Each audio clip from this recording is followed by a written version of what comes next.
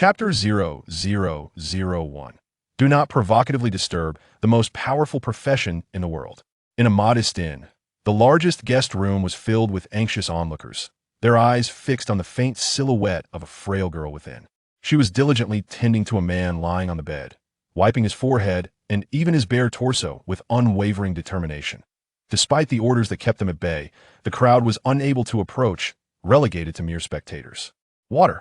Hot water.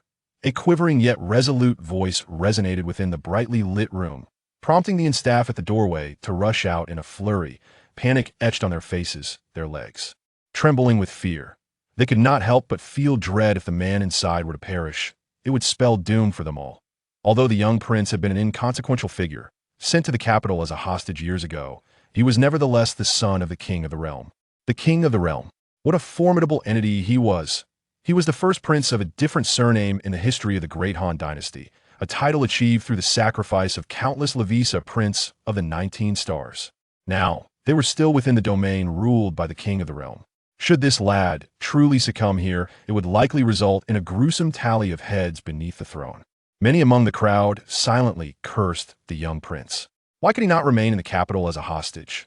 Why return after so many years to pay respects to his ancestors, only to dawdle on his journey back to the capital, resting at their humble inn just before leaving the territory of the king of the realm? The inn staff set the water down at the entrance, and a frail girl, no more than 13 or 14, resembling someone suffering from malnutrition, hurried over. Her trembling body struggled to lift the basin of water, wobbling as she made her way to the bedside. Once there, she resumed her mechanical motions, her hands reddened from repeatedly dipping the cloth in hot water and wringing it out. Sweat beaded on her brow, and her delicate frame, which already seemed on the brink of collapse, now appeared even more fragile. Yet her small face remained taut, her finely arched brows furrowed, as she persistently repeated the task of dipping the cloth in hot water, wringing it out, and applying it to the young prince, who appeared to be a few years her senior. However, after her ministrations, his body quickly grew cold again, the warmth of the hot cloth providing only a fleeting impression of life. "Get out! All of you get out! Who allowed you to enter? Go to the back courtyard and await orders. Anyone who dares to move will be killed." Suddenly, a furious roar erupted from outside, causing the bustling staff to tremble in fear. A few guards soon entered. "Who the hell let you in here? Do you want a beating? Are you all deaf? Did you not hear Deputy Chief Zhang Hao's orders?" The crowd was swiftly dispatched. The man referred to as Deputy Chief Zhang Hao stormed into the room, a man in his early 30s with a deliberately unkempt stubble adorning his chin. The atmosphere was charged with a formidable presence, one that could only be emanated by someone at the pinnacle of the 9th level of energy cultivation. As Zhang Hao entered the room, his gaze fell upon the young girl standing before the bed, and a flicker of anger ignited in his eyes. "Damn it! Why is this girl still here? Dudu, why are you still lingering? Haven't I told you to flee? Xia Fan is dead if you remain here any longer. The king of the nation will surely not spare you. You must heed my words and leave at once." His expression, initially filled with ire, swiftly transformed into one of concern as he approached her, grasping Dudu's arm and attempting to lead her outside. I won't go," Dudu protested vehemently, her resolve unwavering despite Zhang Hao's seemingly courteous demeanor, which belied his forceful actions as he hoisted her towards the exit. It was futile for Dudu to resist. Even a man of considerable heft would stand no chance against Zhang Hao, a master at the peak of the 9th level. However, once they stepped outside, Zhang Hao's demeanor shifted. He became wary of being seen and ceased to drag her as he had before, instead guiding her with a gentler pull. "You foolish girl, don't you grasp the gravity of the situation? That worthless little prince, Xia Fan, is dead. Though it was due to his own physical ailments, we, as his attendants, are bound to share in his misfortune. If you do not escape now, are you merely waiting for death? I am doing this for your own good," Zhang Hao whispered urgently, feigning a tone of benevolence. The courtyard had been cleared of onlookers, yet it was imperative that no one witness this scene that had to be persuaded to leave willingly. "No, the young master is not dead. He still has warmth." Dudu shook her head vigorously, desperately trying to resist and shouting her protest. "He breathed his last night. He is utterly beyond saving. If you wish to live, come with me." Zhang Hao, more aware than anyone of the truth, had confirmed Xia Fan's death the previous night. He was unwilling to waste further words and continued to pull Dudu along. As Zhang Hao urged Dudu onward, a stubborn refusal to depart evident in her demeanor, a remarkable change occurred in the seemingly lifeless figure lying on the bed. Xia Fan, not yet 16 and devoid of any cultivation, had lost all semblance of warmth, his mortal body on the brink of death. Just as the unique coldness that enveloped him was about to dissipate entirely, his tightly shut eyes began to flutter, and his outstretched hand suddenly clenched into a fist. Dead? Not dead? The sounds from outside penetrated his consciousness, reigniting his spirit and awareness that, in that moment, Xia Fan's eyes flew open, and he bolted upright from the bed, fully aware of his surroundings, striding purposefully towards the door. Why can't you understand, young girl? I am acting in your best interest to prevent you from becoming a casualty as well. Moreover, someone who cannot even dare to cultivate the timid master. What is there to cling to? Come with me swiftly. Outside the door, Xia Fan had nearly pulled Dudu to the entrance, but upon witnessing Duda's continued struggle and cries, he feared that making a commotion would attract unwanted attention. His patience was wearing thin. He grasped Duda's hand with increasing force, leaving deep imprints on her wrist. With his other hand clenched into a fist, he contemplated that if all else failed, he might have to render the girl unconscious and secretly transport her out later that night. Young master. Suddenly, Dudu, who had been fighting against him, froze in disbelief, her eyes wide as she gazed at a figure appearing at the doorway behind Zhang Hao. She was utterly petrified. What young master? I've told you he is dead. Why do you still? HM. Zhang Hao, now thoroughly exasperated, raised his other hand, ready to strike Dudu into unconsciousness. Yet, he soon sensed something amiss. The girl, who had been struggling moments before, suddenly went still, her expression one of sheer terror, her face drained of color.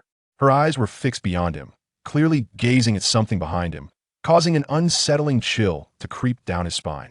Could this girl be attempting to deceive him, to play tricks? Such a thought flickered through his mind, but Zhang Hao quickly dismissed it with a chuckle. She was merely a mundane being. Although he was 31 and had only reached the 9th level of Qi induction, having stagnated there for 6 years without advancing to the foundation establishment stage, he was still a being exalted above mere mortals, akin to a deity. Once he stepped into the Qi induction stage, he would be elevated, endowed with powers beyond the reach of ordinary humans. Moreover, being at the 9th level of Qi induction, he could easily dispatch dozens of common soldiers that a mere step forward would propel him into the foundation establishment stage, allowing him to command troops or hold esteemed positions in minor sects. In fact, should he venture to a remote area, he could dominate hundreds of miles, assuming the role of a local tyrant. That Qi induction serves as a bridge to transcendence, yet only a rare few can cross it. Upon reaching the foundation establishment stage, one would utterly transcend the mundane world, becoming a cultivator capable of defying natural laws and extending one's lifespan. What tricks could this girl possibly have left to employ against him? With that thought, Zhang Hao turned his head, but the next moment his mind went blank. His hand, which had been gripping Dudu, instinctively loosened, his eyes nearly bulging from their sockets, mouth agape as if to swallow a giant bird's egg. In an instant, a chill raced from his feet up to his back, for the Xia Fan, who had supposedly died the previous night, was indeed standing at the doorway, moving and wide awake. Heavens, was he hallucinating? He had confirmed the boy's death just the night before. How could this be? Could it be a resurrection? A reanimation? In that fleeting moment, Zhang Hao felt as if the ground had collapsed beneath him. This moment, Xia Fan stood at the entrance, gazing up at the sky in silence, his thoughts lingering. He uttered not a word, while Zhang Hao and Du remained utterly speechless, their bodies chilled and paralyzed with fear. Ha ha ha. How amusing. Good. Suddenly, Xia Fan erupted into laughter, his voice resonating with an exhilarating fervor. After his outburst, he abruptly raised his hand towards the heavens and proclaimed, "Remember this. You have provoked the most formidable profession in the world, the one you should never have crossed. One day, you will come to realize that the librarian is not to be trifled with. The snitches and the celestial emperor, you shall all await my reckoning. The heavenly path is 50. All that has escaped will be hunted down. I shall tear apart the heavens to seek you out for retribution." In that moment, it felt as though he had reverted to a time when he was relentlessly pursued by powerful beings from the immortal realm, relying on his ability to glimpse the heavens and control a library of celestial scriptures. Aided by numerous friends as he broke free from the confines of fate, in the annals of the immortal realm, there was a time when a mere foundational level librarian stirred chaos among the ancient existences across countless epochs. Yet he ultimately failed to enter the prepared reversal passage, as the celestial emperor intervened with earth-shattering force, terminating him. However, Xia Fan survived, indicating that the library he had inspired to possess self-awareness had also managed to escape. The fragment of his soul he had sent to aid the library had likewise endured, for reasons unknown, fortuitously finding its way into this new body. Xia Fan suddenly spoke, cursing at the sky, leaving Zhang Hao and Du Du in bewilderment. What nonsensical words was he uttering? When did the librarian become the strongest profession? Is he truly going to tear apart the heavens? What is he saying? It seems he seeks revenge, yet not against us. Could it be a hidden implication? Or perhaps, has he lost his sanity? Wait, can a corpse even speak? Young master. No, the young prince has returned to life. At that moment, Du Du jolted awake, suddenly recalling something, and shouted with all his might. Though the feeble sound lacked grandeur, it was sufficient to reach the outside. Previously, the atmosphere had been subdued, but now, Du Du's exclamation prompted the guards, concerned about potential troubles within, to rush in and investigate. Upon seeing Xia Fan, they too stood in shock. This is dire. At this instant, Zhang Hao also snapped back to reality. Though fear still gripped his heart, how could someone presumed dead for an entire night rise again? His concern lay elsewhere. With guards present and Du Du's shout likely to spread, any further action would be too late. In truth, he understood all too well that he could not allow Xia Fan's death to be associated with him in any way otherwise. Even the mightiest of the Han dynasty, the king who kept the realm in balance, would not spare him. At this moment, Xia Fan, roused from his exhilaration and excitement of rebirth by Duda's call, lifted his gaze towards her and the others. In an instant, Xia Fan felt a subtle tremor within the essence of his soul, followed by a slight sting, yet was quickly assimilated. These were fragments of memories inherent to this body. Although Xia Fan had only retained a mere fraction of his original soul, the scarcity of the memories associated with this body rendered the process of assimilation rather effortless. Strangely enough, his name remained unchanged. However, his identity was indeed extraordinary. He was the son of the first non-royal 9-star prince of the great Han dynasty, King of Zhenghe.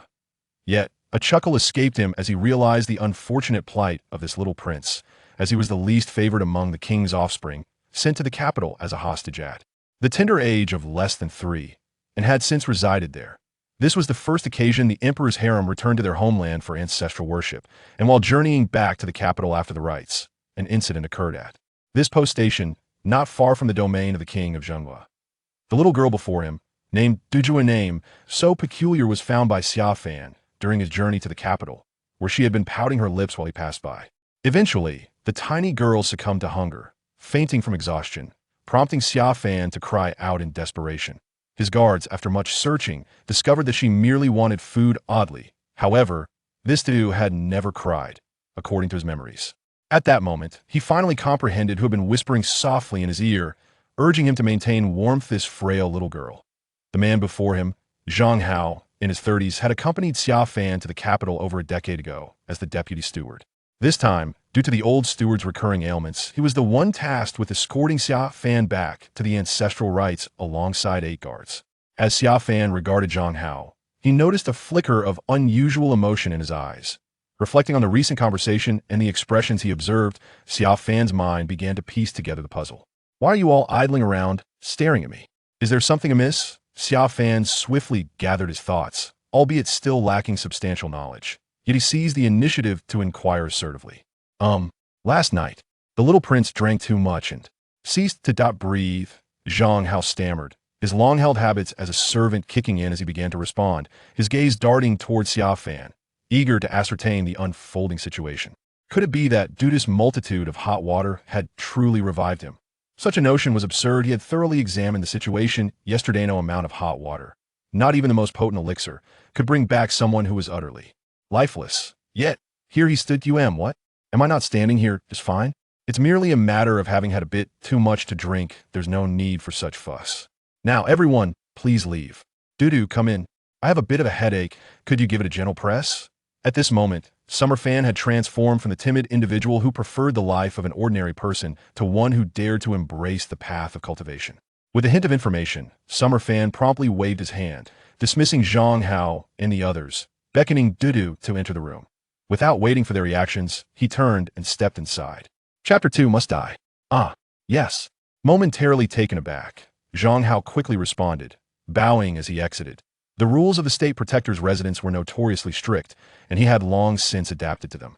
Yet his eyes remained fixed on Summer Fan as he entered, his mind a whirlwind of confusion. Oh, Dudu too instinctively replied, timidly following him inside. As Summer Fan settled into the room and glanced at the apprehensive Dudu, she appeared even more frightened than when Zhang Hao had dragged her away, especially when she had mentioned the possibility of losing her life. Reflecting on Dudu's earlier behavior, Summer Fan quickly realized that she had likely already concluded the original young prince was dead. Her actions were merely a stalling tactic. Her reluctance to leave was undoubtedly related to this realization. It was evident she had discovered something. And recalling her deliberate shout when Zhang Hao had looked at her, Summer Fan became increasingly intrigued by this seemingly frail girl who typically spoke little. Oh, not be frightened. I am very much alive. I have already faced death once. If you doubt me, come here and feel my heartbeat, he said, smiling and gesturing toward his chest, observing her as though she had seen a ghost. Upon hearing this, Dudu shook her head vigorously and instinctively glanced back, noting that Zhang Hao and the others had departed. She immediately took a couple of steps back, unwilling to approach Summer Fan any closer. Having lived 3 lives, Summer Fan had transitioned from an ordinary student on Earth to being forcefully ushered into the celestial realm due to his unique physique. After a century of experiences in the celestial realm, which included instigating significant upheaval, he possessed a wealth of life experiences. He could discern Dudu's thoughts with a single glance. How did you realize Zhang Hao was problematic? Noticing Dudu's extreme anxiety and terror, which elicited a sense of sympathy, Summer Fan chose not to linger on her fear. After all, everything had begun anew, so he shifted the conversation directly to the matter at hand. Initially overwhelmed with tension, Dudu paused to gather her thoughts. As her fingers touched behind her back to ease her inner trepidation, she replied, he intentionally encouraged the young master to drink, but it was only later that I realized something was amiss. After the incident with the young prince, it seemed all the other guards began to heed his words, yet he did not report it immediately. Instead, he went out and Dudu continued to urge me to leave, as it was evident that my departure would allow me to be scapegoated. Moreover, he had previously mentioned, albeit inadvertently, what would transpire once he reached the foundational realm and embarked on the path to immortality. All of this felt decidedly abnormal. Furthermore, if I were to depart, I would lose both the opportunity and the means to exact revenge for you, young master. After a few sentences, Dudu finally managed to speak more fluently and coherently. In truth, she had sensed something amiss with Zhang Hao and had come to the realization that Xia Fan had truly perished at that moment. She had resolved to seek vengeance for her young master. Having raised Xia Fan since childhood, while others referred to him as the little prince, she was accustomed to calling him young master. She recognized her limitations and understood that her sole chance would arise only when they met the king of the nation. Hence, she had remained by Xia Fan's side, insisting that he was not dead, striving to make more people aware of the truth, and was determined not to leave, even at the cost of her own life. Yet, now, gazing at Xia Fan, who sat alive before her, she was reminded that he was still the young master she had guarded through the night, even unto death. Xia Fan nodded slightly upon hearing this. Most matters became clear to him once he awoke and surveyed his surroundings. As for Zhang Hao's rebellious demeanor, his pallid complexion, and his wandering gaze, these were all telltale signs of a treacherous heart and concealed intentions. However, Dudu's words stirred up other memories within his mind. The Great Han dynasty had never known the concept of hostages. Such measures were unnecessary due to the dynasty's overwhelming strength. It was only 20 years ago that the Great Han faced its gravest crisis since its founding. General Xia Ho took the lead in turning the tide, earning immense acclaim and becoming the first non-royal 9-star prince in a millennium. To stabilize the hearts of the people, he conferred titles upon 2 other non-royal princes. However, their burgeoning power soon led the dynasty to demand that hostages be sent to the capital. Xia Fan and the 2 unfortunate souls became the first hostages since the dynasty's inception. Xia Hao's formidable reputation was well known, and concurrently with the demand for hostages, he took 9 concubines, dramatically increasing his progeny from 4 to over 18. That his intentions were unmistakable. This thought brought an involuntary smile to Xia Fan's face as he realized that, according to his memories, he had never truly met this father of his. It appeared that Xia Ho was not particularly fond of him either. The crux of the matter was common knowledge: Xia Ho would surely rebel. Thus, after careful contemplation, Xiaofan encountered a rather distressing predicament. His situation seemed far from favorable. Young master, perhaps you should have someone contact the prince promptly, Dudu suggested cautiously, noting Xiaofan's contemplative silence, as they remained in a precarious and perilous position. Inform the prince. Although Xiaofan was acutely aware of the dire circumstances, he maintained a calm demeanor, smiling gently at Du. Can you ascertain that the individual manipulating and bribing Zhang Hao is not my father, who is undoubtedly destined to rebel? Upon hearing Xiaofan's words, Duda's mouth dropped open in shock, and she anxiously glanced around. Yet in that moment, she felt a wave of familiarity wash over her, for her young master had always been timid and apprehensive, prone to suspicion. However, while he had previously harbored such fears, the heart is a delicate matter. Yet when it comes to the king of the nation, I have never dared to utter a word. This time, however, what is there to be surprised about? My estranged father is a figure known throughout the realm that if he requires an excuse or justification, it would be entirely normal for him to eliminate me. After all he currently possesses. Xiaofan found himself momentarily at a loss for words. Subsequently, he let out a bemused laugh and remarked, I have no idea how many sons he actually has or how many brothers I might possess. Regardless, he certainly does not care about this one son of his, young master. Please lower your voice. Be cautious not to let anyone overhear. Dudu interjected, her anxiety palpable as she hastily interrupted Xiaofan.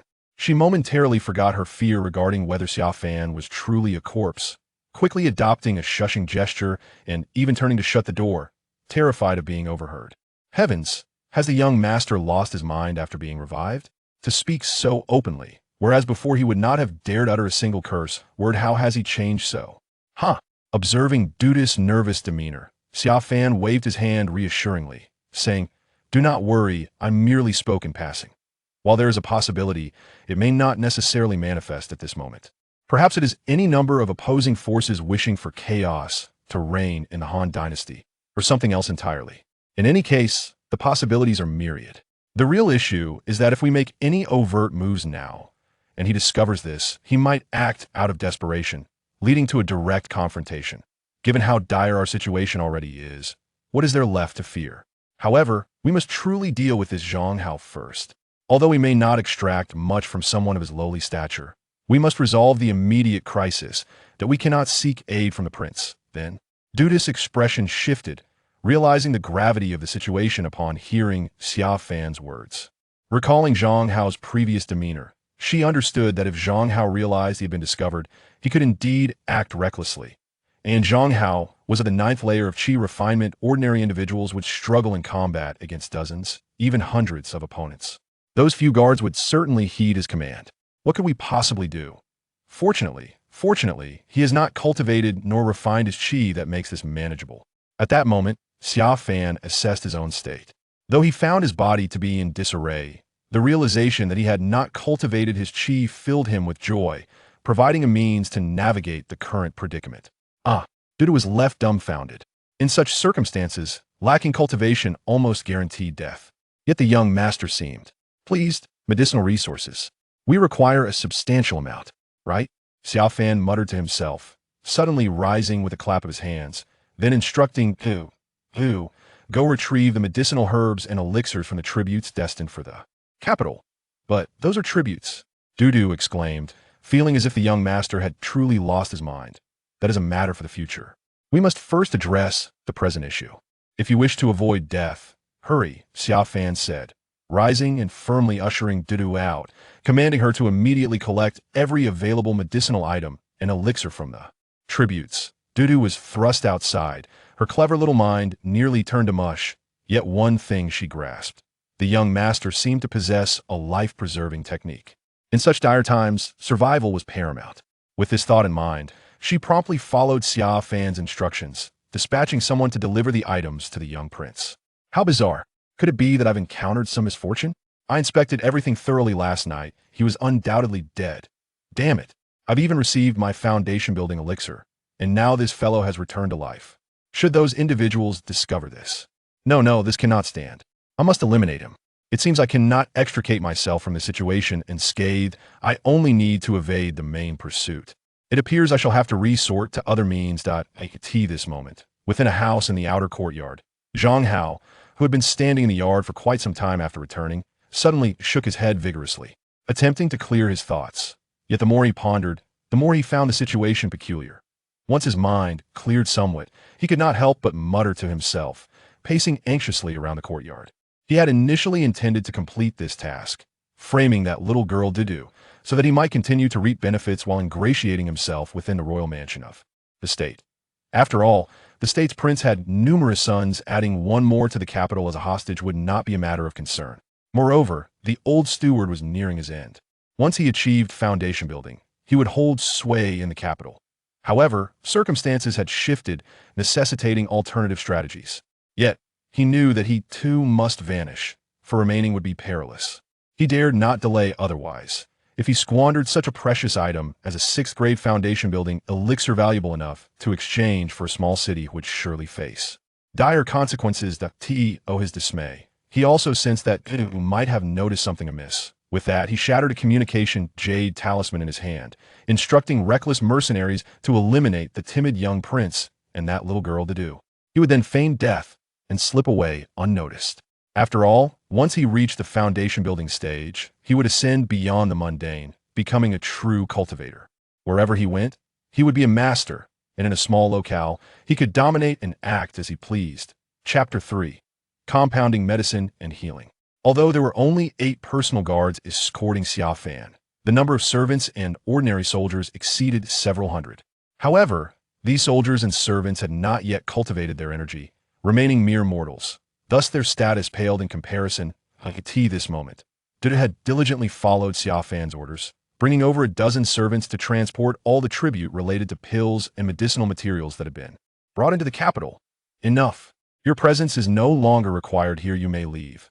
Observing the room, now filled with various medicinal materials and pills, Xia Fan waved his hand, dismissing the frightened servants. The familiar sense compelled him to close his eyes and take a deep breath. In an instant, he became acutely aware of the vast majority of the medicinal materials and pills present in the room. Despite not being able to cultivate during his century in the celestial realm, he had persistently sought methods to decipher the mysteries of the craft, in the realm of knowledge. He has never ceased learning otherwise. He could not have achieved even a modicum of cultivation, and yet navigates the celestial realm with such ease that even the celestial emperor regards him with trepidation. It seems my dear father is indeed destined for rebellion. Xia Fan mused to himself after taking a deep breath, having gleaned the situation merely from the scents wafting around. And hush. Dudu, who had been busily toiling away, her brow glistening with sweat, turned pale upon hearing his words and quickly gestured for silence. Although it was common knowledge that the king of the nation was bound to revolt, such a declaration was a grave taboo. Who would dare utter such words? Neither the emperor nor the king of the nation would take it lightly. Good heavens, considering the identity of the young prince, how could he say such things? It was utterly terrifying. Xia Fan couldn't help but laugh at Dudu's expression. Rising, he picked up 2 elixirs and with a resounding bang, smashed them onto the table. These were merely common 1st and 2nd-tier elixirs, not particularly resilient. After shattering them, he swiftly procured several herbs, crushing them in his hands to extract some juice, which he then blended with the remnants of the elixirs. Ziz. The elixirs reacted immediately, as if water had splashed onto a searing hot iron, releasing a cloud of medicinal vapor. Dudu watched in bewilderment, unable to comprehend what her master was doing. He had always refined herbs into elixirs. She had never heard of anyone destroying elixirs to create something new. Moreover, the way he was going about it resembled a child's play with mud. Yet, witnessing Xia Fan's dexterity, she couldn't help but bite her lip. It seemed her master had transformed into a different person. Xia Fan toiled for a good half-hour, employing this rudimentary method, until he finally produced a concoction that resembled a thick paste, akin to a viscous glue. At this moment, he was drenched in sweat, feeling utterly drained. Alas, this body was in a deplorable state, barely meeting even half the standards of an ordinary person. Here, apply this paste to your hands, Xia Fan said, collapsing into a chair, breathless. After a while, he finally exhaled and gestured to Dudu, indicating the glutinous mass for her to apply on her wrist. At that moment, Dudu realized that her master had labored for so long, merely to create something for her. Master, I am fine, she said, instinctively pulling her hand back into her sleeve. Apply it. Your hands are severely burned. Right now, you may feel a slight itch, but it will only worsen. Furthermore, the areas that Zhang Hao grasped have sustained some damage to the bones. If we do not treat it promptly, you will truly be unable to exert any strength in the future. Xia Fan spoke casually, then lifted a nearby cup to sip tea. He cast a weary glance at the unappealing paste, offering a rueful smile. There's no helping it, this is our only option now. However, the so-called elixirs they concoct have excessive side effects, and take effect far too slowly. They are hardly fit for human consumption. Come, quickly apply it, our time is limited. However, it was still insufficient to meet my demands. I would need to devise some additional strategies soon. Dudu had never anticipated that the young master had been occupied for half the day solely for his sake. Most importantly, he had just mentioned that the crisis was far from over. It was certain that Gao would take action. Yet at such a moment, the young master was still concerned about her injuries. Dudu nodded vigorously. Although her heart was tumultuous at that moment, she was astute enough not to delay further. She slightly turned her body, ensuring that Xia Fan, who was seated nearby, could not see her reddened eyes, and swiftly applied the substance that resembled glue to her hands and arms. The king of state appeared to be exceedingly courteous, having transported numerous carts filled with a variety of items, including over 2 carts of medicinal herbs. Yet there was not a single genuine treasure among them. This was precisely why Xia Fan had just remarked that his cheap father would surely object, as he had completely ceased to curry favor with the court, no longer caring about their opinions. Nevertheless, this inadvertently assisted Xia Fan, who was in dire need of substantial medicinal herbs and elixirs to bolster his endeavors. He aimed to create another incident in the celestial realm that would shake the entire domain, compelling even the celestial emperor to personally intervene against him, bypassing the need for atmospheric induction and directly establishing a foundation. From his recent recollections, Xia Fan was aware that, like the celestial realm and countless other cultivation worlds, one must first cultivate atmospheric energy before establishing a foundation. While the terminology might vary across different worlds, the fundamental process remained the same. There were myriad methods to practice, yet all adhered to a sequence that required traversing the bridge of atmospheric induction to establish a foundation. This eternal principle of cultivation was immutable, unaltered until the emergence of Xia Fan, the innate absolute spirit body. Gazing at the myriad of medicinal substances, Xia Fan contemplated his intended actions and was reminded of matters pertaining to the celestial realm. Due to his innate absolute spirit body, he was unable to cultivate and was instead guided to transcend, becoming one of the 10 administrators of the Celestial Scriptures Pavilion. In this generation, all administrators were selected from the lower realms, identified as innate absolute spirit bodies, although they did not cultivate, and despite being tempered in the celestial pool, resulting in remarkable physical strength, their lifespan was limited to only 150 years. Countless administrators had existed over billions of years, yet only Xia Fan had altered the course of events. Just as Xia Fan was recuperating and reflecting on past events while surveying the room full of medicinal herbs, he was abruptly interrupted by Dudu's exclamation. "Young master, my arm no longer itches or hurts, and these medicines are truly miraculous." Dudu marveled at her hands. The unsightly substance that resembled a glob of glue, upon being applied to her hands and arms, instantly melded into her skin. Her arms appeared as if coated in a layer of crystalline, translucent gel, alleviating her discomfort in an instant. Moreover, the substance gradually absorbed into her skin, restoring the natural color of her hands at an astonishing pace. Dudu could hardly fathom that such an unattractive and repulsive concoction could yield such extraordinary results. Even the 8th or 7th grade healing elixirs had never been rumored to possess such effects, unless they were of 5th grade quality. The elixir is indeed precious, and what the young master just shattered was merely an ordinary 8th grade elixir along with some commonplace herbs. Make do for now, just a temporary solution. Dudu, do you know where we can procure more herbs? It would be even better if we could obtain higher grade ones, but if not, we must ensure a substantial quantity and variety. Additionally, you need to find a way to acquire a cauldron. Although the medicinal pills and herbs from the Kingdom of Tranquility are numerous and varied, they still fall significantly short of Xia Fan's requirements.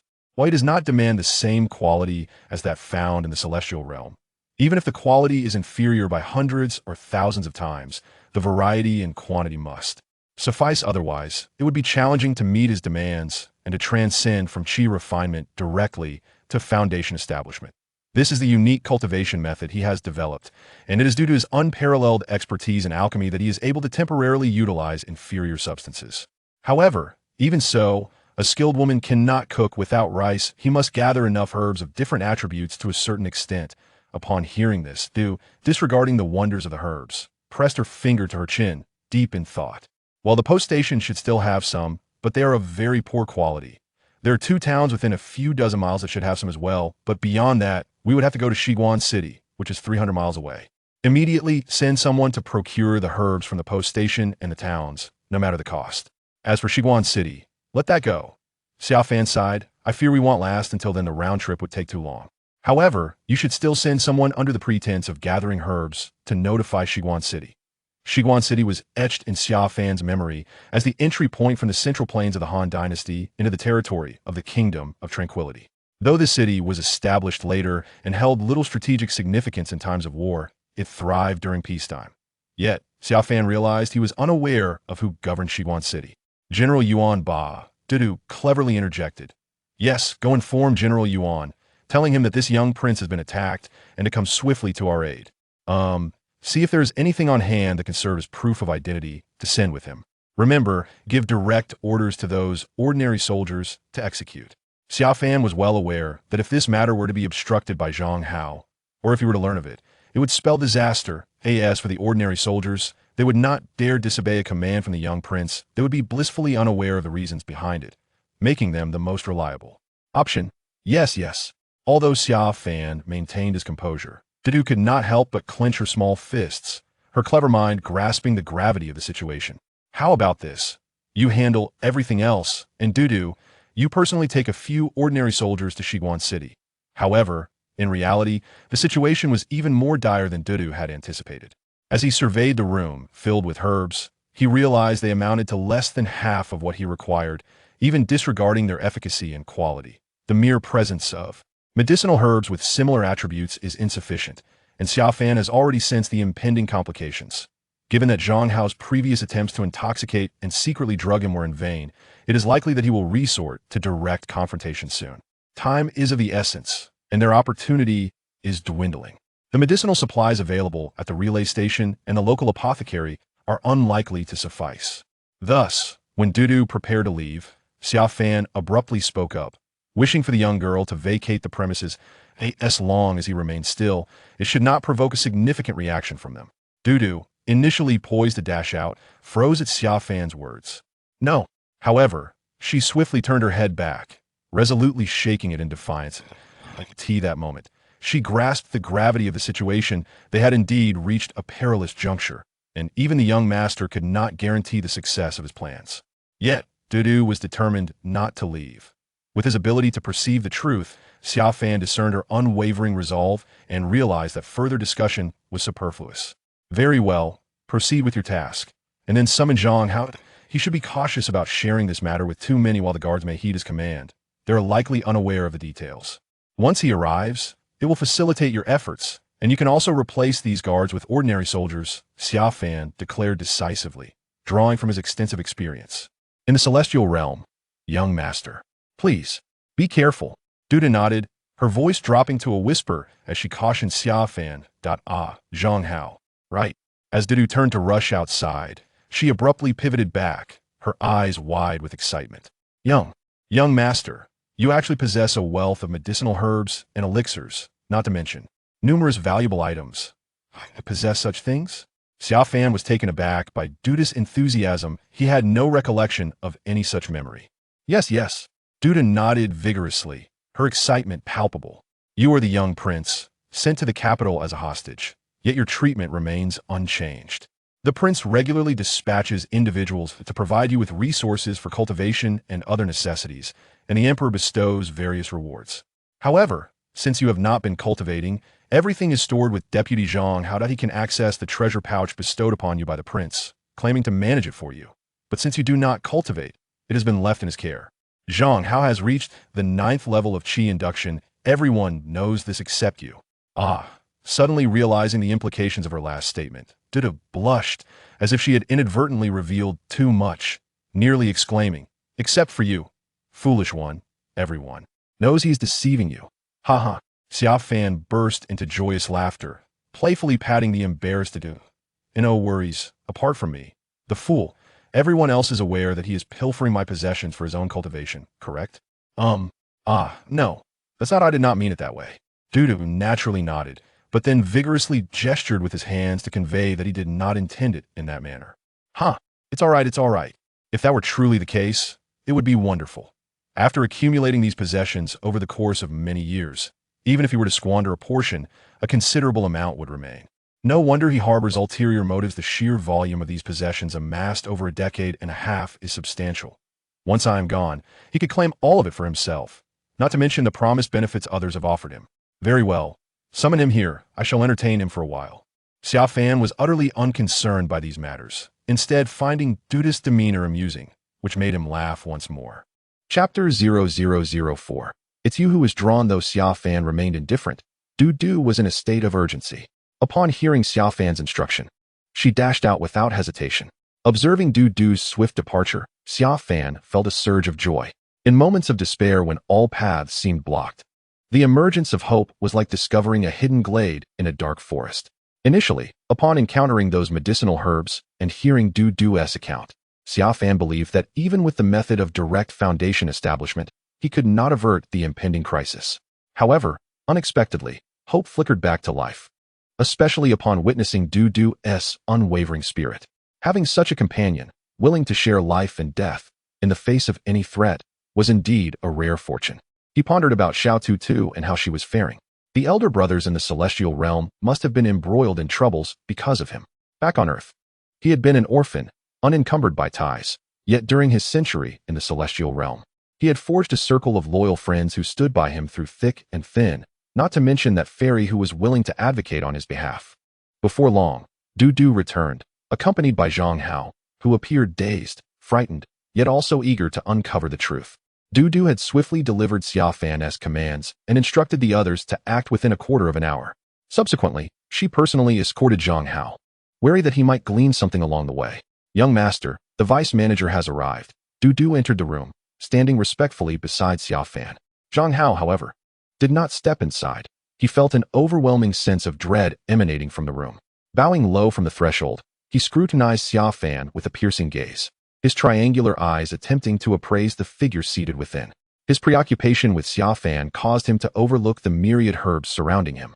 As he pondered the true nature of this individual, was he human or specter? Vice Manager Zhang seems rather frightened of me. Why stand so far away? Am I going to devour you?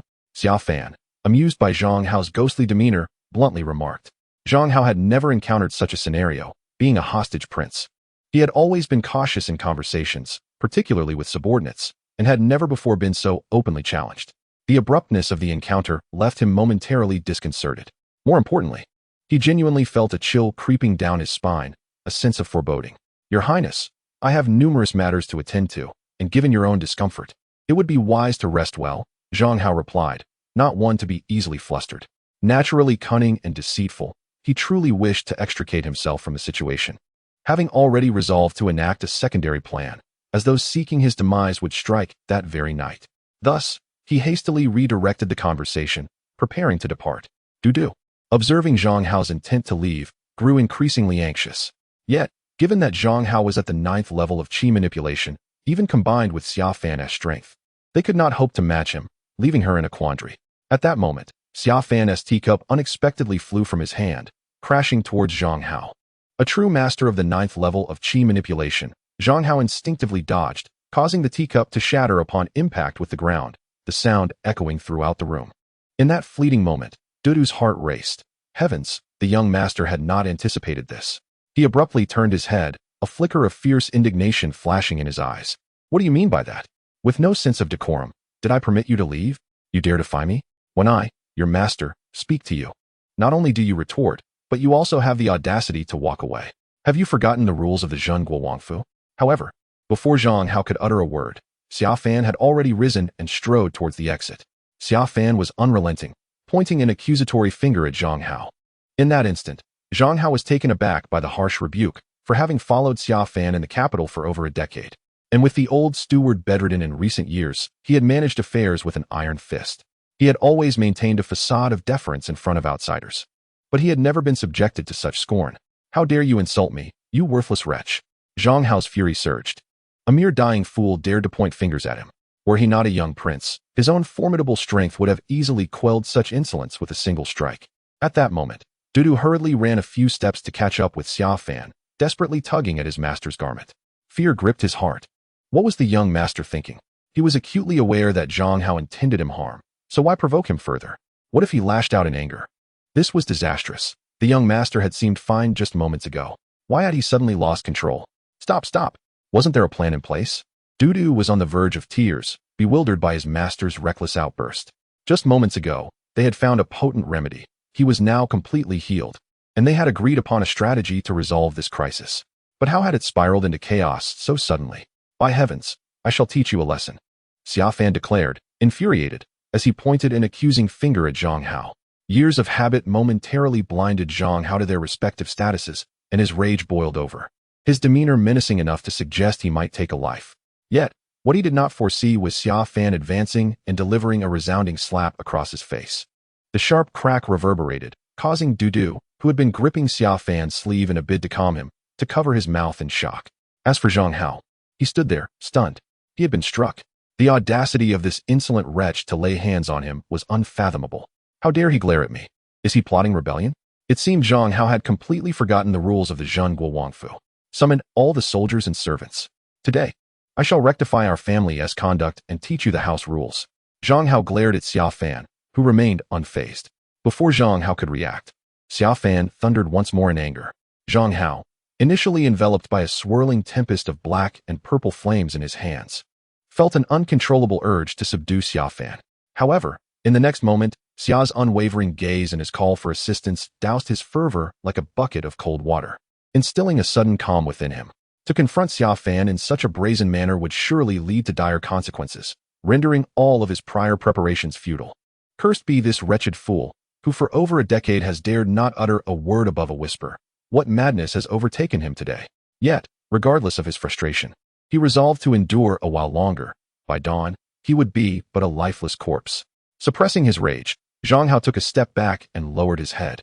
Addressing Xia with feigned humility, "Your Highness, I mean no disrespect. I merely have matters to attend to and must take my leave." At that moment, upon hearing Xia Fan's command, the guards outside rushed in. They were all elite warriors of the 6th tier of Qi, seasoned by years of service in the capital. As they entered and beheld the scene, each was rendered momentarily speechless. "Everyone, take your places and summon the others," Xia Fan ordered with a wave of his hand, dismissing any further discourse. He understood well that these guards typically obeyed Zhang Hao due to the former prince's cowardice and lack of command. However, they were oblivious to Zhang Hao's ulterior motives against him, and Zhang Hao dared not divulge his intentions. If Zhang Hao covertly instructed them to undertake actions that would not directly harm him, they would comply. Yet, before him, their allegiance was of little concern. Soon, a contingent of guards accompanied by several attendants and military officers began to filter in, each puzzled and unaware of the unfolding drama. "What on earth is happening today? I heard the prince was enraged and intended to discipline Deputy Supervisor Zhang. Surely, this cannot be true. What a jest," they murmured among themselves. Casting furtive glances at the unfolding spectacle, Zhang Hao stood there, profoundly uncomfortable. Accustomed to commanding respect for over a decade, he had never experienced such a predicament. It dawned on him the stark contrast between ruler and subject, master and servant. Despite his own prowess at the 9th tier of Qi, he felt no inclination to confront this suddenly volatile and inexplicable wretch before him. Meanwhile, as more and more individuals entered, the anxious thumping of Dudu's heart began to subside. She understood that the greater the number of onlookers, the more precarious the situation became. The abrupt outburst from her master had been terrifying. His fierce demeanor was unlike anything she had witnessed, compelling even Zhang Hao to remain passive. It appeared that today, her master had summoned them all to impart lessons on conduct and duty, reminding them that they were indeed his retainers. "In the capital, I would typically refrain from interfering with your affairs. However, upon my return, I discovered that some dared to speak ill of my family behind their backs. Initially, I intended to handle this matter upon my return, but today, I shall first administer a proper reprimand. If necessary, I will send you directly to the front lines of the Western region, and do not dare return to the capital with me. Zhang Hao, as the deputy manager, it is your responsibility to investigate this matter thoroughly. Otherwise, you shall be the first to face the consequences." As I surveyed the gathered crowd, I resumed speaking. Yet, rather than addressing the earlier issue, I confronted everyone directly. Upon hearing my words, many appeared bewildered, for there were no strict rules in my household. If one were to scrutinize closely, everyone had spoken about me behind my back at some point. However, my mention of being sent to the western region struck fear into their hearts. That battlefield was a place of relentless bloodshed, a stark contrast to their accustomed lives of comfort. Zhang Hao, recognizing my fury, felt the pangs of collateral damage, thinking to himself, after languishing in mediocrity for years, why is he unleashing his wrath now? Nevertheless, I had spoken, and he could only turn and vent his frustrations on those present.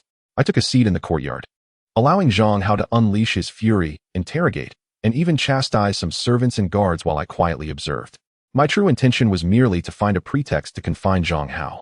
As I waited, Dudu stealthily exited several times, bringing in batches of medicinal herbs with the help of some guards. I knew the moment of truth was approaching. Success hinged on this endeavor. I needed to ascertain the efficacy of the concoction, even though I could continually adjust the formula. As the pioneer who bypassed the initial stages of cultivation, I needed at least a 90% success rate to have any hope of achieving my goals. Look at you all. I have indulged you far too much, I proclaimed. As the deputy manager, you bear even greater responsibility. No one is to leave today. Reflect on your actions in this courtyard. I am weary. With that, I stretched and rose from my chair, turning towards the house. Zhang Hao, caught between managing my unexpected outburst and venting his own frustrations, had hoped we could soon disperse. However, my insistence on reflection in the courtyard was unexpected and unwelcome, especially as dusk approached. Deputy Manager Zhang, is the treasure pouch bestowed upon me by my father in your possession? Upon hearing Zhang Hao's words, I suddenly halted, disregarding his previous statement and posing my inquiry directly. Storage artifacts are exceedingly precious. Even the simplest pouch capable of holding a mere 10 small items is worth a fortune, unattainable even for ordinary cultivators. The more advanced treasures, such as the treasure pouches, are typically reserved for the scions of major sects, powerful factions, and illustrious families. As for the all-encompassing bags, even possessing one would be considered a treasure for minor sections. Xia Fan was granted a pouch of treasures, significantly larger than those typically bestowed upon young princes, due to his status as a hostage in the capital. The internal space was ample enough to resemble 3 rooms. Suddenly, upon hearing Xia Fan's inquiry, Zhang Hao instinctively nodded in agreement. Bring it here, and remember to infuse it with sufficient spiritual energy. I am unwell and require some medicinal pills. Without hesitation, Xia Fan extended his hand, commanding Zhang Hao not only to retrieve the pouch, but also to channel spiritual energy into it, ensuring it could be opened at any moment. Unfortunately, Xia Fan lacked the ability to harness energy, rendering the pouch useless without assistance. Beside him, Dudu lowered her gaze, acutely aware of her anxiety. She feared that Zhang Hao might perceive her tension and jeopardize the young masteress' plans, especially as they approached a critical juncture. However, she sensed that acquiring the pouch from Zhang Hao would prove to be a formidable challenge. She had been contemplating this matter but had neither the time nor the opportunity to discuss it with the young master. Upon hearing the request, Zhang Hao instinctively placed his hand on the pouch at his chest, which he had already come to regard as his own. His willingness to comply was largely motivated by his desire to claim the contents for himself. Young master, if you seek any medicinal pills, just let me know, and I shall procure them for you. This was Zhang Hao's most cherished possession, containing a wealth of resources and rewards accumulated over Xia Fan's many years. Come here. Xia Fan beckoned with a smile. Zhang Hao paused, yet he stepped towards Xia Fan, pondering the situation. Just as he began to process what was happening, Xia Fan swiftly slapped him across the face once more. No way, did I just witness that? The young prince struck the chief steward. Thoughts of disbelief raced through the onlookers' minds. Did I see that correctly? The young prince actually hit the chief steward. What on earth is happening? Previously, Xia Fan had also struck Zhang Hao, but no one had been present to witness it. At that time, Xia Fan's strength had not been sufficient to leave a mark. But that was inconsequential now. The crowd was utterly stunned by the unfolding scene. Zhang Hao was on the brink of madness. The anger and humiliation from the previous slap had yet to dissipate, and now he was being struck again in front of everyone. Chapter 5. The young prince's fury. What do you mean by this, young master? Zhang Hao's power surged to the 9th level, his eyes turning crimson, the intensity of his rage nearly overwhelming him. He ached to crush this worthless fool, to shatter every bone in his body. How dare he strike me? It was a disaster waiting to unfold. Dudu sensed that chaos was imminent. What if Zhang Hao lost all restraint and retaliated? With resolve, Zhang Hao focused on Xia Fan, But once again, Xia Fan delivered another unrelenting slap. At this moment, Xia Fan found himself somewhat unsteady, overwhelmed by the formidable pressure emanating from Zhang Hao, who wielded the power of the 9th level of qi. For someone like Xia Fan, who had never undergone any form of cultivation, the burden was insurmountable. A resounding slap echoed through the air. Good heavens! What on earth is happening? The young prince is behaving extraordinarily today. Anger surged. The deputy manager was on the verge of fury. Oh, dear deputy manager, please refrain from reckless actions. Though the reasons behind the young prince's behavior remained unclear, he was, after all, the master. 2 consecutive slaps had already left the onlookers in a daze. Not to mention Dudu, who stood beside Xia Fan, her small face flushed with excitement and anxiety. Despite her tension, she clenched her fists, striving to withstand the overwhelming pressure released by Zhang Hao, blood trickling from her nostrils. Yet she resolutely stood by Xia Fan's side. Even though Xia Fan's strength was minimal, the 2 slaps, especially those delivered to his face, had ignited a fiery wrath within Zhang Hao, causing him to feel as if he were on the brink of an explosive eruption. Cursed be that wretch, that worthless fool. He was compelling Zhang Hao to dispose of him swiftly. Did he not remember the lesson just imparted? How dare he question the young prince's intentions? As a mere servant of the Zhen Guowangfu and the deputy manager, he had the audacity to inquire about the master's actions while neglecting to execute orders. Did he not understand that the Zhen Guowangfu operated under military law, where disobedience was met with lethal consequences? How dare he question what the young master meant? Smack! Xia Fan declared, seizing Zhang Hao's collar, who was slightly taller than him. And before Zhang Hao could regain his composure, he unleashed a flurry of slaps. The atmosphere fell into a profound silence. Even Dudu, standing behind Xia Fan, felt her calves tremble. Although Xia Fan was the young prince, Dudu was well aware that Zhang Hao was colluding with outsiders, intent on eliminating Xia Fan. In such a precarious situation, how could the young master dare to strike him so brazenly? Did he not fear that Zhang Hao might suddenly retaliate? As for the others, their minds were in utter disarray. Zhang Hao, upon hearing Xia Fan's words, seemed to grasp, albeit vaguely, that he should not defy him. In the presence of the Zhen Guowang, he would not have dared to hesitate even if ordered to leap into a cauldron of oil. Yet, now he was being struck, and his mind was clouded. His fists clenched tightly. With a mere exertion of strength, he could easily eliminate this imbecile. However, the sight of the jade pendant hanging from Xia Fan's neck, coupled with the looming presence of the Zhen Guowang, instilled a sense of dread within him. He feared that should he kill Xia Fan, the news would swiftly reach the Zhen Guowangfu, and without a feasible means of escape, his own demise would be assured. Had it not been for this fear, he would not have gone to such lengths to ensure Xia Fan's death without leaving a trace. If the situation became dire, he would resort to an alternative plan, even enlisting others to masquerade as bandits, allowing him to eliminate them and feign his own death in order to escape. Xia Fan gazed at Zhang Hao, whose hands trembled as he was ensnared by his own actions, his bloodshot eyes fixed upon Xia Fan. Ignoring him entirely, Xia Fan unleashed a flurry of slaps upon Zhang Hao's face, landing dozens until his own hand was swollen and sore. Afterward, he shoved Zhang Hao aside, bellowing, "Open the treasure pouch immediately and kneel in the courtyard for reflection. Should you hesitate or utter a single word of defiance, you shall face immediate consequences. Guards, keep a close watch on him. As the deputy manager, you ought to set an example. How dare you question your master's intentions? This is utterly unacceptable. Today serves as a warning to all of you. Dispatch 2 individuals to convey this incident to every free-spirited person. Zhang Hao has served me for over a decade. Had it been anyone else, they would have faced execution without hesitation. Do you understand?" "Yes," came the chorus of hurried replies, the atmosphere in the courtyard thick with tension. For the first time, they sensed a semblance of regal authority emanating from this young prince. Observing the messengers dispatched to relay the orders, the surrounding individuals responded in unison. As Zhang Hao, dazed from the beating, grappled with his fury. Yet, reason prevailed, urging him to refrain from retaliating. Struggling against internal injuries, he wiped the blood trickling from the corner of his mouth, reaching into his bosom to retrieve a pouch that, while not particularly exquisite, bore an ancient charm with its unique, intricate patterns. He infused it with spiritual energy, ensuring it would sustain him for a considerable duration. Before begrudgingly handing it to Xia Fan, he thought to himself, "Just wait. In a few hours, you will see how your fate unfolds. This pouch belongs to me. Why are you still standing there? Kneel in the courtyard. You shall not rise without my command. And you 8, keep an eye on him, should he dare to stand. You shall all be dispatched to the western frontier as vanguard troops." Xia Fan seized the pouch without hesitation and ordered Zhang Hao to descend.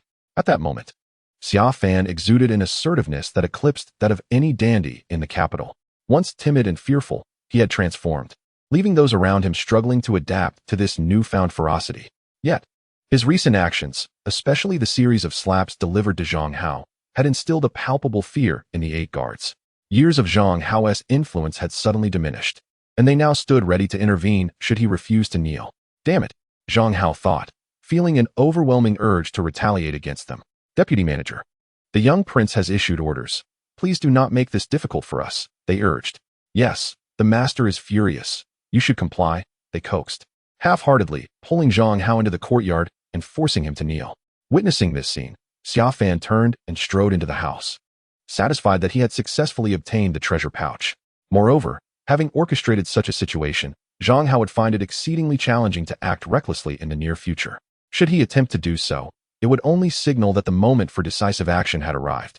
Terrified, Dudu hastily closed the door upon entering the room and slumped against it, sliding down to the floor in a state of utter exhaustion. The fright had nearly overwhelmed her. Leaning weakly against the door, she sat on the ground, desperately clutching her chest, her face ashen. Observing Dudu's distress, Xia Fan couldn't help but chuckle, asking, "Really? I thought you were quite brave earlier." Xia Fan referred to the moment when Dudu had been tending to herself, attempting to maintain her warmth while stalling for time regarding Zhang Hao. "I thought you didn't care if you were dead," he mused. "That was a close call. Weren't you afraid Zhang Hao might strike suddenly?" Dudu noticed the redness in his eyes and felt a twinge of embarrassment at Xia Fan's words. Yet, recalling the recent events, she felt compelled to inquire further about Xia Fan's actions, as the entire sequence of events had been astonishing. Hearing Dudu's concern warmed Xia Fan's heart. She seemed to believe that she would sacrifice herself to expose Zhang Hao, disregarding everything else in the process. Understanding this, Xia Fan chose not to elaborate further. When Dudu asked for clarification, he explained, from the very beginning, whether it was his use of slow-acting drugs mixed into the alcohol to incapacitate me, or his current hesitation to act directly. The crux of the matter is his fear of death. He is not a death warrior. He is merely a greedy individual who has been bought off. His primary concern is ensuring his own safety. Only under that premise would he dare to act. Even if he didn't kill me initially, and I survived unexpectedly, his subsequent plans would still aim to extricate himself from any blame, just as he previously attempted to let you escape while diverting attention towards you.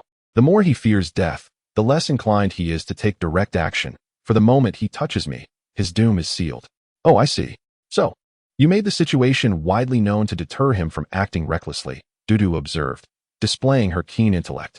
She understood, but felt that Xia Fan's approach had been rather aggressive. Xia Fan nodded in agreement, affirming, "Exactly, that is the intention, although it doesn't have much to do with physically confronting him. My harsh treatment of him was entirely to secure the treasure pouch. I needed to provoke him, ensuring he had no time to think.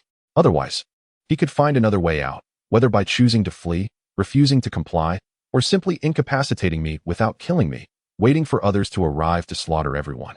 Regardless of his choice, we would be powerless against him.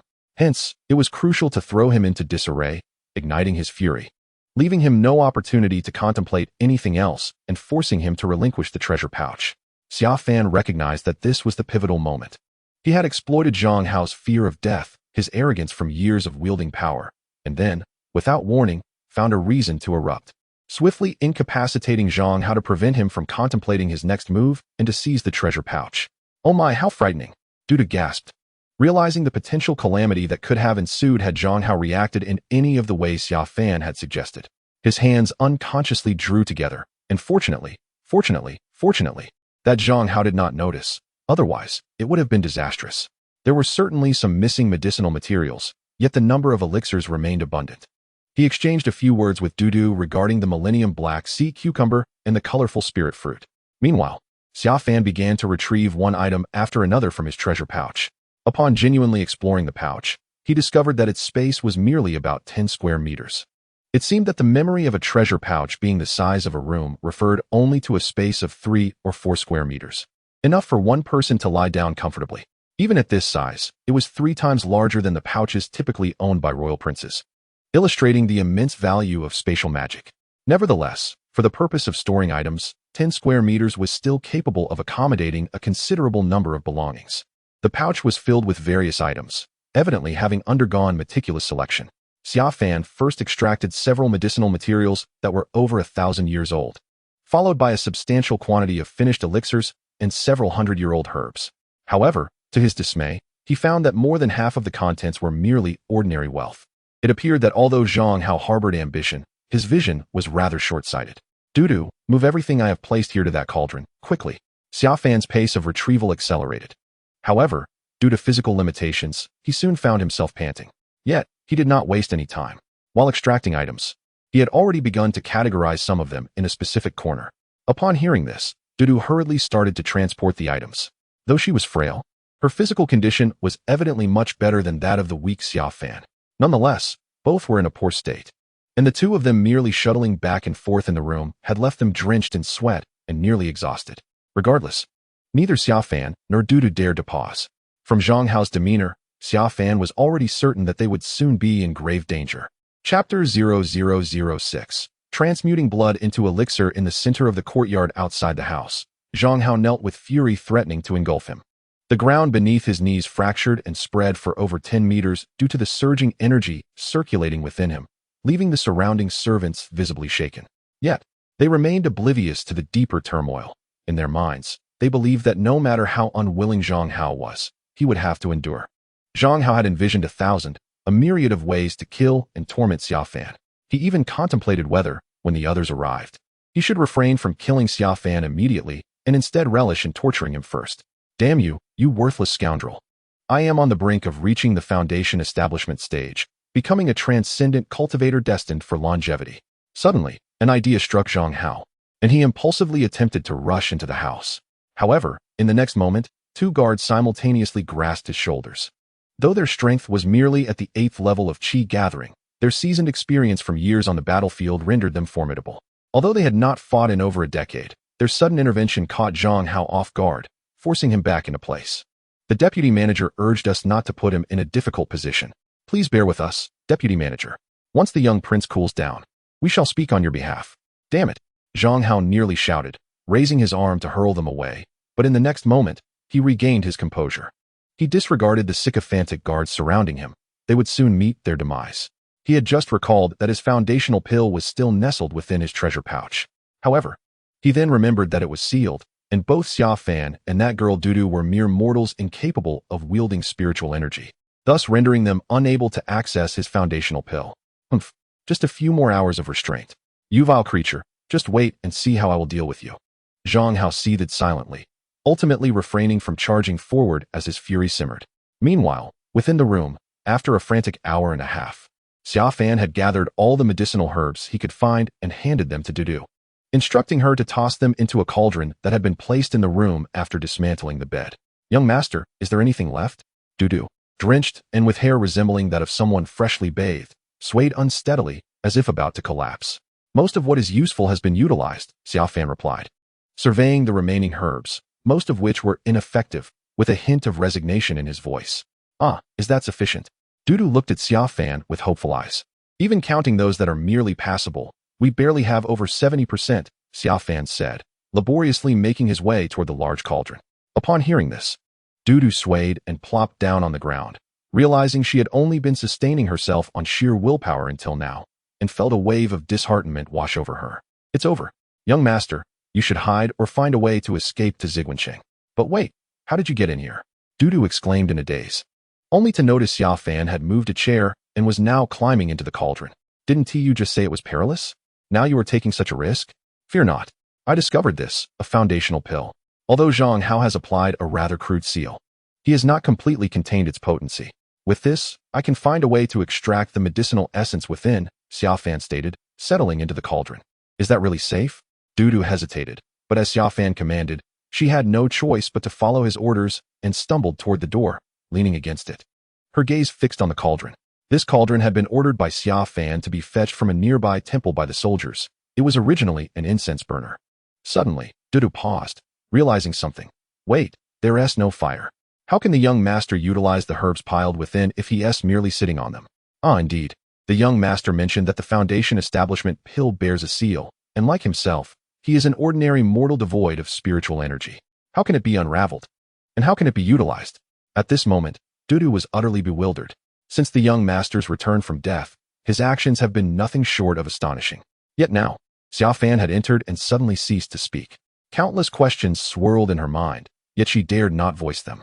Seated within this incense burner, the air was thick with the lingering scent of fragrant ash, prompting Xia Fan to stifle a bitter smile. Glancing at the numerous medicinal herbs that were on the verge of being depleted, he couldn't help but shake his head. Perhaps throughout history, in the vast realm of cultivation, only he could undertake such a feat. However, he was driven by necessity. The optimal method would be to refine them into pills. Even if he were to melt them with true fire and then immerse himself to absorb them slowly, that would be feasible, yet the current conditions were far from suitable. What he had conveyed to Dudu about the assistance of this foundation establishment pill was largely a form of consolation. Now, it was a matter of seizing the opportunity, regardless of the consequences. With these thoughts in mind, Xia Fan retrieved the finest herbs, each possessing a millennium of potency, and bit into them without hesitation. 1,000-year sea cucumber, rainbow spirit fruit, Buddha's spiritual wood. The crunching sound echoed, causing Dudu, leaning against the door, to nearly slip to the ground, her mind momentarily blank. Good heavens!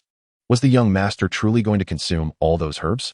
At this moment, Xia Fan was wholly absorbed in his consumption. Although some of the harder substances drew forth blood from his mouth, he did not relent. His arms felt nearly numb, and his mouth was filled with blood. Yet in comparison to all he had previously endured, this was but a trifling matter.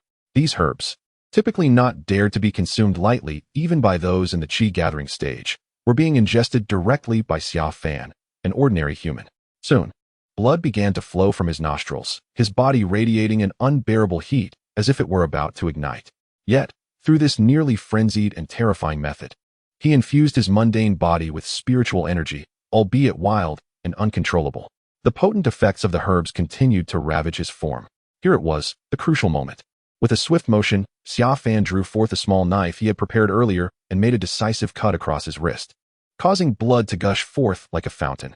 Due to the immense quantity of spiritual herbs consumed, his body felt on the brink of explosion, his blood nearly boiling.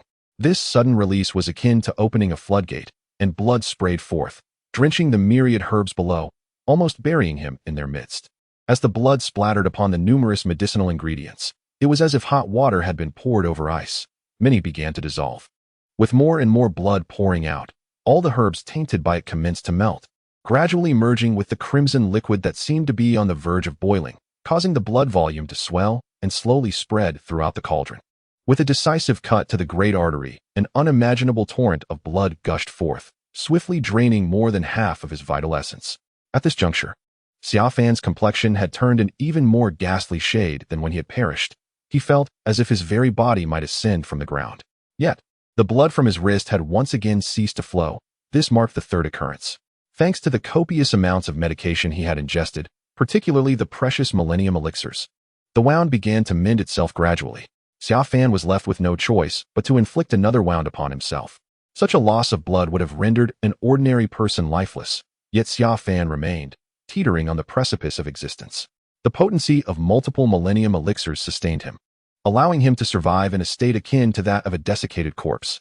Only Xia Fan possessed the profound understanding of these substances, skillfully blending the elixirs with his own blood, igniting a conflagration of numerous medicinal herbs, ultimately leading to their amalgamation.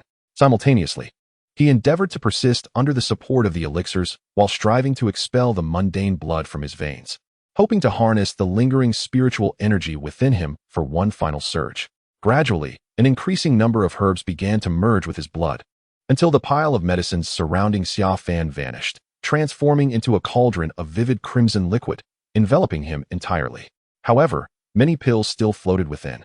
These had already been refined and lacked the counteractive forces of other herbs, rendering Xia Fan's blood incapable of dissolving them, particularly the foundational pill, which bore seals of spiritual energy that incessantly repelled his blood. It was done. The first step had been accomplished. Now, he must not falter in invoking his own perfected foundational method, despite the myriad constraints surrounding him. As long as he could channel his energy, at the very least, he could mobilize the spiritual essence and activate his techniques. Only then could he truly embark upon his cultivation journey. As these thoughts coursed through his mind, Xia Fan persistently endeavored to connect with the remnants of spiritual energy stored within the millennium elixirs through the strength of his soul residing in the spiritual abode. Those energies were wild and unruly, akin to untamed stallions. Yet, Having endured the tribulations of 3 lifetimes, Xiaofan's soul had gained insights beyond imagination in the celestial realm. After countless attempts, he finally guided a wisp of spiritual energy into the internal pathways he desired. In an instant, that seemingly weak energy surged forth, swiftly circulating within his body. Once the flow of power commenced, the other strands of spiritual energy that had been absorbed were irresistibly drawn towards it, while the medicinal substances, now dissolved in his blood, were continuously drawn into his being, establishing a cycle of internal and external exchange. Were anyone to witness Xiaofan at this moment, they would be struck with terror at the horrifying spectacle. He was completely submerged in blood, which coursed through him relentlessly. The foundational stage, the essence of cultivation, the liberation from the mundane, the ascent to celestial inquiry. This step was paramount, the crucial threshold that barred countless ordinary souls from entry. With his own ethereal essence, he forged the foundation for ascending to immortality, constructing 9 foundational spiritual pools, each of which was of paramount importance, akin to the cornerstone of a dwelling. Xiaofan directly pushed his body to the brink of death, subsequently employing external forces to establish a cycle within the foundational spiritual pool. Ultimately, through this astonishing method, he entirely bypassed the Qi introduction phase and achieved foundational establishment in one fell swoop. He rendered his body dead yet unscathed, allowing the cyclical foundational spiritual pool to take form. The question remained, how to accomplish all of this with the aid of medicinal substances. This was the unparalleled technique Xiaofan pioneered, transcending the Qi introduction stage to directly establish a foundation, fundamentally overturning conventional methods of cultivation. It was precisely for this reason that, despite being a body devoid of spiritual affinity, he succeeded in establishing a foundation, ultimately inciting the wrath of the celestial emperor and the entire realm of immortals. Although Xiaofan had previously succeeded in the realm of immortals, the current conditions were a mere fraction of what they had been. Even with lowered expectations, the pools formed from his blood were rapidly coalescing and beginning to tremble, threatening to collapse at any moment. Open! A resounding explosion occurred as spiritual energy surged within Xiaofan's body. He raised his hand, and the seal on the foundational elixir shattered instantaneously. Not only that, the elixir disintegrated into powder, and with a mere gesture, Xiaofan pointed towards numerous other elixirs. These meticulously crafted elixirs, all transformed into powder, merged into the coalescing liquid of the spiritual pool. Subsequently, Xiaofan reintegrated the required medicinal properties from these elixirs back into his blood. If this scene were to be witnessed by alchemists, they would surely be driven to madness. The elixirs, which were meant to be a singular entity, were being disassembled and utilized in ways they could scarcely believe. The blood circulated rapidly, still quivering yet slightly stabilizing, with its pace increasing. Chapter 0007. Nocturnal slaughter. The night was profound.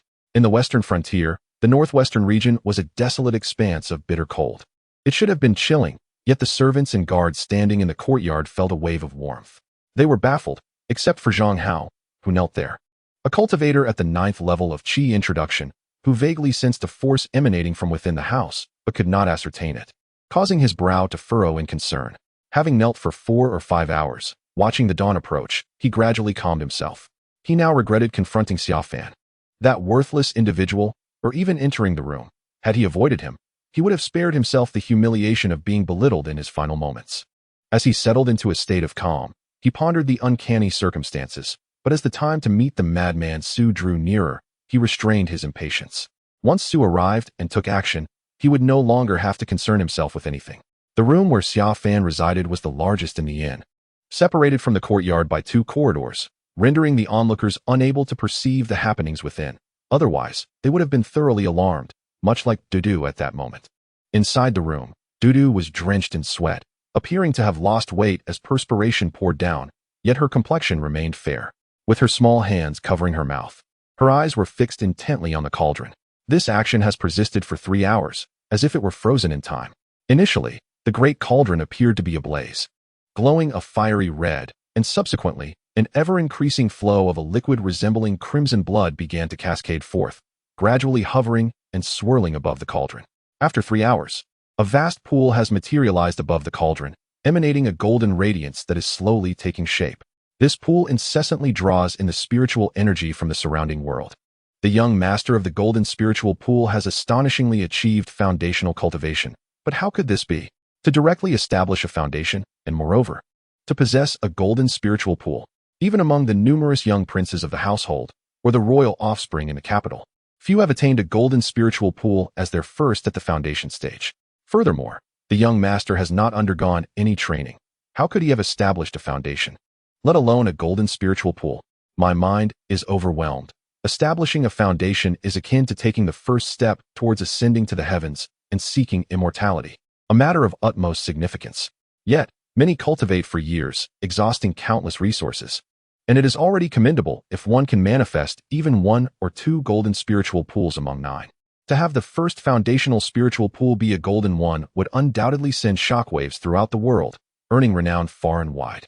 It should be noted that not long ago, the 13th prince of the royal family established a golden spiritual pool as his first, which caused a stir in the capital. Typically, the first foundational spiritual pool is almost always a stone pool.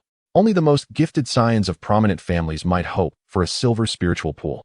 Moreover, the crux of the matter is how the young master could establish a foundation without drawing in spiritual energy, without any training, and directly manifest a golden spiritual pool. This must be an illusion. At this moment, Xia Fan, who is within the cauldron, has begun to thoroughly absorb all the medicinal power and the spiritual energy from the pool into his body, waiting for the final moment to completely integrate the external foundational spiritual pool and finalize his cultivation.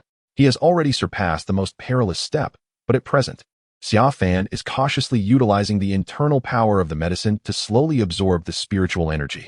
He dares not recklessly draw in energy from the foundational spiritual pool he has directly condensed, for any absorption would create a significant commotion, and he must be adequately prepared to complete the final step in the shortest possible time. After several hours, the first foundational spiritual pool has been completed, establishing a foundational root within Xia Fan's body. The spiritual energy continuously circulates and nourishes him. His body has undergone countless refinements and is no longer as frail as before. His complexion markedly improved. At this moment, Xia Fan is poised on the brink of the foundational stage, merely a step away. His consciousness, having reached the foundational state, has received immense nourishment and transformation, allowing him to utilize the spiritual power of his consciousness to perceive his surroundings. 10 meters, 20 meters, 50 meters. Unbeknownst to him, Xia Fan has spotted Zhang Hao kneeling in the courtyard. Zhang Hao has not yet reached the foundational stage and cannot sense Xia Fan's spiritual awareness. Gradually, Xia Fan's spiritual perception has expanded to encompass a radius of 100 meters, only now realizing the limits of his reach. Should the other cultivators, or even the royal court become aware at this moment that he, having merely entered the foundation establishment stage, could extend his spiritual perception to 100 meters, they would undoubtedly seize him to uncover the truth. For typically, upon completing the first spiritual pool in the foundation establishment phase, one's spiritual awareness can only reach a maximum of 10 meters in radius. His ability to directly perceive 100 meters surpasses even those in the 4th layer of foundation establishment, who have condensed their 4th spiritual pool.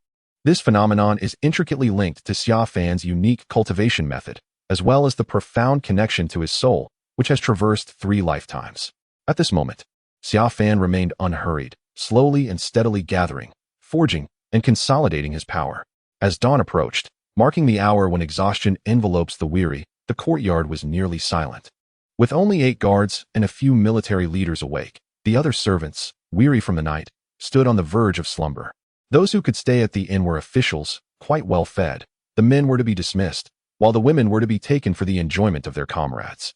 Suddenly, a dozen figures descended from the night sky, landing upon the rooftop, while shadows flitted from other directions. In the darkness, one figure, with a ghastly visage and half of his face exposed to bone, emitted a chilling laugh. It was time. Let the chaos commence. Xia Fan had awaited this moment. As Su the madman and his entourage reached the highest rooftop, all attention was drawn to them, inciting pandemonium. In that instant, Xia Fan disregarded the distractions and fully activated the golden spiritual pool, which was over twice the size of a typical foundation establishment pool. Prepare for battle. Panic ensued. Good heavens, that is Su the madman. In the inn, as this group landed on the highest structure, their presence caught the attention of everyone in the courtyard.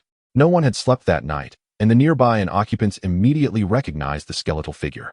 This was none other than the infamous Su the madman, a name that struck terror across hundreds of miles. He was indeed a 9th-layer chi manipulation expert, though his followers numbered only in the dozens. They were all formidable chi manipulation cultivators, easily evading any ordinary soldier's attempts to confront them. Time and again, after committing atrocities, they would scatter, leaving chaos in their wake. Thus, upon recognizing Su the madman, many within the inn nearly lost control of their bladders, while the royal guards and escorting soldiers braced themselves for combat. Arrows, propelled by spiritual energy, flew with far greater potency than those of ordinary troops, causing a significant number of common soldiers to fall in an instant. Block their advance. 3 guards rushed forward, yet Su the madman was ferocious and powerful, easily sending his opponents crashing to the ground. While the guards were generally stronger than Su's followers, their sheer numbers rendered them formidable. The brutality of Su's men was overwhelming. As they descended, even the mundane servants were mercilessly slain, turning the courtyard into a scene of carnage. Damn it, Deputy Chief, quickly escort the young prince away. Fight! The guard captain, having been thrown aside, disregarded his injuries and charged once more towards Su the madman. The little prince, Gagaga, was struck by the Moro hammer, which fell from the sky. Suddenly, a madman erupted into an eerie laugh, and in his hand appeared a bizarre hammer, radiating with a luminous aura as it descended upon the approaching guards. Though this Moro hammer was merely a 9th-grade spiritual artifact, it still possessed formidable power, greatly surpassing that of the captain of the guards, whom he had already severely injured. At this moment, despite the captain's fearless demeanor, the hammer's blow shattered his chest, causing him to collapse. Captain, Deputy Chief, act now. The other guards shouted desperately, striving to fend off the madman's subordinates. Yet, they could not fathom why the deputy chief remained motionless in such a dire situation. Finally, the moment arrived. Zhang Hao, with his eyes shut, listened to the cacophony of battle and the cries of anguish around him. He tilted his head to absorb the atmosphere and gradually rose to his feet. The madman was someone he had summoned. Thus, he had no intention of intervening. As for Xiafan, he would seek him out to settle the score. Gagaga, you are quite cunning, indeed, for not mentioning that this is the little prince. Do not leave. Harming the little prince would raise the stakes considerably. As Zhang Hao attempted to depart, the madman swung the Moro hammer, emitting a resonant hum that blocked his path. Zhang Hao turned slowly to face the madman, his voice icy. Name your price. I will grant you anything I possess. Soon, everything here will belong to you, but you must eliminate everyone else. Upon finishing his statement, a surge of black flames enveloped him, creating an aura of darkness that exploded outward, repelling the Moro hammer as he stepped towards the inner chamber. He had no intention of allowing the madman or his men to survive. By using this madman to eliminate everyone, he would subsequently kill him, fabricating a scenario where it appeared he too had fallen victim. Thus, he had even thwarted the efforts to send assistance from his allies in the Foundation establishment stage, all to maintain control over the situation. Gagaga, you dare not deny me, the madman declared, a fierce glint flashing in his eyes. As he spoke, he swung his hammer towards another guard, suppressing the already beleaguered soldiers. You damnable fool, merely a mortal, yet you dare to provoke me. Soon, you will kneel before me. As Zhang Hao advanced deeper, memories of past events surfaced in his mind, and he muttered to himself.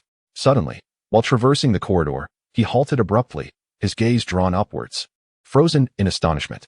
Above the room, a colossal vortex of spiritual energy spiraled, reaching from the heavens to the earth, akin to a massive tornado, voraciously drawing in the surrounding spiritual essence. Zhang Hao's heart sank as he observed the influx of spiritual energy into the room, leaving him momentarily speechless. What was happening? Was someone in the Foundation establishment stage? No, it was impossible, even if one were to establish their foundation. Such a commotion would be unlikely unless they were at the 4th level or above. But how could that be? In that instant, a sense of foreboding washed over Zhang Hao, as he recalled Xia Fan's request for the treasure pouch and his own Foundation establishment pill. This was bad. In a sudden burst of urgency, he surged forward, colliding with the door. Suddenly, he was propelled back several steps. Although the door was shattered, it revealed an interior brimming with various pieces of furniture, chairs, and countless medicinal herbs and boxes. This was the result of Dudu's solitary efforts during the few hours of Xia Fan's cultivation. Damn it, open up! Zhang Hao bellowed, unleashing a mighty punch. A black fist aura surging forth, scattering everything in its path.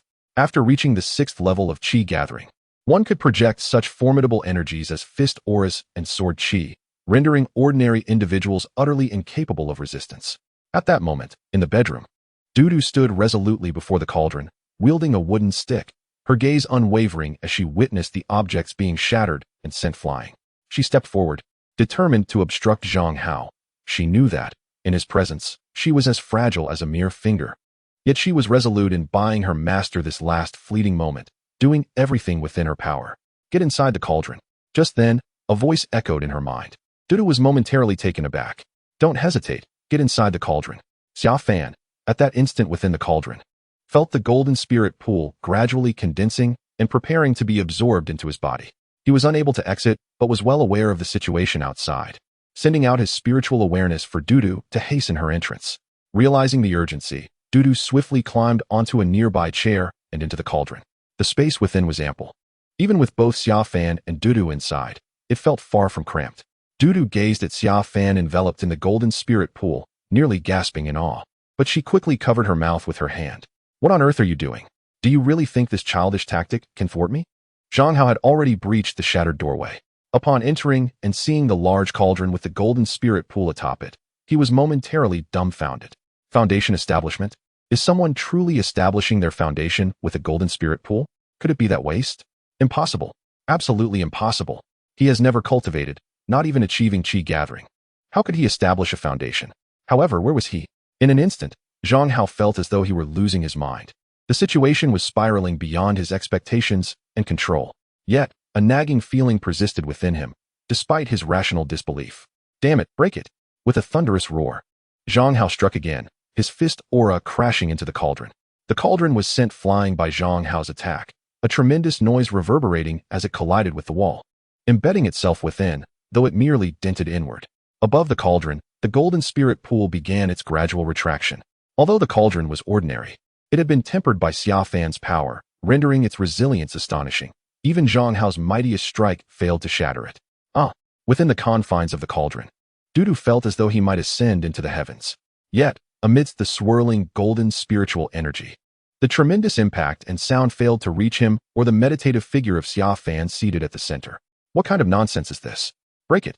Zhang Hao exclaimed in disbelief, astonished that this seemingly ordinary copper cauldron could withstand his fist's might. With a fierce shout, he prepared to unleash his energy in a slicing motion to cleave it apart.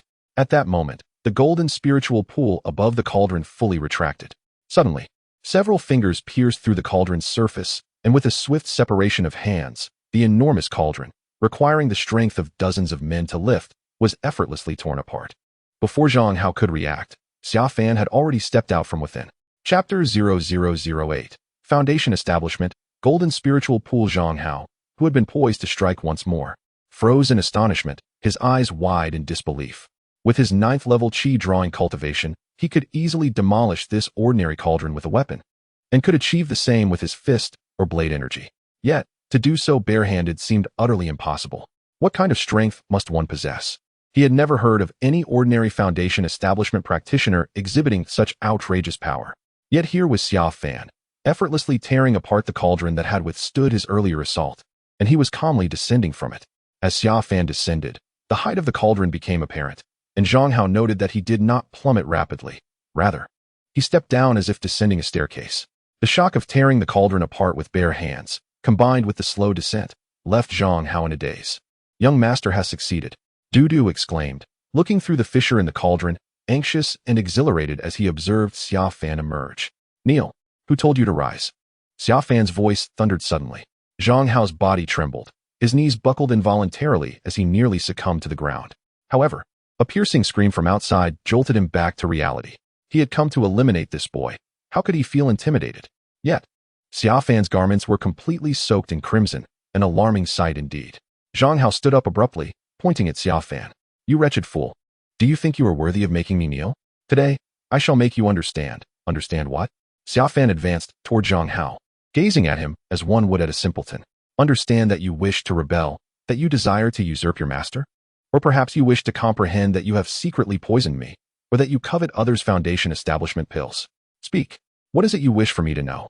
As Xia Fan concluded his words, he stood face to face with Zhang Hao, less than 2 meters apart. In that moment, the expression on Zhang Hao's face was nothing short of spectacular, his features contorting as if every secret had been laid bare before the world. He knows everything. He deliberately harmed himself with the foundation-building pill, his own foundation-building pill, and returned my foundation-building pill. The rest was merely to embarrass and infuriate Zhang Hao. However, the thought of the foundation-building pill drove him to madness.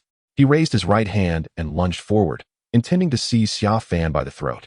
With a crisp sound of a slap, just as Zhang Hao felt his hand was about to grasp Xia Fan's throat, Xia Fan swiftly struck his face with a heavy blow. This time, unlike before when he had been weak and feeble, a powerful force propelled Zhang Hao, who was at the 9th level of Qi induction, enveloped by spiritual energy and a layer of black flame-like energy, sending him crashing into a chaotic pile of objects behind him. The impact caused an immediate uproar as a multitude of items fell in disarray. "My sincerest apologies," Xia Fan said, glancing at his right hand. "I did indeed strike you intentionally to provoke you, leaving you no time to contemplate other matters. In truth, my intention was to deceive you. Yet, I found myself growing accustomed to it, and before I knew it, my hand struck out again. Though it seems my strength has increased slightly, I am truly sorry. Now, if you could rise, we can continue our conversation." Dudu, who had been watching from the cauldron, couldn't help but chuckle at Xia Fan's words. Amidst the roar of fury, a surge of power erupted within Zhang Hao, sending debris flying as he leapt into the air, his hands slicing through the air with lethal precision. The Nine Palaces Chaotic Slash, a technique he had acquired during his years alongside Xia Fan, was a pinnacle martial art in the realm of Qi induction. He had trained vigorously, forcing himself to the 9th level, gaining confidence and a desire to no longer be subordinate to others. Previously, he had tested this technique against peers and found it formidable, even against multiple foes. Following this technique, he unleashed a barrage of attacks, yet in the next moment, he realized he had lost sight of his opponent. All his blade energy struck the ground, carving deep trenches several meters into the earth. "Where is he?" Just then, Zhang Hao heard a loud thud above him and looked up to see a shadow descending. "Next time, don't jump around recklessly." The shadow, which had just leapt into the air, landed with astonishing speed, kicking Zhang Hao and sending him flying into the courtyard. "Wah!" Dudu, from a distance, finally discerned that it was the young master who had descended, noticing that the roof had been shattered with 2 large holes. "Don't come out yet. The situation is rather chaotic. Wait until I resolve this before you emerge," Xia Fan instructed Dudu, slowly descending from midair and stepping outward. In his previous life in the celestial realm, he had barely reached the foundation stage before being hunted down by the entire celestial hierarchy, with even the celestial emperor personally intervening, leaving him no opportunity to do anything else. Although he has once again reached the foundation establishment stage, his overall experience remains rather limited, particularly given his recent acquisition of this power, which he finds increasingly difficult to control. Just moments ago, he had leapt with such force that he broke through the rooftop. Nonetheless, the physical strength afforded by the foundation establishment stage is undeniably formidable, especially since Xia Fan's physique surpasses that of an average 3rd-level foundation establishment cultivator. Thus, relying solely on his physical prowess, he could effortlessly dispatch Zhang Hao. Boom! Zhang Hao was not only propelled out of the building, but also landed in the courtyard, crashing into several pillars along the way. What is happening? At that moment, Su Fengzi and his men had already slaughtered all the guards in the courtyard. He was preparing to send his ordinary subordinates to deal with the regular soldiers and eliminate the remaining individuals at the post, while he intended to investigate the intentions of the person who had hired him. Suddenly, he witnessed Zhang Hao being kicked out. As Zhang Hao struggled to rise, he coughed up blood and staggered to his feet, his eyes wide with terror as he fixated on Xia Fan, who was emerging from the building once more. At this moment, he was confronted with the reality he had previously refused to accept. The boy had indeed reached the foundation establishment stage and had directly forged a golden spirit pool. How could this be? He had never practiced cultivation. Had he been pretending all these years? No, that was impossible. One cannot feign such prowess. Just moments before, when he had struck himself, he was still an ordinary mortal. How could he transform into a foundation establishment cultivator with a golden spirit pool overnight? This was unfathomable. Kill him. I will reward you with 10 million gold pieces, no, 10,000 spirit jade coins, and 3 spirit artifacts. Kill him, and the reward is yours. Zhang Hao, bloodied and with his face swollen from Xia Fan's blow, shrieked in desperation. The place where he had been kicked was fractured in multiple places, and now, facing Xia Fan once more, he screamed in a frenzy. Kill. Both Su Fengzi and his band of outlaws were already desperate men.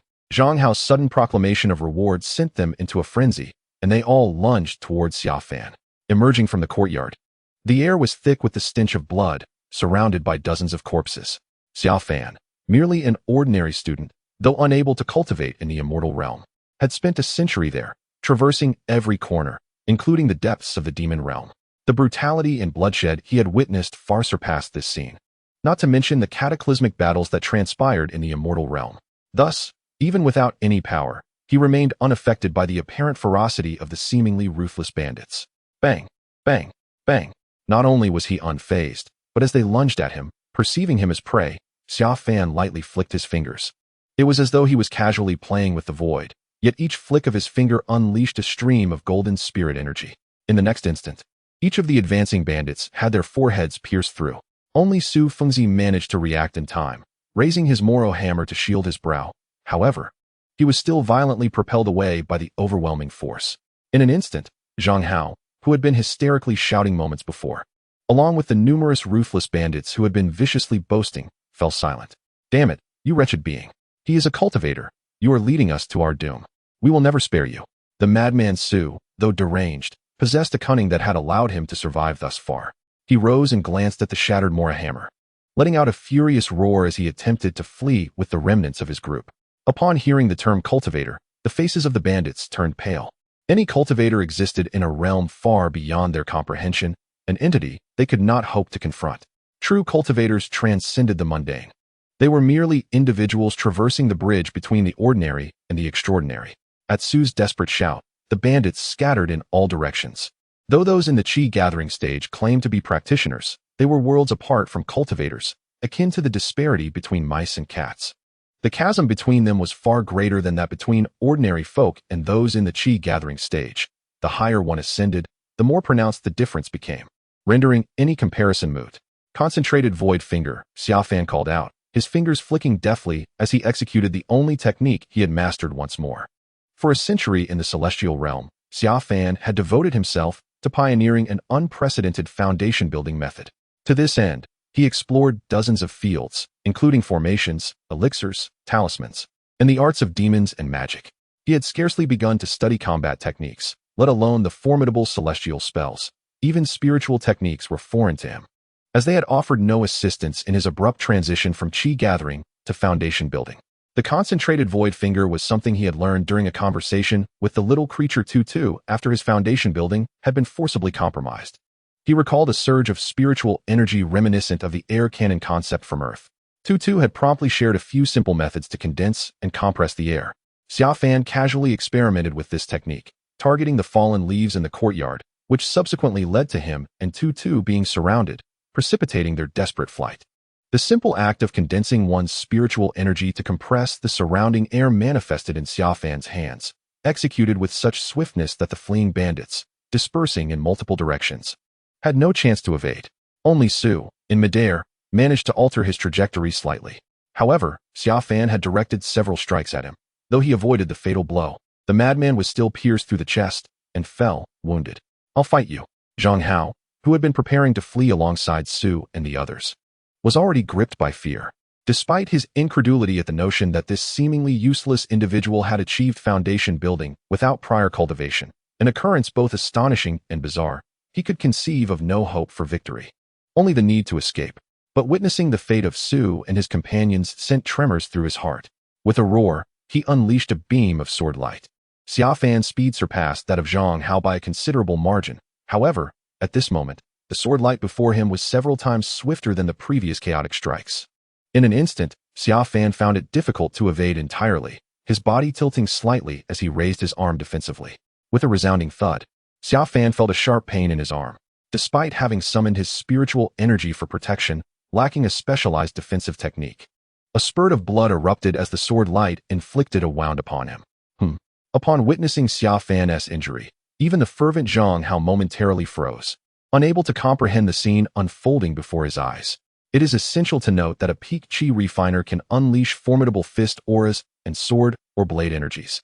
Yet a foundation establishment cultivator wields the ability to manipulate magical powers.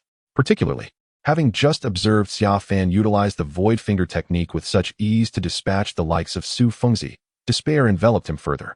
Not only could a foundation establishment cultivator employ spiritual techniques, but they could also command spiritual artifacts for sword attacks. Upon reaching the 6th level of foundation establishment, they could even fly with their artifacts, an advantage entirely unattainable in the Qi refinement stage. However, at this moment, Xia Fan did not hesitate. He immediately discerned that the short sword in Zhang Hao's grip was no ordinary weapon. He raised his hand, unleashing a flurry of void finger strikes. Could it be? Suddenly, an epiphany seemed to dawn upon Zhang Hao. His eyes sparkled with revelation, and in the next instant, he activated his spiritual energy. A black bracelet on his wrist glimmered to life, enveloping him in a shroud of dark radiance. The void finger strikes collided with Zhang Hao, producing a resonant clang akin to metal clashing against metal. Zhang Hao staggered back a few paces, spitting out a mouthful of blood, yet he remained largely unscathed. Now clad in a layer of black, form-fitting armor. I finally understand. You possess no other spells, no weapon, and you are utterly ignorant of various techniques. Though you have reached the foundation establishment stage and forged a golden spiritual pool, today you shall still meet your demise. You are aware of this, are you not? You are quite arrogant, aren't you? What does your golden spiritual pool matter?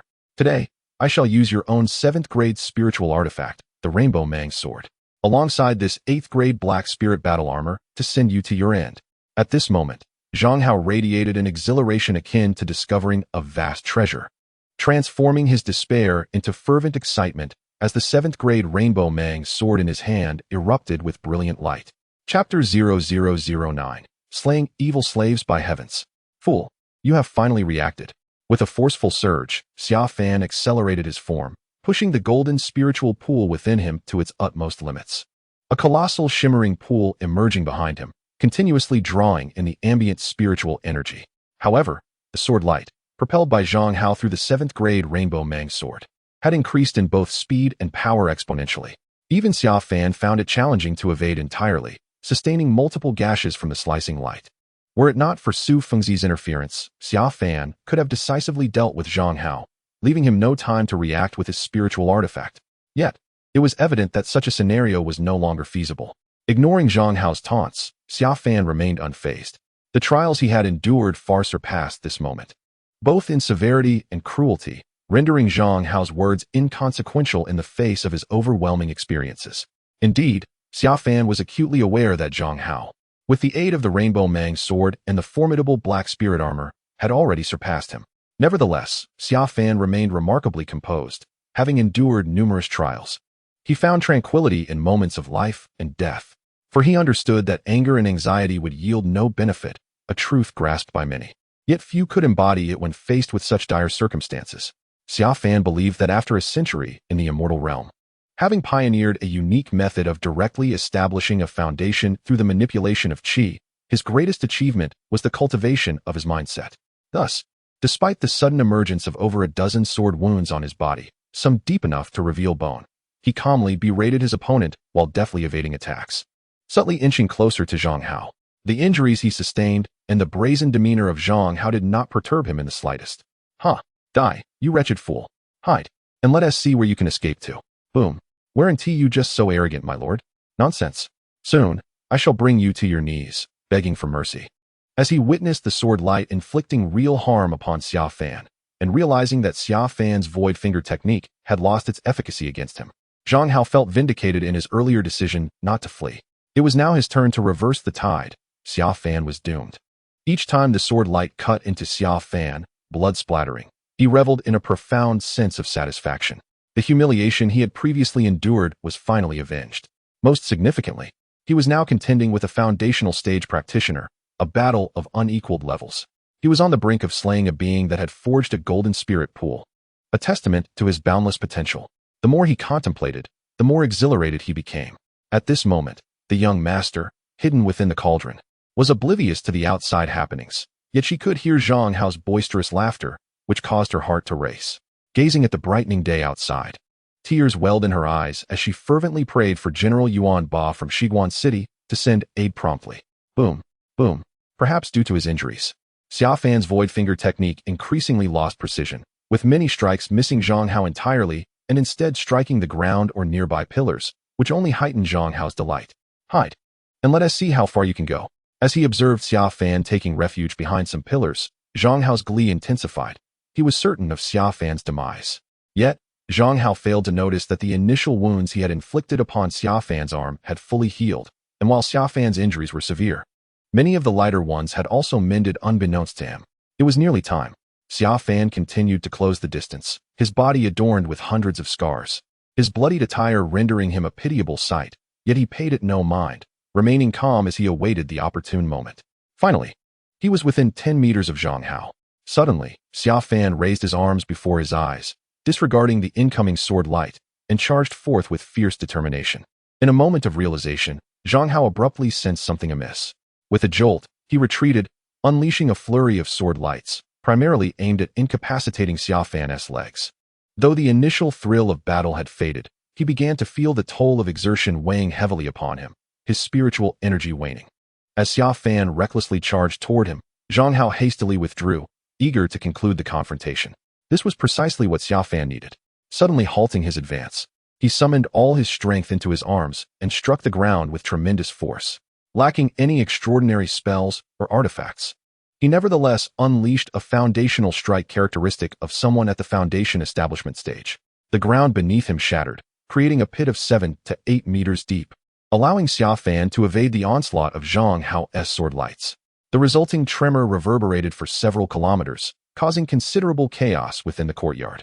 Simultaneously, as Xia Fan dove to the ground to evade the attack, the immense force he generated caused several supporting pillars to fracture, resulting in the collapse of nearby corridors and structures. Zhang Hao found himself cornered within the corridor, directly struck by the debris. Cursing under his breath, he fought his way out. Though the black spirit battle armor offered limited protection, he was struck again, resulting in a fresh spurt of blood from his already grievously injured form. As he finally emerged from the wreckage, Xia Fan seized the moment to close the distance, launching himself forward with a powerful punch that sent Zhang Hao hurtling into the ruins. Coughing blood and seething with rage, Zhang Hao was met once more by Xia Fan's relentless approach, striking without any formal technique. Xia Fan relied solely on his physical prowess and the explosive power drawn from the golden spirit pool. Each blow, despite the protection of the black spirit battle armor, inflicted severe damage on Zhang Hao. Had it not been for the armor, a single punch would have sufficed to end him. Desperation clawed at Zhang Hao's mind as he endured successive blows, each one worsening his condition. With a furious roar, he swung the Rainbow Mang sword in a desperate attempt to unleash a series of sword energies. How could this opponent, so battered, still possess such strength? Was he even human? The thought of resurrection loomed ominously in Zhang Hao's mind.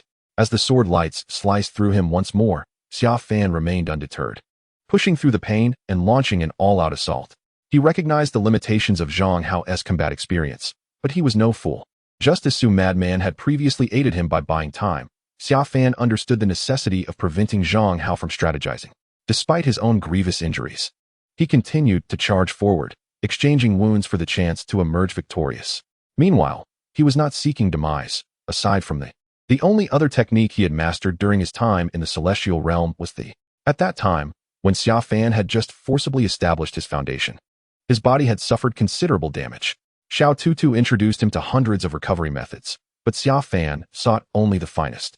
Consequently, Xiao Tutu provided him with the indomitable immortal body technique of the Immortal Emperor. Xia Fan, on the brink of death, understood that Xiao Tutu, as a member of the Celestial Scriptures Pavilion, had access to all manner of superior techniques. However, he needed to prioritize healing his body over delving into the profound methods of the Great Emperor. Xiao Tutu informed him that the indomitable immortal body of the Immortal Emperor was exceptionally formidable, and the basic, once measured, surpassed all other techniques. Having just concluded his cultivation in the cauldron, although the demands this time were not as severe and his injuries were not as grave, Xia Fan had been continuously operating Thus, his injuries were rapidly mending in the midst of battle as his body underwent self-repair. At this moment, he remained calm, skillfully evading critical injuries, fully aware that through repeated, precise strikes, the situation was evolving swiftly due to his opponent's initial lack of composure. Zhang Hao's wounds worsened, and the power of his sword light diminished. After all, the black spirit armor was merely of the 8th grade. However, even with Xia Fan suffered substantial damage in return, and his attacks were not as potent as before. I will kill you. The close-quarters combat had escalated to a life-or-death struggle. Zhang Hao's eyes were bloodshot as he lunged forward, wielding the Mang sword, a spirit weapon, as a dagger aimed at Xia Fan. He could not comprehend why Xia Fan, despite sustaining such extensive injuries, remained alive. Moreover, in the heat of close combat, he realized that Xia Fan's injuries seemed less severe than he had imagined. Why? In that moment, he struck Xia Fan's palm, which Xia Fan could have easily dodged. Instead, he forcefully pressed down, allowing Zhang Hao to pierce his hand, but simultaneously, he seized the hilt of the Mang sword. This grasp firmly held Zhang Hao's hand, making it difficult for him to retreat. Meanwhile, Xia Fan's other hand relentlessly bombarded Zhang Hao's head, causing him to bleed profusely and see stars, nearly incapacitating him. As the Mang sword embedded in his palm absorbed his blood, Xia Fan's foundational golden spirit pool activated under the flow of spiritual energy, causing the Mang sword to emit a sudden, resonant cry. In that instant, Xia Fan felt a faint connection with the Mang sword. Refinement. Just in time. At this moment, although Xia Fan had taken the initiative and gained control, shattering the black spirit armor would prove challenging. Zhang Hao, with his other hand, had already grasped Xia Fan's fist aimed at his head, threatening to counter and escape, introducing the potential for a shift in the battle. Although this Zhang Hao possessed a spirit weapon befitting his princely status, he was clearly hesitant, refraining from refining it for his own use. At this moment, Xia Fan, utilizing his own vital essence alongside the formidable powers of the Foundation establishment stage, managed to subtly refine the Rainbow Mang sword amidst the chaotic melee. Despite the tumult, he had forged a faint connection with the weapon. Regarding the understanding of magical artifacts and the art of forging, Xia Fan possessed unwavering confidence, even in the celestial realm. In an instant, what would typically require others several hours or even days to accomplish, he achieved in a fleeting moment. Kill. At this very instant, Xia Fan, with his spiritual consciousness, deftly maneuvered the freshly refined Rainbow Mang sword, which not only withdrew from his grasp, but forcibly extracted itself from Zhang Hao's hands as well. The hilt struck Zhang Hao, propelling him several meters away. Zhang Hao had yet to touch the ground when the true brilliance of the Rainbow Mang sword erupted, transforming into a flying sword that rained down upon him with relentless fury. Zhang Hao, though lacking the understanding of the weapon's essence, was unparalleled in his mastery over spiritual tools. He struck the same spot countless times. With a resounding crack, the black spiritual armor shattered. In that very moment, Zhang Hao's head was severed from his body. Being at the 9th level of Qi introduction, even as his head was severed, Zhang Hao's mouth still moved, protesting, "No, my flying sword cannot be refined by you." However, his voice dwindled into silence as his eyes widened, ultimately succumbing to death. Chapter 0010. Can you still live? With Zhang Hao's demise, Xia Fan exhaled heavily, the pressure within him released as he coughed up blood. Even with the rejuvenation techniques at his disposal, the intensity of the recent battle had left him with little time to recuperate. He subsequently sat amidst the ruins, surveying his surroundings, unable to suppress a bitter smile. Damn it, having lived 3 lifetimes, this is my first encounter with life and death combat, and I'm still bullying someone in the Qi introduction stage to this extent. Suddenly, Xia Fan felt a stirring in his heart. The Rainbow Mang sword flew to him with a vibrant hum, its brilliance now tenfold stronger than when it was in Zhang Hao's possession. What a remarkable attribute. Yet, it must be equipped properly, he mused, gazing at the sword with profound reflection. Upon inspecting his hand, which had just been pierced by the Rainbow Mang sword, he noted that the indestructible immortal body's rejuvenation technique was indeed effective. His palm no longer bled, and the wound was gradually healing, yet the pain was excruciating and uncontrollable. He had managed to remain calm during the life and death struggle, but now the agony had him grimacing in discomfort. Just then, a bandit rushed in from outside. These were the subordinates of the madman Su, who had been wreaking havoc outside. In truth, it had been scarcely a moment since they arrived, and Xia Fan had slain both Su and Zhang Hao. As the intruder entered, his eyes widened in alarm, and just as he sensed something amiss, his body froze. A flash of rainbow light darted past him, and with a mere thought, Xia Fan commanded the sword, swiftly ending the bandit's life. With the Rainbow Mang sword activated, Xia Fan's spiritual consciousness quickly assessed the surrounding situation, revealing that Su still had a dozen subordinates outside. Many ordinary soldiers and station workers had already fallen victim to their rampage. In that moment, Xia Fan wielded the Rainbow Mang sword, unleashing a brilliant beam of sword light that surged forth. Subsequently, beams of sword light traversed the air, and all the marauders engaged in slaughter fell lifeless. Those soldiers and stable hands who witnessed the radiant sword light piercing through the air knelt in reverent supplication, grateful for the intervention of an unknown master. To wield a flying sword with such finesse is the hallmark of a practitioner endowed with formidable magical prowess, someone who defies the natural order and extends their lifespan. The fact that this master remained unseen while commanding the sword only heightened their mystique. In truth, even a novice at the foundational stage could control a sword, yet this ability hinges upon the range of their spiritual consciousness. Should the target exceed that range, the sword would become uncontrollable. Spiritual awareness is a manifestation of the soul's strength, and its potency correlates directly with the sword's effective range. The might of the flying sword is influenced by the wielder's own capabilities, the intensity of their spirit, and their technique. Only someone of Xiaofan's caliber, capable of launching sword attacks within 100 meters, could exhibit such mastery. At the very least, one must be at the 4th level of foundational cultivation. Xiaofan's technique, however, was unparalleled, and his spiritual strength far surpassed that of an ordinary practitioner at the foundational level. Not to mention, the inexhaustible power drawn from the golden spirit pool made such feats relatively effortless. Yet, Xiaofan paid little heed to these matters. Having annihilated the marauders, he was finally able to retract the radiant sword and take a moment to recuperate. Just as he returned the sword to its sheath, he sensed a swift approaching contingent in the distance. Upon entering the range of his spiritual awareness, he recognized it was his father's subordinates from the kingdom of Zhenghua, evidently a detachment from the city of Shiguan, led by a burly man with thick eyebrows, prominent eyes, a broad nose, and a dark complexion. With a weary sigh, Xiaofan could not help but reflect on the inevitability of such arrivals, reminiscent of certain professions.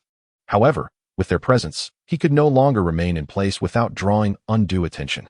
While he did not mind causing a stir or gaining notoriety, it was imperative to maintain a degree of discretion, especially considering his current limited strength and resources. Preserving some secrets would ensure greater safety. Having narrowly escaped with his life, Xiaofan, the young prince and a hostage left in the capital by the town king, sensed that his situation was far from favorable. Contemplating this, he trudged into the dismal room, his body weighed down by injuries. At that moment, his servant, Dudu, had been anxiously peering out from within a vessel, fearful of being a hindrance, yet unable to contain herself any longer. Upon catching sight of Xiaofan, she leaped out, nearly stumbling in her haste. But her concern overwhelmed any caution. "Can you survive, young master?" she cried out, rushing to his side. Upon seeing Xiaofan's battered form, her tears flowed freely as she grasped his hand. His body bore countless wounds, some deep enough to expose bone, and though the puncture wounds had ceased bleeding, they were starkly visible. Xiaofan had improved considerably, yet he couldn't help but chuckle at Dudu's remark. As he observed Dudu's tears streaming uncontrollably, he gently patted her little hand and reassured her, "You won't perish. Please fetch me a garment." This appearance would indeed frighten others. However, Dudu vehemently shook her head, desperately clutching Xiaofan's hand, terrified that loosening her grip would result in his demise. Noting her distress, he pointed to one of his minor wounds, urging her to observe closely. Before her very eyes, the small injury began to mend, and as Dudu's tears ceased, her mouth fell agape in astonishment. It was only then that Xiaofan encouraged her to find him some clothing, prompting her to reluctantly release his hand and depart. "Surround this place immediately. No one is permitted to move. Death is imminent." A gruff voice bellowed from outside, followed by a throng of individuals charging in. "Quickly, summon the young prince." The urgency in the voice belonged to the very person Xiaofan had detected earlier with his spiritual senses. "Have them wait outside. We shall meet them shortly." At that moment, Dudu managed to unearth a somewhat tattered garment, though certainly preferable to Xiaofan's blood-soaked attire. He instructed Dudu to guard the entrance while he changed in the inner room. What transpired here? One of the soldiers from Shiguan City, having entered the courtyard, was visibly shaken by the scene. Did a formidable practitioner truly engage in combat? This is utterly terrifying. Have so many perished? Only the leader rushed towards Xiaofan's room, but Dudu, following her orders, barred his way. "Is the young prince inside? I sensed 2 powerful auras moments ago. Could one be the young prince?" The individual appeared anxious, having been summoned for assistance, and was taken aback by the severity of the situation, which exceeded all expectations. In the domain of the state protector king, within the inn, who could have anticipated such a grave and dire occurrence? If anything were to befall the young prince, they would undoubtedly suffer dire consequences. He fervently hoped that one of the 2 auras he sensed belonged to the so-called useless young prince. He better not die here. Why return to this chaos when he could have remained safely in the capital? "The young prince is unharmed. You may wait outside," Dudu asserted. Having accompanied Xiaofan for over a decade, the rules of the royal household were clear, and though tears still lingered in her eyes, her expression was resolute and commanding. Upon hearing that the young prince was safe, the burly man exhaled in relief, thinking that as long as the prince was alive, all would be well. Yet, upon surveying the devastation in the courtyard, he was immediately engulfed in confusion. How could he possibly survive such carnage? This defies all logic. Once Xiaofan had changed into the new attire, most of his injuries concealed, he still bore a pallid complexion, but he deemed it inconsequential. In light of such a significant event, it is hardly surprising that one's demeanor would be less than pleasant. As Xiao Fan pondered this, he happened to notice some scattered items on the ground, remnants of a desk, brushes, ink, paper, and inkstones. After a moment's reflection, he extracted a stack of paper and stepped outside. Young master, General Yuan Ba has arrived with reinforcements, Du Du reported. Although she felt uneasy witnessing the scene unfolding in the courtyard, she stifled her fear and continued with her duties. Upon hearing Du Du's words, the burly man instantly flushed.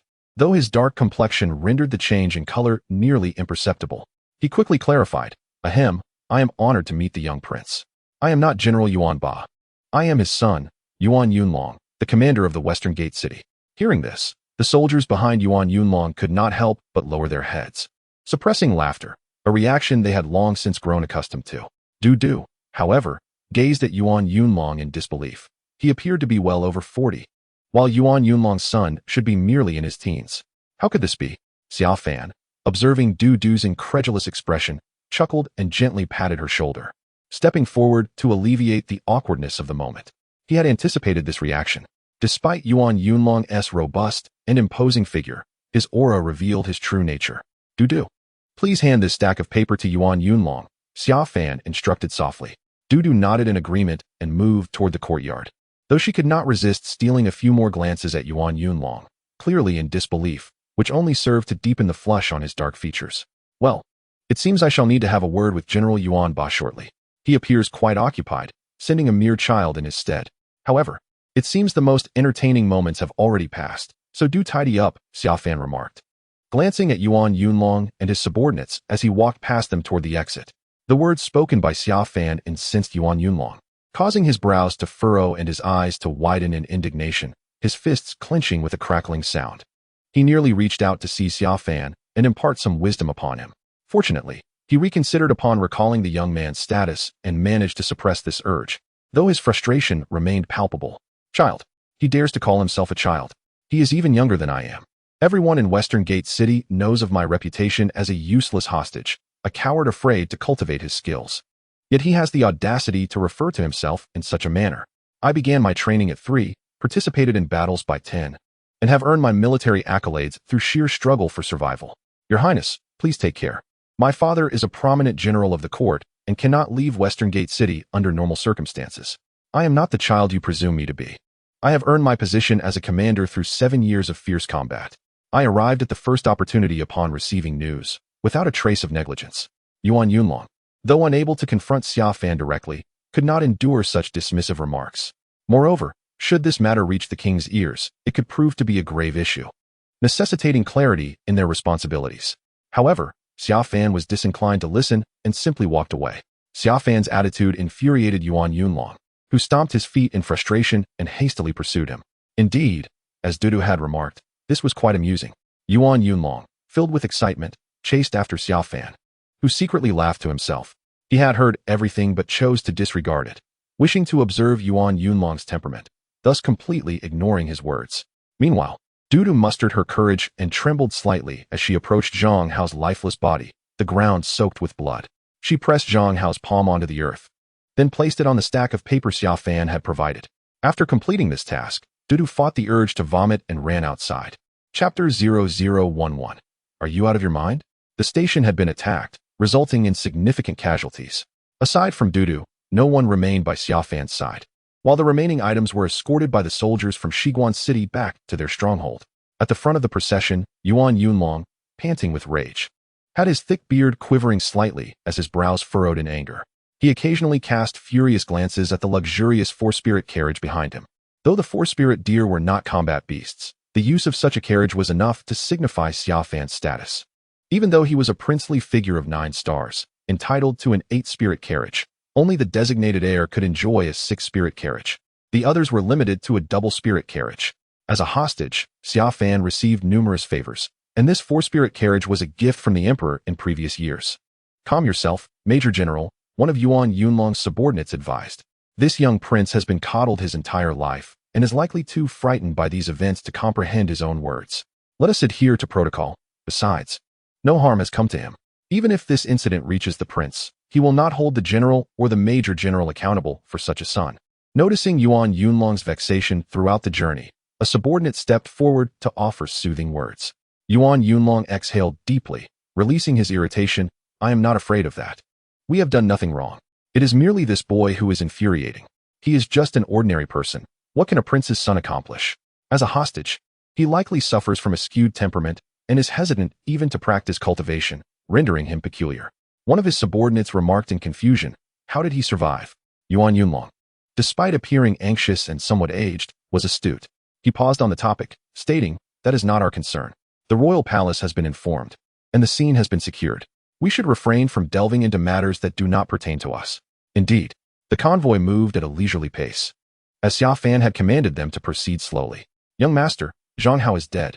What use do we have for these? Dudu organized the stack of papers bearing Zhang Hao's bloodied handprint and placed them into her treasure pouch. As she could not yet wield spiritual energy, she relied on Xia Fan to assist her in utilizing it to open the pouch, allowing her to store the items within. The spacious interior of the Four Spirits carriage was quite accommodating, with a bed at the back that allowed for reclining. At this moment, Xia Fan was half reclined there, a faint smile gracing his lips. Upon hearing Dudu's words, Xia Fan returned to reality and remarked, he is dead, unable to be interrogated. But his employer will not escape justice, nor will the elixirs they provided. They will prove invaluable once we reach the capital. However, Yuan Yunlong is rather intriguing. As you mentioned, it is no wonder that he and his father have not fared well. Dudu, having listened to Xia Fan, realized he had been observing Yuan Yunlong outside. While serving Xia Fan some pastries from the carriage, she continued, Yuan Ba's merits were sufficient for him to be a general. However, due to his allegiance to the king of the nation, he has been deliberately suppressed, remaining merely a general of tiger might. Yuan Yunlong, despite being only 17 years and 5 days old, has already secured the 97th position on the talented young heroes list. Yet, even though he has pledged allegiance to the prince, he is not of direct lineage, and thus lacks favor. Moreover, their father-son duo is somewhat inept at navigating social relations, which, despite their valor in battle, relegates them to a relatively significant post in the Westgate city, a place that, in times of conflict, would only contend with the Great Han dynasty. At this point, Dudu subtly stuck out her tongue, for the Westgate city, where they found themselves, could only anticipate large-scale battles with the Great Han. Xia Fan, as a hostage, also served as the master of the king of the nation's residence in the capital. While Xia Fan had previously dismissed the official reports and educational materials intended for the princess, he now understood the necessity of being informed, thus entrusting this responsibility to Dudu. Young master, do you wish to know? Dudu had grown accustomed to Xia Fan's inquiries about such matters. Yet this time, she sensed a subtle difference from before, though she could not articulate what it was. Nevertheless, having witnessed her master's resurrection, his cultivation within the cauldron, and the trials of life and death over the past couple of days, she had begun to acclimate to his transformations. Xia Fan concealed nothing from Dudu. He picked up a piece of pastry and tossed it into his mouth, saying, First, let us meet Yuan Ba. If he proves satisfactory, we shall conveniently recruit this father-son pair, as their presence in such a place would be quite advantageous. In the past, Dudu would have been taken aback by such a statement from her master, for he was notoriously known as one of the 3 inept youths of the Great Han dynasty, timid, fearful, and the foremost coward. It was said that the Great Han had 3 kings, capable of upheaval at any moment, and 3 ghosts, cowards, starving ghosts, and lustful ghosts, each referring to the 3 vassal kings of the Great Han and their respective hostages in the capital. However, compared to the actions of her master now, Dudu felt that this was no longer something to be overly astonished by. Yet, she believed it prudent to thoroughly discuss with her master the intelligence regarding Westgate City and the Yuan father-son duo. After Xia Fan and the others departed, the post station was swiftly sealed off by the soldiers of Westgate City. Yet, their blockade was merely a precaution. Shortly after Xia Fan's departure, a dazzling light flashed across the sky, subsequently transforming into a 7-colored radiance that soared into the heavens. As the radiant light faded, 5 silhouettes gracefully descended from the heavens. Clad entirely in ebony cloaks, their features obscured by veils, it was evident from their figures that they were all women of remarkable elegance. The foremost among them alighted in front of the incense burner where Xia Fan had made his breakthrough, standing in silence for an extended period. Reporting to the Phoenix Head, based on the evidence at the scene, it appears that there was no external intrusion. Instead, Zhang Hao conspired with outsiders to assassinate the young prince. The young prince fought back alongside his companions, and it seems he utilized some sort of elixir to achieve his breakthrough, ultimately vanquishing the foes. However, there are numerous inconsistencies. including the peculiar changes in the surroundings during the battle, suggesting that the young prince may have temporarily reached the foundation establishment stage. Yet, after investigation, a woman entered to report back. Although various pieces of evidence suggest this conclusion, it is difficult for them to accept, as everything feels too bizarre. The woman, referred to as the Phoenix Head, lingered before the cauldron for a considerable time before softly stating, "Investigate who acted. Seal all other information.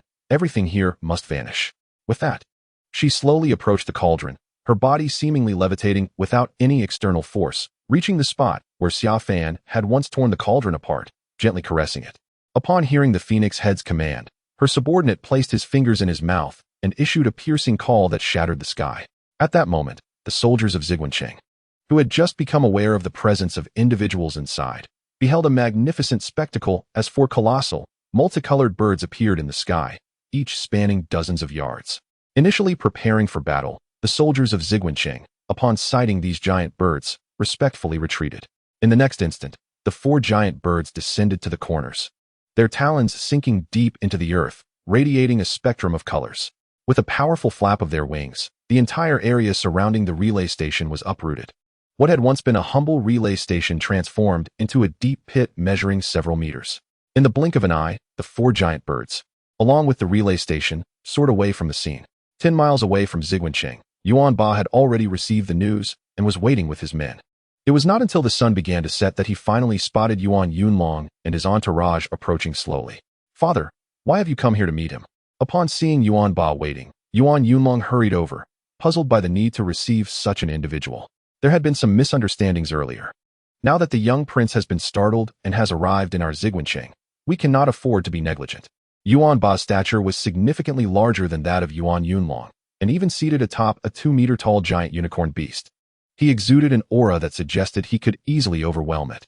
Looking at Yuan Yunlong, the general with a face seemingly obscured by a beard spoke helplessly.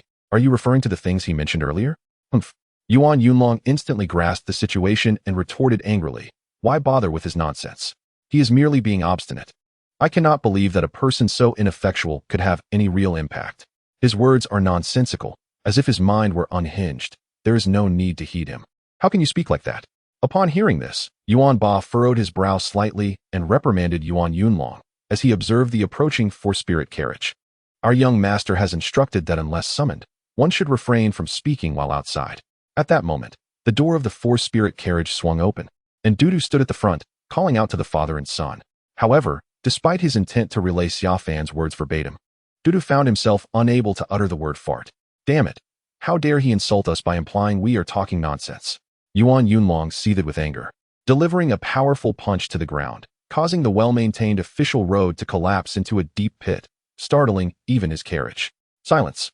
I have taught you that calamity often arises from careless speech. You are to keep your mouth shut regardless of the situation. Now, let us proceed." Yuan Ba's face, obscured by his beard, betrayed a hint of concern as he scolded Yuan Yunlong and hurried him towards the four-spirit carriage. The interior of the four-spirit carriage was spacious, accommodating 3 or 4 individuals comfortably for casual conversation. However, upon entering, the father and son duo found the space surprisingly cramped.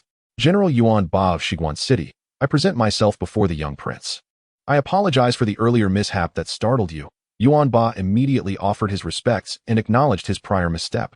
"Father," Yuan Yunlong protested vehemently, believing such deference was unnecessary. They were not direct descendants, having merely allied with the king of the nation, and thus did not warrant such respect from someone he deemed a useless individual. Most significantly, they had conducted themselves according to the established protocols and had committed no wrongdoing that necessitated an apology. His frustration intensified as he observed Xia Fan lounging leisurely, casually tossing a string of spirit fruits into his mouth without so much as glancing in their direction, prompting Yuan Yunlong to feel an overwhelming urge to confront him physically. Yet, as he began to voice his thoughts, a glare from Yuan Ba silenced him, effectively stifling his words. Quite intriguing, he mused, recalling Dudu's earlier remarks. Yuan Ba, though seemingly brash, was not truly so. Otherwise, he would not have successfully allied himself with his father during such tumultuous times. The apparent brute was merely a facade, while his son exhibited sharp discernment, which was typical for youth. Despite Yuan Ba's awareness of the situation, he chose not to act overtly, maintaining a clear understanding of the dynamics at play. Years ago, he had followed his royal uncle into the realm of the demon kingdom, Though he had abstained from direct combat under the pretext of other reasons, later assisting the king of the nation, surviving such experiences was commendable in itself. It was precisely due to this background, coupled with his unassuming demeanor, that he and his son were perceived as mere brutes by the outside world. As Yuan Ba and his son entered, Xia Fan continued to eat while contemplating. My father is conversing with you, yet you hold no title. Why do you act so arrogantly? Noticing Yuan Ba's respectful acknowledgement of his fault, Xia Fan remained silent, which led Yuan Yunlong to lose his composure. Yuan Long, cease your chatter. Speak again, and I shall restrict your movements. Yuan Ba turned and shouted, finally compelling Yuan Yunlong to refrain from further comment. General Yuan, a young sapling unpruned cannot grow straight. Similarly, a child left untended will not blossom into a talent. Therefore, I propose this. As my entourage has dwindled, I require assistance. Let him accompany me to the capital, where I shall ensure he receives proper guidance for several years. Otherwise, if this continues, he may truly stray and become a wastrel, destined to fail. Summer Fan, however, paid no heed to Yuan Yunlong's words. At that moment, having consumed the spiritual fruit in his hand, he finally spoke up. Have you lost your mind? Although Yuan Yunlong was chastised by his father, he remained agitated by Summer Fan's words. He could not suppress the surge of power emanating from him, and the four spiritual pools behind him radiated a tremendous pressure. His eyes widened, and he enunciated each word with intensity. Even Yuan Ba found himself momentarily stunned, questioning whether he had misheard. Chapter 0012. Is 97 really impressive? Prior to his arrival, Yuan Ba had resolved to endure the temper of this young prince, merely allowing him to vent his frustrations. After all, he had no intention of lingering in Shiguan City. He was merely a transient visitor. Yet, he could not have anticipated that upon meeting Summer Fan, the first word spoken would be so absurd. Yuan Ba found the remark almost laughable, utterly ridiculous. If it had been uttered by another prince, it might have been justifiable, as they all sought to vie for the throne, striving to forge alliances and establish their own power. But who was this individual before him? Although he was the son of the king who pacified the realm, a young prince, he had spent over a decade as a hostage in the capital, exhibiting a level of cowardice that rendered him too fearful to cultivate his skills. Such a person dared to propose to discipline his son and take him to the capital, merely because his servants had perished. At that moment, Yuan Ba began to entertain the possibility that his son's words held some truth. This young prince appeared to have been overly traumatized, his mind quite muddled and unable to comprehend the situation. Not only was he unfit to compete for the throne, but even if he were, Yuan Ba would never allow his son to accompany him to the capital, especially not alongside a hostage. What favorable outcome could arise from such a decision? It was common knowledge that the king who once quelled the nation's turmoil was no longer the same. He had transformed into a figure of considerable upheaval, known far and wide for his inevitable rebellion. In this context, sending his son to the capital would be tantamount to delivering him to his doom. At that moment, not only was Yuan Yunlong enraged, but Yuan Ba stood there astonished. And even Dudu was taken aback. Although Summer Fan had previously made his intentions clear, Dudu had not anticipated that his first utterance would be so shocking, leaving her with a sense of being overwhelmed. Standing to the side, she felt a wave of embarrassment for her master, acutely aware of the likely response from their interlocutor, which could only be one of refusal. Her cheeks flushed with warmth, feeling quite distressed. Do not mention it. There is no need for gratitude. This may, after all, be a fortuitous turn of events for both father and son. However, it is evident that Xia Fan, the one uttering these words, does not share this sentiment. With a smile, he casually remarks to Yuan Ba, you see, Yuan Yunlong is nearly seething with rage. Yuan Ba, feeling somewhat helpless in the face of such comments, can only manage a bitter smile. His conflicted expression, obscured by his beard, is hardly discernible, yet he is compelled to assert, young prince, the boy is still quite young. Often impulsive and reckless, entirely ignorant of decorum, I shall take it upon myself to guide him. Upon witnessing his father's unwavering refusal, Yuan Yunlong feels slightly mollified. Had it not been for his father's earlier display of strength to suppress him, he would have exploded in indignation. However, his father is granting this fellow too much leeway. What right does he have to discipline him? I anticipated you would respond thus, Xia Fan says, his gaze fixed upon Yuan Ba, appraising him thoughtfully. You remind me of an old adage. You are a stone that has rolled down the hillside, smoothed by the tempest's rain. Do you wish for your son to undergo a similar fate? Yet, are you certain he possesses your fortune, achieving breakthroughs after reaching the 9th level of foundation establishment? Even if you have experienced fortunate encounters in the past, you have also injured your essence, and it has been over a decade since you have made any progress. At these words, Yuan Ba, who had been preparing various excuses, suddenly finds his eyes wide with disbelief. Despite the majority of his face being concealed by his beard, the shock is apparent. This is a secret known only to him. Even the king of the realm is oblivious to it. While some may have surmised that his stagnation in cultivation over the years was due to injuries sustained in battle, how could Xia Fan possibly know? Moreover, he seems aware of both his cultivation issues and those concerning his son. Initially, his father had silenced him, but Yuan Yunlong, unable to contain himself any longer, turned to Yuan Ba with a questioning glance. He then directed an angry glare at Xia Fan, stating, "I did indeed call you a waste just moments ago. If you wish to seek retribution or inquire further, feel free to report me to the court. However, what right do you have to attempt to influence me? You are deemed a waste by all, known throughout the realm. Setting aside your lack of cultivation, you are merely an ordinary person, based solely on your actions. Do you truly believe you can subdue me? Does that not strike you as laughable?" "You see," Xia Fan responds, unfazed by Yuan Yunlong's outburst. "While you may be somewhat immature, there remains a hint of edge to you. If things proceed as planned, it is likely that in this western city, it won't be long before you lose even that edge." Yuan Yunlong, infuriated, perceives Xia Fan's demeanor as that of an adult speaking to a child, rendering him akin to a petulant youth, while Xia Fan appears to be a parent discussing the child's behavior. It is utterly exasperating. Edges, I undoubtedly possess them. Presently, I am ranked 97th on the esteemed list of exemplary talents. Do you think you can subdue me? Yuan Yulong, incensed, began to provoke Xia Fan without reservation. Contemplate this carefully. I can assure you that I have means to assist you. As for the future, do you believe that accompanying me to the capital is a guaranteed demise, or that remaining here and making no choice is equally fatal? How long do you think General Yuan Ba can sustain this situation? At this moment, you are neither cherished by your grandmother nor loved by your uncle. Whatever course of action you take will ultimately lead to your clan's ruin. You are more aware of this than anyone else. Yet you cannot conceive of a better solution. Now, I am offering you a path. Whether you choose to tread it is entirely up to you. As for everything else, take your time to ponder and make your decision. In this world, risks and rewards are proportionate. Xia Fan paid no heed to Yuan Yulong and continued addressing Yuan Ba calmly. This discourse left Yuan Ba astounded. Xia Fan articulated his current predicament with alarming clarity. At that moment, he recalled the battle reports from the post station and, gazing at this so-called useless hostage, he experienced a profound sense of bewilderment for the first time. You intend to provoke me, don't you? I am ranked 97th on the list of exemplary talents. Who do you think you are? I am unafraid to reiterate. If you wish to subdue me, you must first defeat me, even if you succeed in vanquishing me. Whether I choose to follow you is contingent upon my own accord. As for now, how dare you utter such words? No matter how much you say, it is futile. I shall not accompany you to that place. Father, let us depart. Observing Xia Fan's continued disregard, Yuan Yulong was infuriated.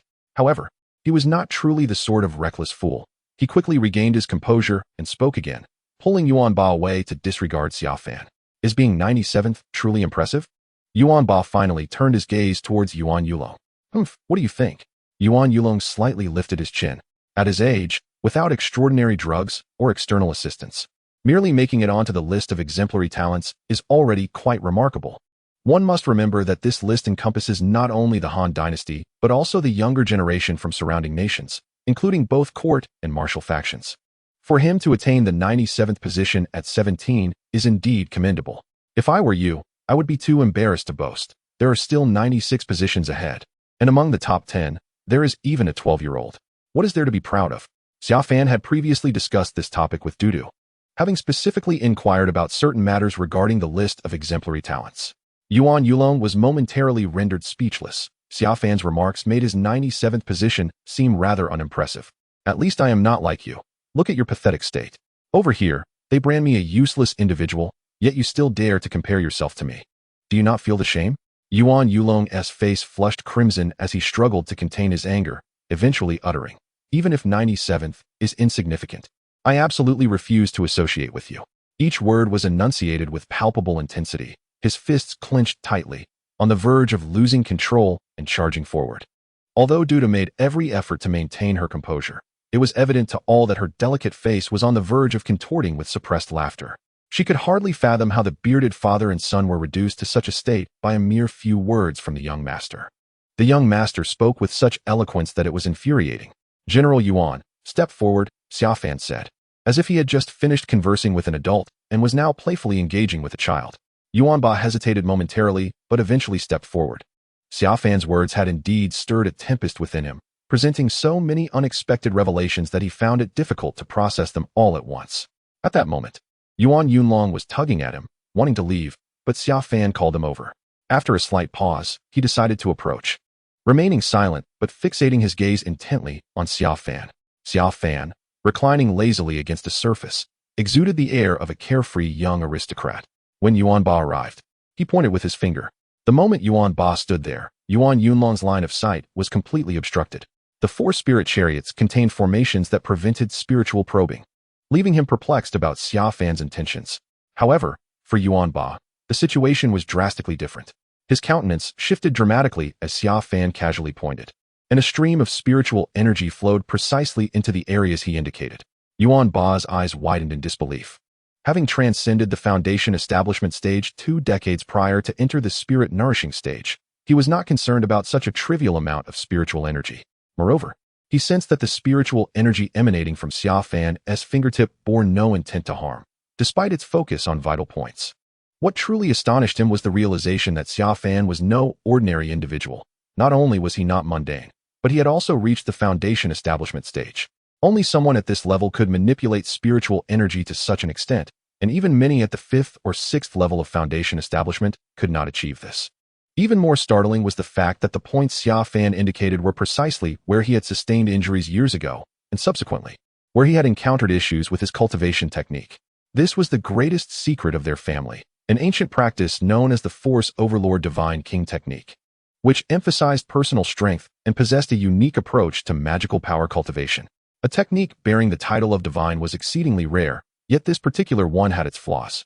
While initial progress was rapid, the latter stages became increasingly arduous, and only 1 in 100 could achieve a breakthrough at the foundation establishment stage.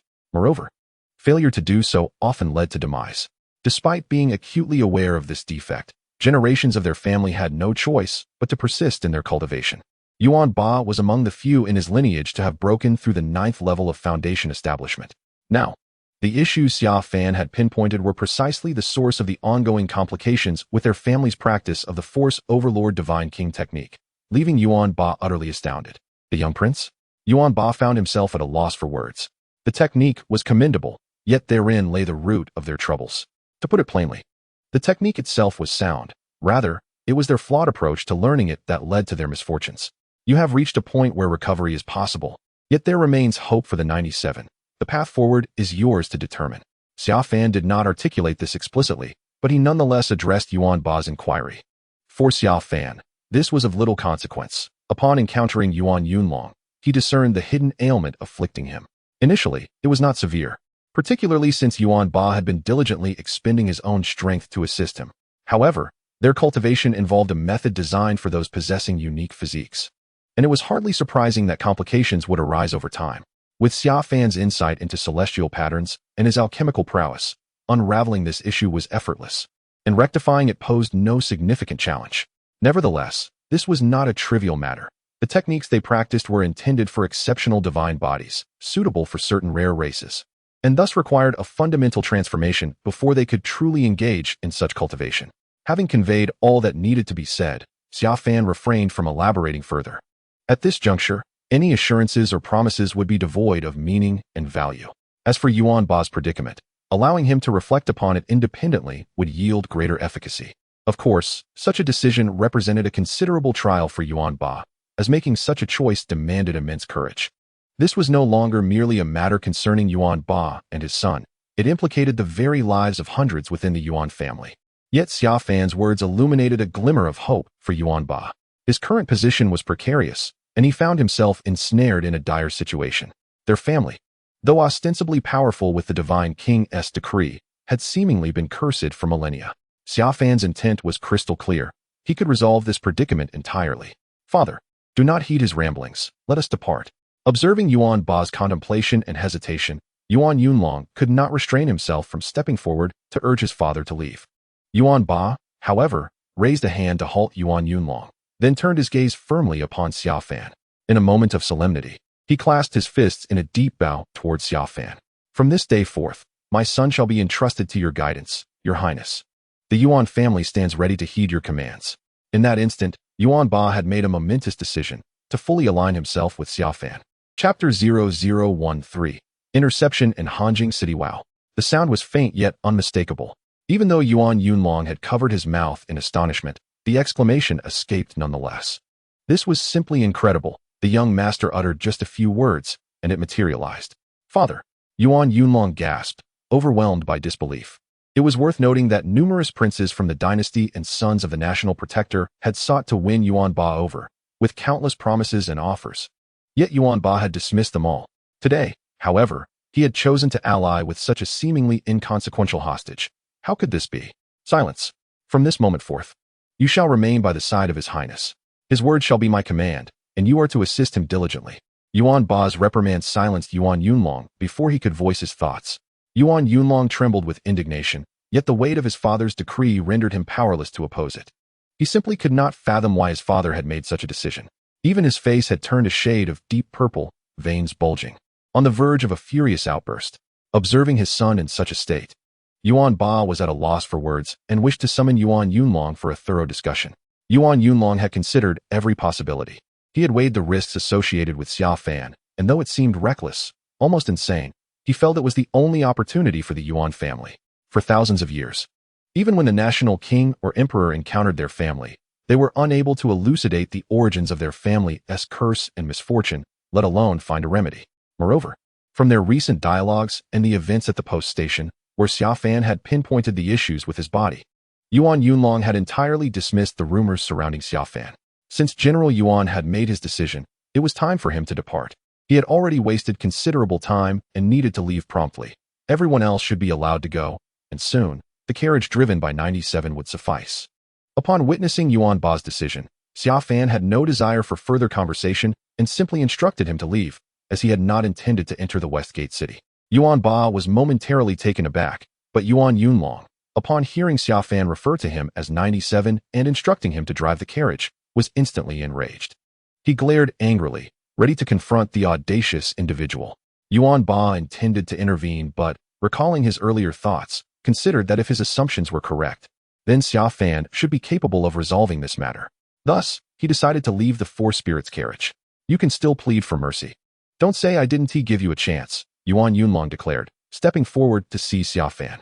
Yet, he was aware that confronting Xiaofan would be troublesome. He merely wished to intimidate him into submission. You are likely aware of your family's curse or predicament, albeit not entirely. Everything your father has done over the years has been in preparation for the moment you encounter trouble, even at the cost of his own life to help you through the 9th stage of foundation establishment. However, the grim reality is that even at the cost of his life, he has less than a 10% chance of success. Furthermore, if this stalemate is not broken, it will not only be your demise, your entire family is at risk of annihilation.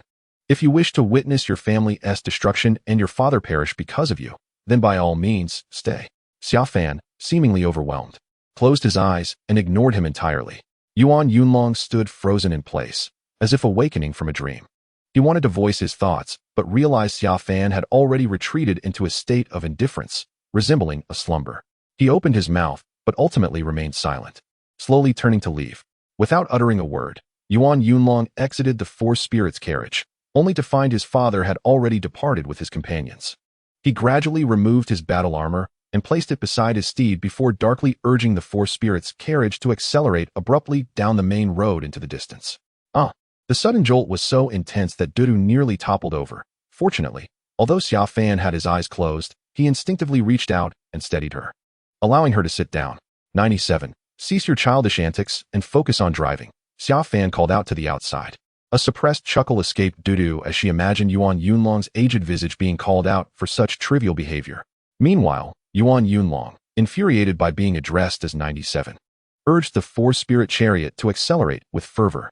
Although Yuan Ba had departed with his men, his spiritual awareness remained keenly attuned to the situation of the Four-Spirit chariot.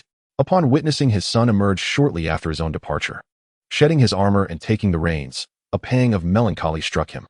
Yet, curiosity about the young prince grew stronger. Had he truly been concealing his true self all these years? If so, his ability to mask his identity was extraordinary. The mere fact that he had managed to attain such a level of discretion in the capital, deceiving the entire realm, was remarkable in itself. Simultaneously, on that night, shrouded in darkness, various regions near the Han dynasty's other provinces witnessed the mobilization of the state protector's army. Under the pretext of the young prince's assassination and the capture of treasonous elements, they ruthlessly executed thousands, including many officials who had previously opposed the state protector along the borders with the western frontier.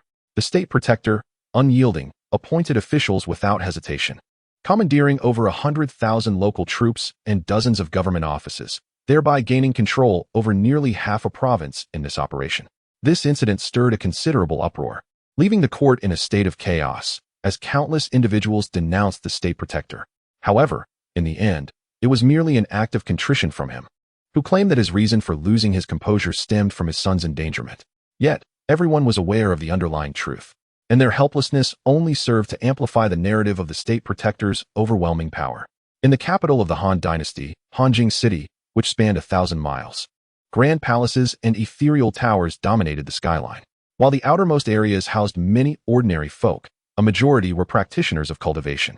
Within a 300-mile radius of the inner city, most individuals were adept in the ways of cultivation, though the majority were below the third level of qi induction. The sheer number of practitioners meant that those above the sixth level could be seen frequently.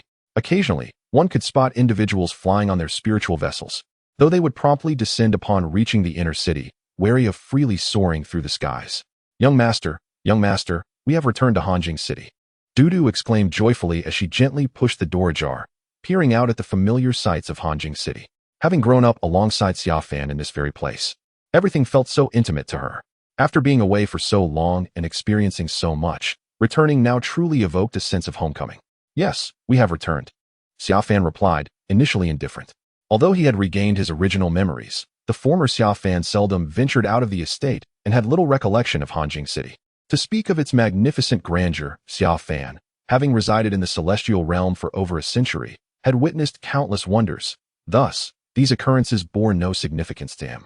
When Dudu mentioned the matter, he merely smiled and nodded, casting a casual glance before intending to resume his meditation. However, he suddenly paused. What an extraordinary day it was. Why were there so many weddings? Xiaofan was astonished to see that, merely on his journey here, numerous households had affixed red double happiness characters, and many lively wedding processions were underway. Dudu pondered for a moment, placing a finger against her pouted lips, then shook her head, saying, "No, today is not a particularly special day. It's really quite strange how many are getting married." Xiaofan found it peculiar as well and casually inquired. Since Dudu was unaware, he decided not to delve further. He closed his eyes again, preparing to explore new questions. For during his century in the celestial realm, all his efforts had been dedicated to unraveling the mysteries of his unique, absolute spirit body. He had conducted extensive research related to the absolute spirit body, experimenting with formations, restrictions, talismans, and even crafting auxiliary equipment. Moreover, he had delved deeply into the necessary elixirs. Yet aside from that, Xiaofan had little opportunity to study other areas. Consequently, with a foundational cultivation of the first level, and having established it within a golden spiritual pool, he found it quite arduous to contend with Zhang Hao, who possessed weaponry. Throughout the journey, Xiaofan contemplated the path ahead, understanding the foundational phase well enough, but the subsequent stages remained a mystery. He harbored dissatisfaction with his hasty foundational establishment. While the golden spiritual pool seemed commendable to others, it was not what he had envisioned after a century of painstaking research. He aspired for a truly flawless foundation. During this journey, he revisited the issues surrounding foundational establishment, formulating an audacious new plan, albeit one requiring substantial external support. The perfect foundational establishment he had painstakingly developed over a century must not go to waste. Even though he had rushed through it for survival, there was no reason he could not dismantle it and start anew. For others, shattering a cultivated spiritual pool would be a nearly catastrophic blow. Yet Xiaofan had meticulously studied the matter, ultimately concluding that it was feasible. As for combat prowess, there was no immediate concern regarding the foundational phase and beyond. However, to enhance his fighting capability, he ought to invest thought into formations, restrictions, talismans, and weaponry. Having experienced 3 lifetimes, Xiaofan possessed a clearer understanding than anyone else regarding the significance of power. One must wield formidable strength to seize control of one's life and not be subjected to the whims of others. Look, that is the 4-spirit chariot of the young prince from the kingdom's royal residence. Is that for real? It can't be false. I've seen it before. Suddenly, exclamations arose from outside, drawing the attention of countless onlookers, which left Yuan Yunlong, who had gradually acclimated to his new identity, feeling bewildered, as he sensed a shift in the atmosphere around him. Stop! At that moment, a sudden loud shout erupted as a scholarly-looking individual rushed into the middle of the road, blocking the path of the four-spirit chariot. Yuan Yunlong quickly regained control of the chariot. Fortunately, his skills were adept, or else a collision would have been inevitable.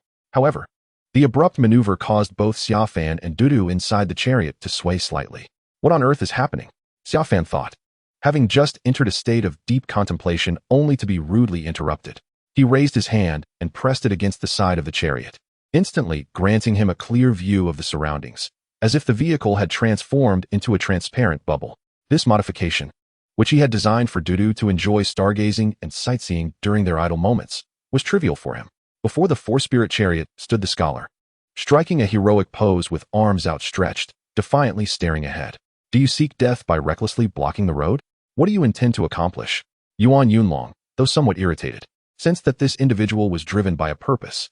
How could such a father-son pair emerge in the great Han dynasty? A father unworthy of his station, a son lacking filial piety. How can you, as a minister, fail to grasp the duties of your office? And you, sovereign, who does not choose a consort, have descended into such disgraceful actions for your selfish desires. Do you not know shame? The scholar obstructed the path of the four-spirit chariot and then, gathering his inner strength, began to voice a righteous rebuke. Yuan Yunlong stood momentarily perplexed, turning to look at Xiaofan within the chariot. They had not exchanged any words throughout their journey, and he did not expect such an incident to occur upon entering Hanjing City. He pondered the situation, bewildered by the scholar's vehement accusations and the surrounding crowd's outrage, which indicated that this individual had committed some grievous offense. Where shall we seek justice? Even Xiaofan found himself at a loss, glancing at Dudu. Dudu, although this person has rambled on without addressing the crux of the matter, the reactions of those around us, including the wedding procession that has halted to condemn us, suggest that I must have committed some transgression against propriety. Have I, in my past, acted in a manner that oppressed others or exploited the city? Xiaofan questioned whether there was a memory he had forgotten. Dudu, upon hearing this, shook his head vigorously. No, absolutely not, young master. Unless there is a pressing matter, you rarely leave the Wangfu. Even if someone recognizes the four-spirit chariot, it has always been under the pretense of borrowing it from that esteemed Mr. Zhang for business purposes. However, he would not dare to show his face or act arrogantly in Hanjing City. Although you are quite renowned in Yujing City, you have never engaged in any shameful behavior. Dudu had grown accustomed to the situation and spoke candidly about Xiaofan's past, for the young master had undergone significant transformation. What a waste of time. This scholar, attempting a rebellion for 3 years without success, is filled with empty rhetoric, spewing forth complaints without substance. Although my curiosity is piqued, the scholar's demeanor leaves me disinclined to engage in dialogue. Enough with the verbosity, let us press forward. As Xiaofan's thoughts stirred, he uttered a remark to Yuan Yunlong. Yuan Yunlong, feeling drowsy, had reached a point of intoxication with the incessant insults. Upon hearing Xiaofan's words, he did not hesitate. He urged the four-spirits chariot forward, which surged forth. Just moments ago, when that young man had gathered his strength to advance, it was manageable, but now, after an extended discourse, the sudden approach of the four-spirits chariot instinctively made him sidestep. If you do not repent, heaven shall punish you. At this moment, the young man rose again, shouting, as applause erupted from the crowd, earning him countless admiring gazes and accolades. Something feels amiss, Dudu remarked anxiously, scratching her head as she observed the situation from behind the vehicle. Xiaofan gently tapped the armrest of the chariot and pondered. It seems something must have transpired during our return. Judging by that fellow's lengthy chatter, it sounded as if he were declaring a selection of brides. And even those tied in matrimony seemed to involve me, yet I remain oblivious to this matter. Dudu was taken aback by Xiaofan's analysis. Having been by his side all along, she was indeed unaware of such occurrences. Xiaofan, dare you emerge for a duel? Suddenly, a shadow descended, and with a resounding crash, a golden light flickered. Under the immense force, the four-spirits chariot was forcibly halted once again. Xiaofan did not need to inquire with Dudu this time. It was common knowledge that this individual was a coward who feared death and shunned cultivation. Despite being merely at the first level of foundation establishment, this young man, in his early 20s, shone brightly, standing out among the youth. Why then, did he seek to challenge him? You may choose to ignore others, but do not dare to lay a hand on the woman of Sima Chong Kong. Come forth and face your demise. The young man, claiming to be Sima Chong Kong, resembled a raging fire as he spoke, leaping into the air. With a wave of his hand, a golden cyclone emerged, generating a formidable pull intended to destroy the vehicle and extract Xia Fan from within. 97. What are you still dawdling for? It is time for your name to appear on the young hero's ranking at position 97. Indeed, Sima Chong Kong was powerful, surpassing Zhang Hao by several folds. However, with the Hong Mang sword in hand, Xia Fan found it unnecessary to exert much effort to eliminate him, particularly as he foolishly leapt into the air, exposing a glaring vulnerability. Yet Xia Fan had no intention of engaging directly. Yuan Yunlong, step aside. With a furious roar, Yuan Yunlong, now addressed as 97, unleashed a punch without the need for techniques or spiritual arts. A simple strike sent the seemingly imposing Sima Chong Kong, who had leapt into the air, hurtling away. Humph! Yuan Yunlong snorted afterward, as if to convey to Xia Fan within the chariot that being ranked 97 among the young heroes was indeed quite impressive. He then urged the four spirits chariot onward. Dudu could clearly see that throughout their journey, she had consistently heard the young master refer to Yuan Yunlong as 97, teasing him. She had not anticipated that Yuan Yunlong was indeed quite formidable. However, it seemed that he was not as impressive as the young master 97. Yet, trouble seemed to loom ahead. In that case, Dudu and I will alight here. You proceed to the Zhen Guowang mansion, she suggested. Yuan Yunlong, of course, was not aware of this, but in Xia Fan's view, he had yet to truly demonstrate his capabilities. At this moment, Xia Fan sensed that trouble was brewing once more. He had not expected such chaos upon entering the capital. Without hesitation, he grasped Dudu's hand and, as the vehicle turned, exited through the side door. Thanks to Xia Fan's modifications to the Four Spirits carriage, it now possessed numerous intricate formations and restrictions, rendering its sides devoid of visible openings. By activating the restrictions, Xia Fan could access exits at will. Wait, I don't know the way, Yuan Yunlong called out, but in the next instant, he realized that Xia Fan and Dudu had vanished down a side path. To his astonishment, he only then noticed that there were individuals ahead blocking the way. Yuan Yunlong was increasingly perplexed. How could Xia Fan have discerned the situation before him? However, there was no time for contemplation, as those individuals believed Xia Fan was still within the carriage and immediately launched an attack against him, leading to a confrontation with Yuan Yunlong. How tense! How could this be? He thought, seeing people rushing over, some even stopping to witness the unfolding drama. Dudu, pulled by Xia Fan, entered another path and caught sight of the approaching crowd, her nerves beginning to fray. Come, let's step aside, Xia Fan said with a smile, firmly holding Dudu's hand as he moved slightly to the side to allow others to pass. As they hurried by, Xia Fan led Dudu forward, already discerning the nature of the situation. Calmly observing their surroundings, he reassured Dudu, if it weren't for that carriage, as you mentioned, this Hanjing city, though vast, has few who recognize me. Therefore, we shall proceed unhindered. Dudu hesitated, but upon observing the reactions of those around her, she quickly comprehended the situation. Sticking out her tongue in realization, though still somewhat timid, she lowered her head slightly, as the earlier chaos had been quite terrifying. It was not until they had traversed several streets that Dudu began to relax. However, Xia Fan now faced a new dilemma. Having disembarked from the Four Spirits carriage upon entering the inner city, they were now 200 miles from the Zhen Guowang mansion. Despite the lively surroundings, walking there proved to be rather challenging. My young master, you rarely venture out and always travel by spirit beast carriage, so you may be unaware of these matters. In truth, Hanjing City is immense. Even with the presence of qi and foundation-building cultivators, one cannot fly without a transport vehicle. Not everyone possesses a fine carriage.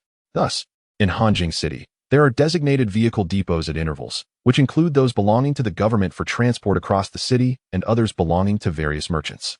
Generally, the vehicles are quite affordable, accessible to ordinary folk, though there are also more luxurious options. If necessary, one can even rent a common beast carriage or a spirit mount. Hearing this, Dudu, who had relaxed considerably, cheerfully began to explain to Xia Fan. As they spoke, Dudu guided Xia Fan down a bustling street filled with various carriages, the vibrancy of which rivaled that of a large station on Earth. Master, would you like to try riding a regular vehicle back to the royal residence at a leisurely pace, or shall we specifically rent a beast carriage or spirit mount? Dudu inquired, noting Xia Fan's curious gaze upon the street. It was hardly surprising, given that Xia Fan, the young prince, had previously lived a sheltered life. Xia Fan quickly discerned that the ordinary vehicles were quite large, ranging from 5 to over 20 meters in length, constantly traversing fixed routes. reminiscent of the public transportation he had known in his past life on Earth. He wondered about the difference between the beast carriage, the spirit mount, and his own four spirits chariot. What distinguishes the beast carriage and spirit mount from our royal residence's four spirits chariot? He asked, his curiosity unabated. Master, the beasts, spirits, and even spiritual beasts are categorized into 9 levels. Generally, ordinary beasts lack intelligence, yet their strength surpasses that of corresponding energy entities. However, they do not comprehend the use of weapons or magical artifacts, making it feasible for energy entities to hunt beasts of equal rank.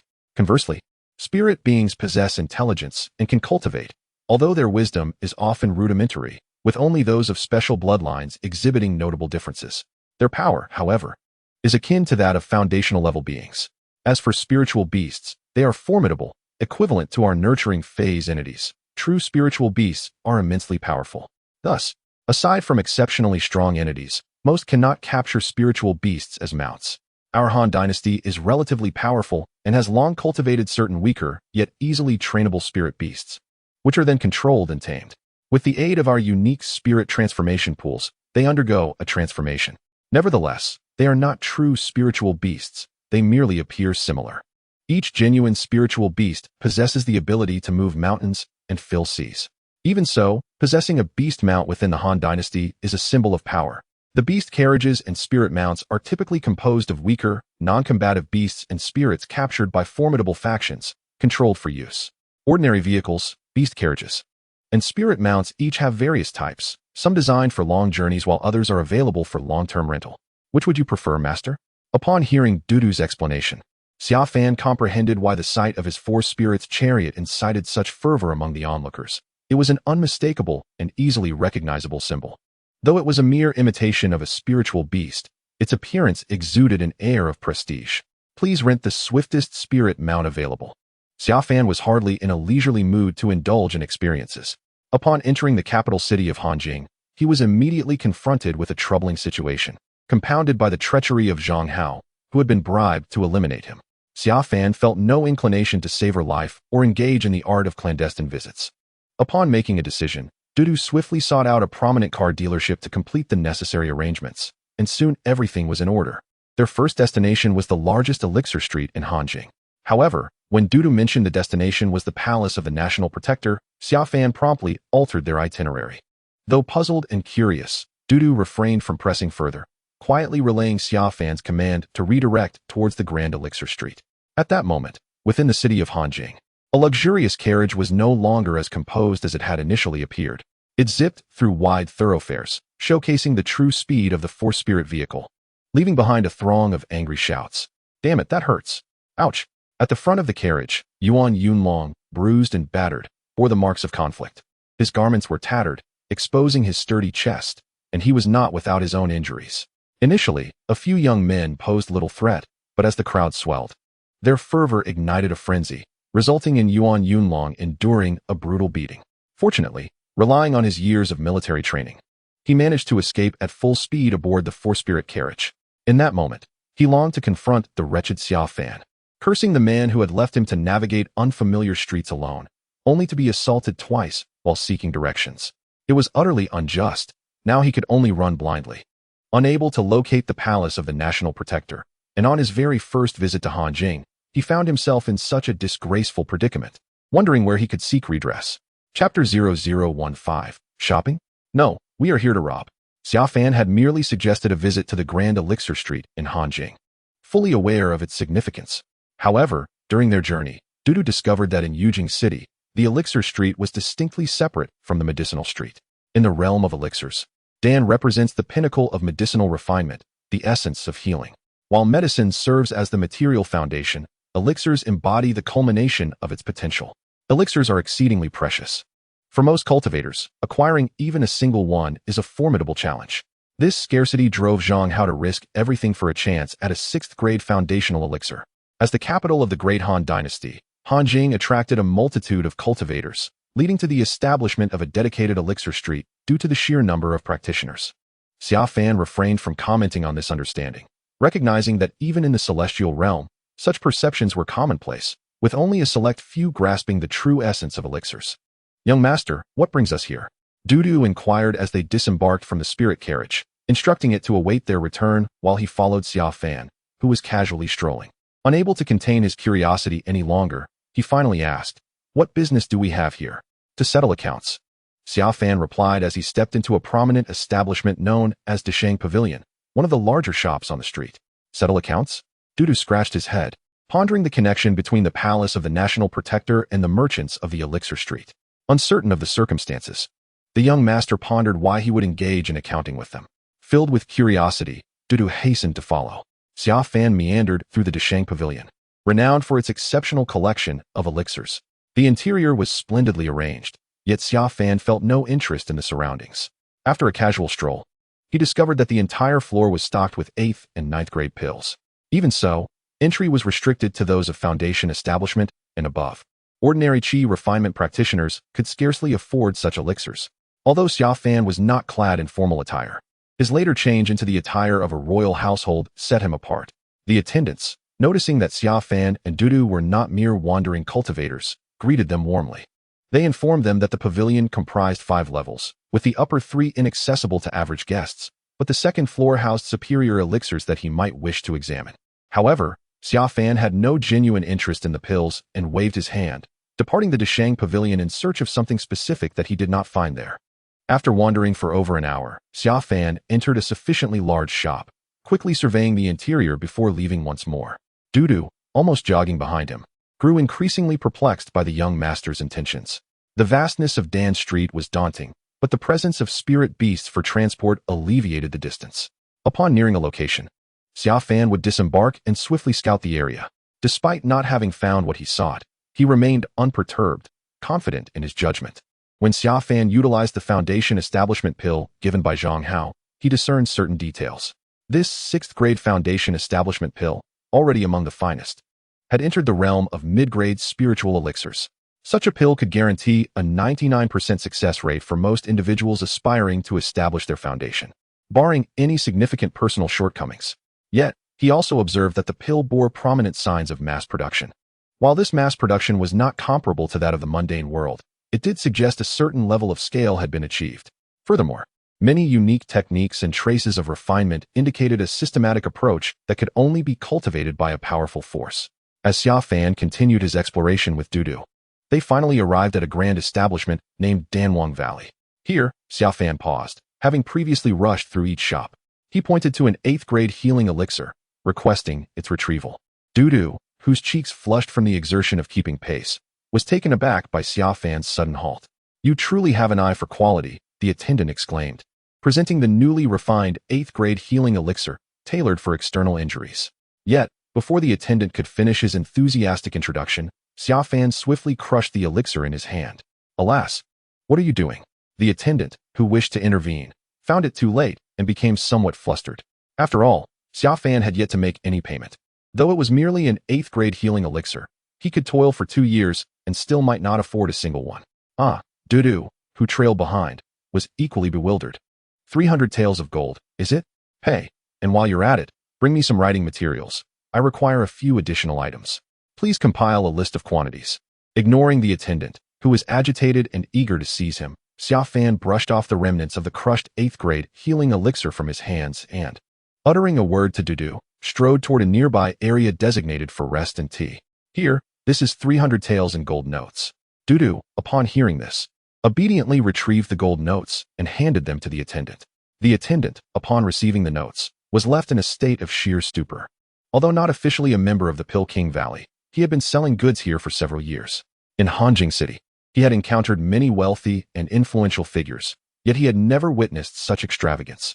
While one might encounter ostentation at an auction or during a contest of wealth, this individual was solely indulging in what could only be described as reckless extravagance. Yes, I shall fetch it for you right away." Despite the tumultuous thoughts swirling in his mind, he genuinely welcomed such a spendthrift. The Pill King Valley's hall was vast, with each attendant responsible for a specific area, and this attendant approached with the utmost enthusiasm, bringing the requested writing materials. Dudu, standing by, was perplexed, unable to fathom what her master intended to do. Nevertheless, she quietly laid out the paper for Xia Fan and even prepared the brush for him. 107 grade body refining elixirs, 107 grade healing elixirs. 107 grade detoxification elixirs. As Xia Fan's brush danced across the paper, the attendant's expression transformed once more, shifting from disbelief to a vigorous shaking of his head, as if to confirm that he had not misread the numbers, mistaking one elixir for 100. After several checks, and still witnessing Xia Fan's relentless writing, his mind began to falter. It was as if a thunderous roar filled his head. He could scarcely believe this was reality. How could it be?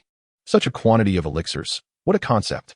It is known that with each increase in grade, the value of the elixir multiplies several times, sometimes even tenfold. The staggering quantity requested was beyond comprehension. Even the most senior managers or elders negotiating significant transactions within their sects would not dare to ask for so much.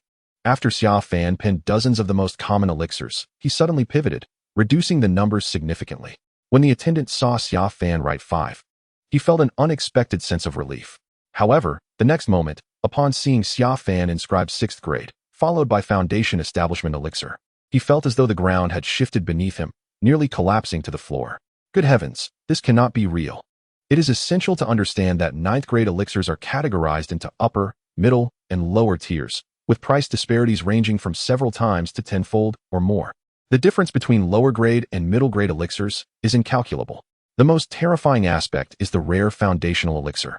The price of a single foundational pill amounts to several million gold coins, sufficient to purchase a few small secular towns near the borders. What left him feeling numb and trembling uncontrollably was the fact that Xia Fan continued to write incessantly.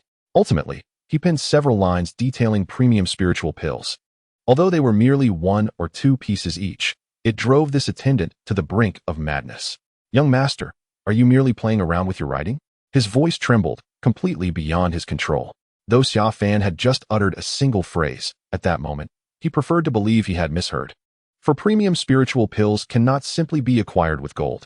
If one were to convert them into gold, the quantity would be astronomical. The most alarming part was witnessing Xia Fan complete his writing only to begin listing exceedingly precious medicinal herbs, his speed increasing and the quantity multiplying, many of which he had never even heard of. This led him to one possibility, that this young master was merely practicing his calligraphy out of boredom.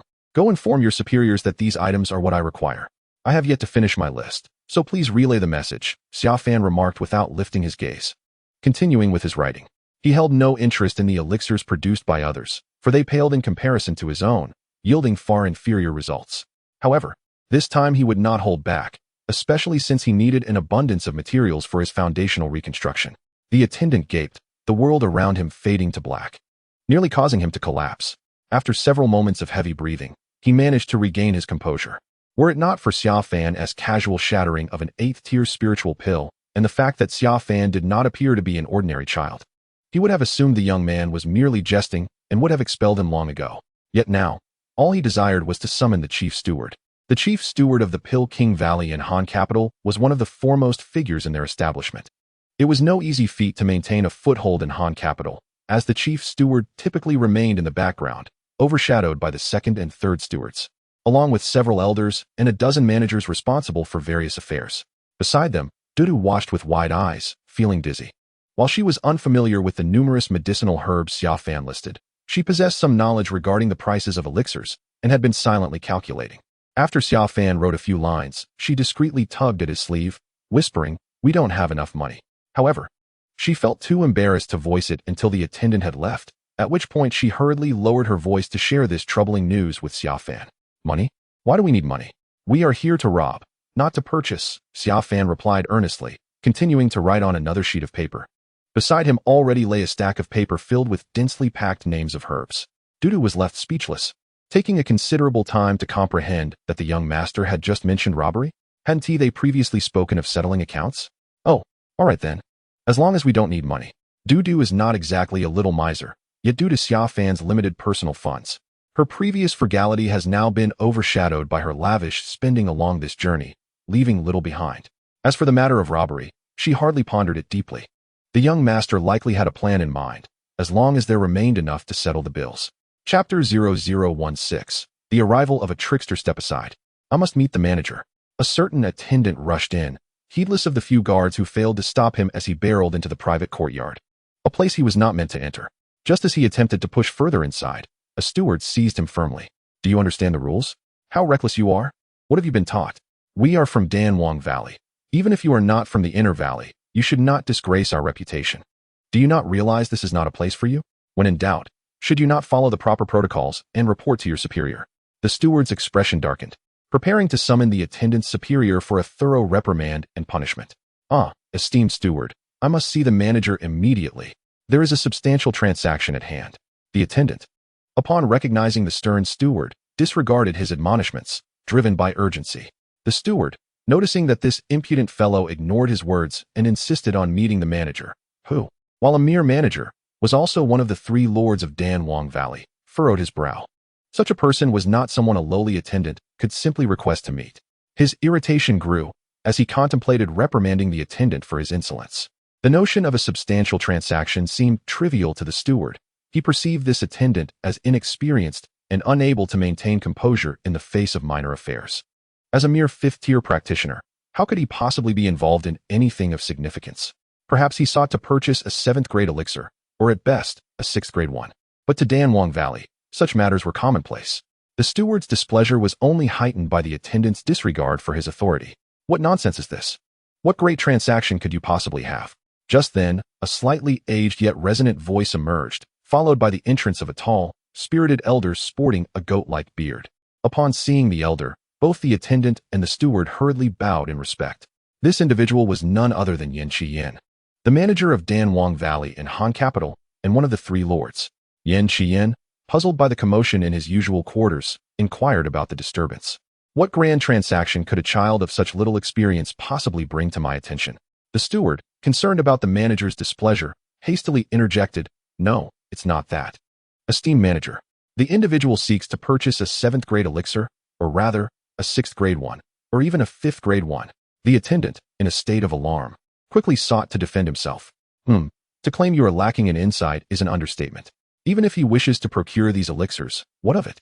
Our Danwang Valley has long engaged in commerce. If you are unable to handle it, simply delegate the matter to the VIP lounge or to those in authority above you.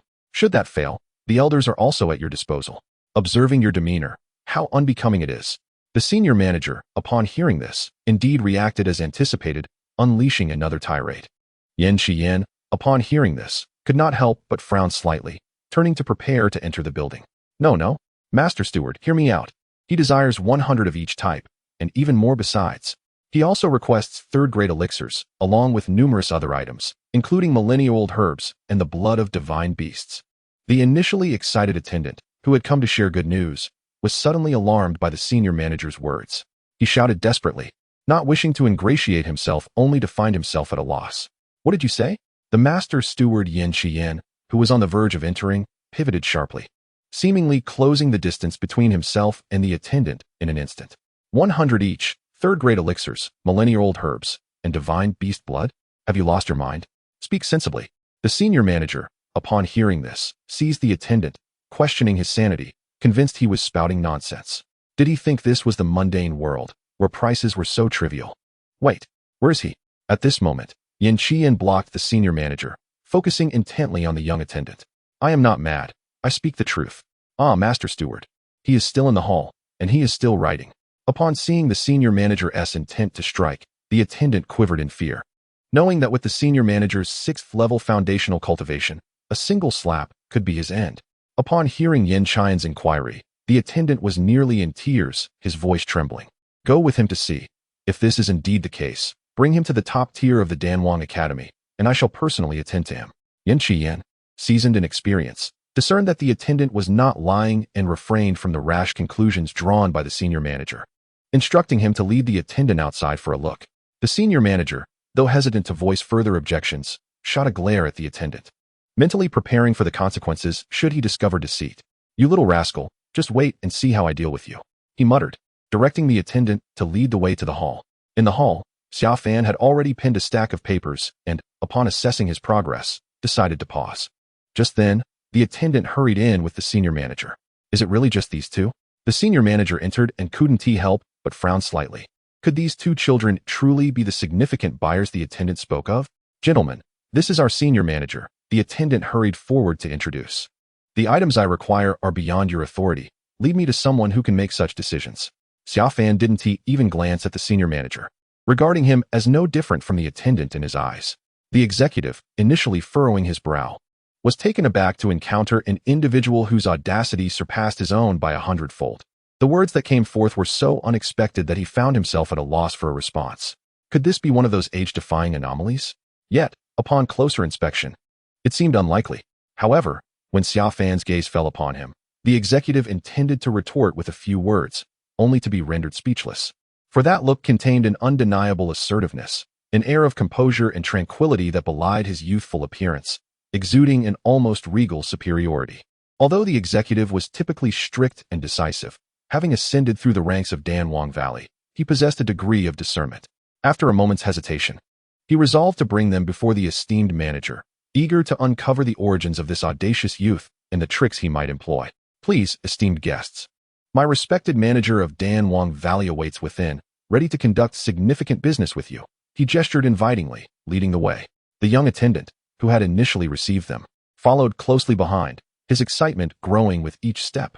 Having served in Danwang Valley for many years, he had only heard tales of the Dan courtyard, but had never witnessed it firsthand. As they journeyed deeper, they gradually distanced themselves from the clamor of the outside world, entering what felt like a vast forest, teeming with various creatures that, remarkably, did not disrupt the passage of those traversing through it. They had transitioned from the bustling streets of Han capital into a serene valley, which was undeniably real. Throughout the journey, the executive occasionally cast furtive glances at Xia Fan and Dudu, curious about their reactions. It was well known that even many highly skilled individuals, as well as the affluent of Han capital, would be awestruck in such a setting. Yet, to his disappointment, Xia Fan remained calm and indifferent, as if the magnificence surrounding him were of no consequence. What perplexed him further was the serene demeanor of the young maid behind him, who appeared genuinely at ease, playfully engaging with the harmless creatures they encountered. This was exceedingly unusual.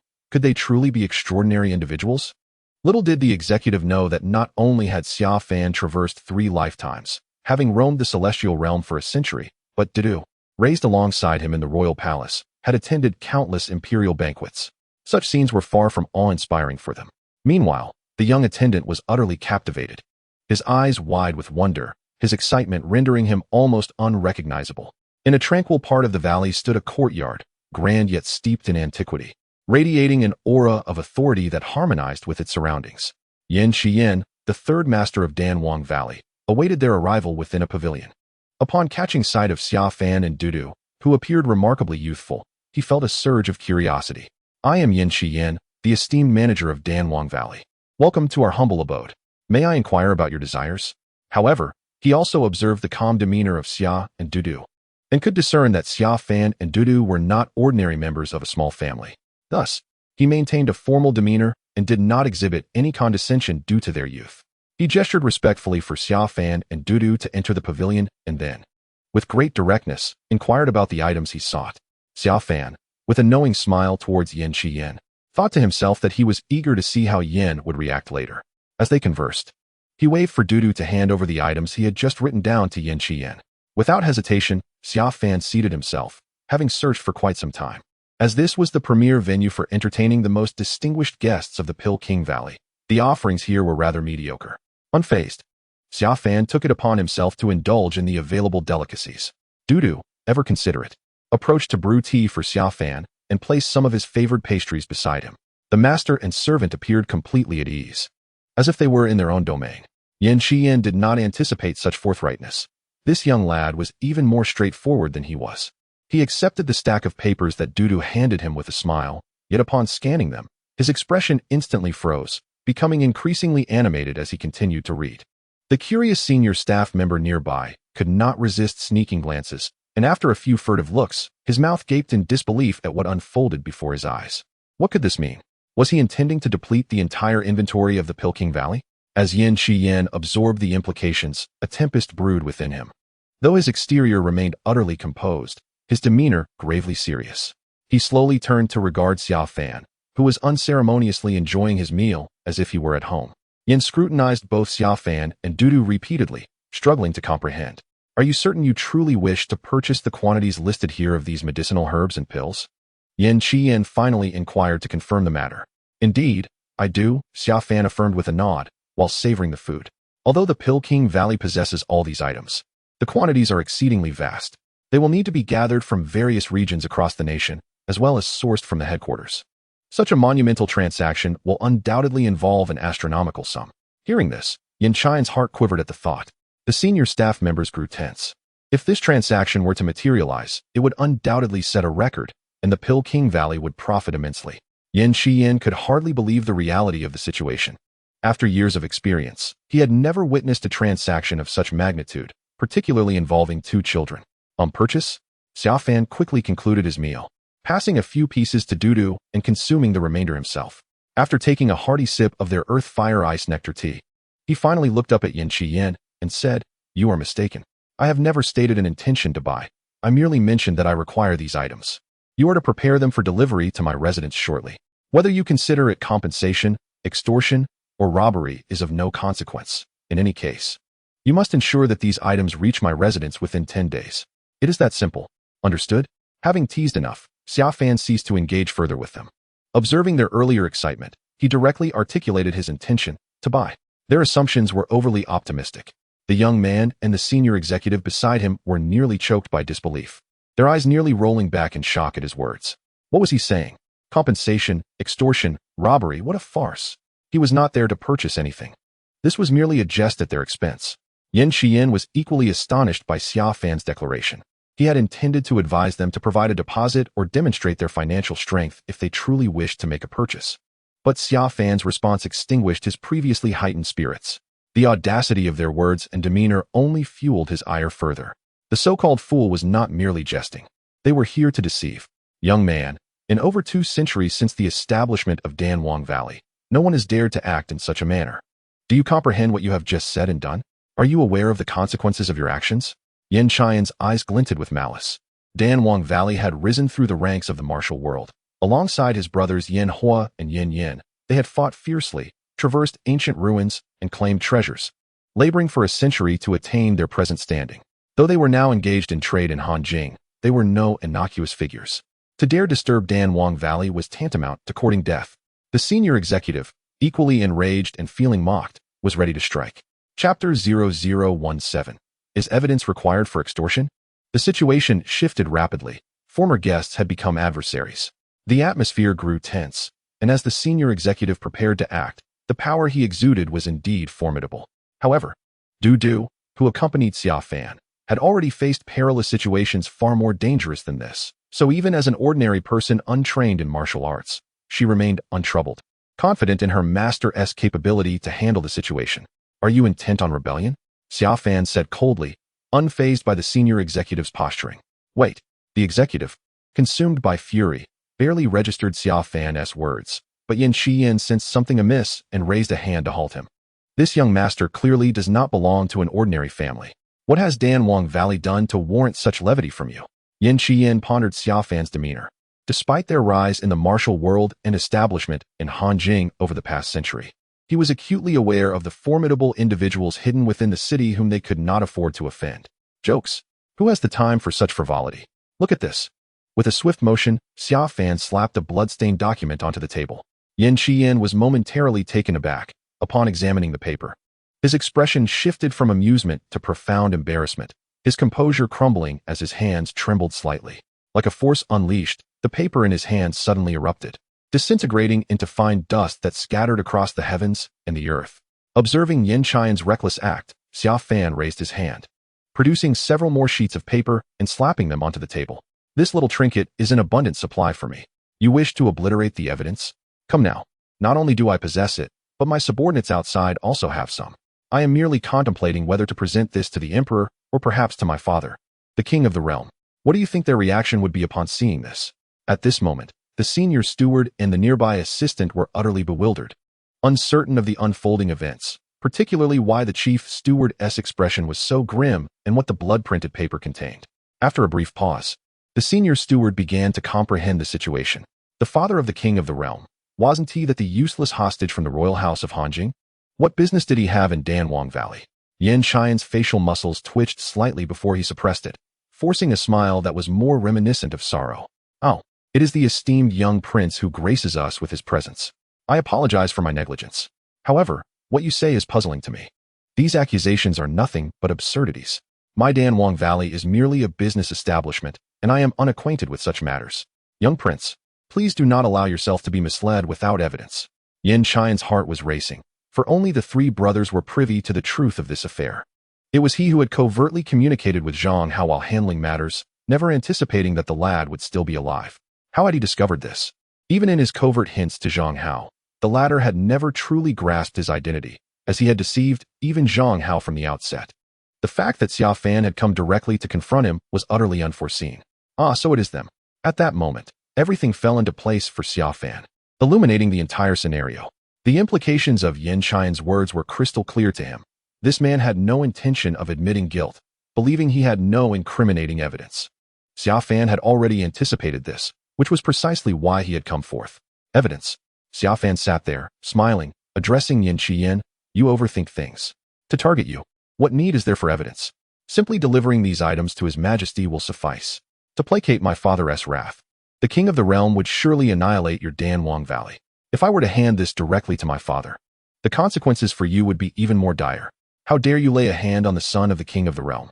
Even if I am deemed worthless, my father would not spare you for the sake of his honor. Surely, you are aware of the king's methods? Evidence. Do you still require it? Xia Fan inquired, casting a challenging gaze at Yin Qian, as if to say, go on, ask for more.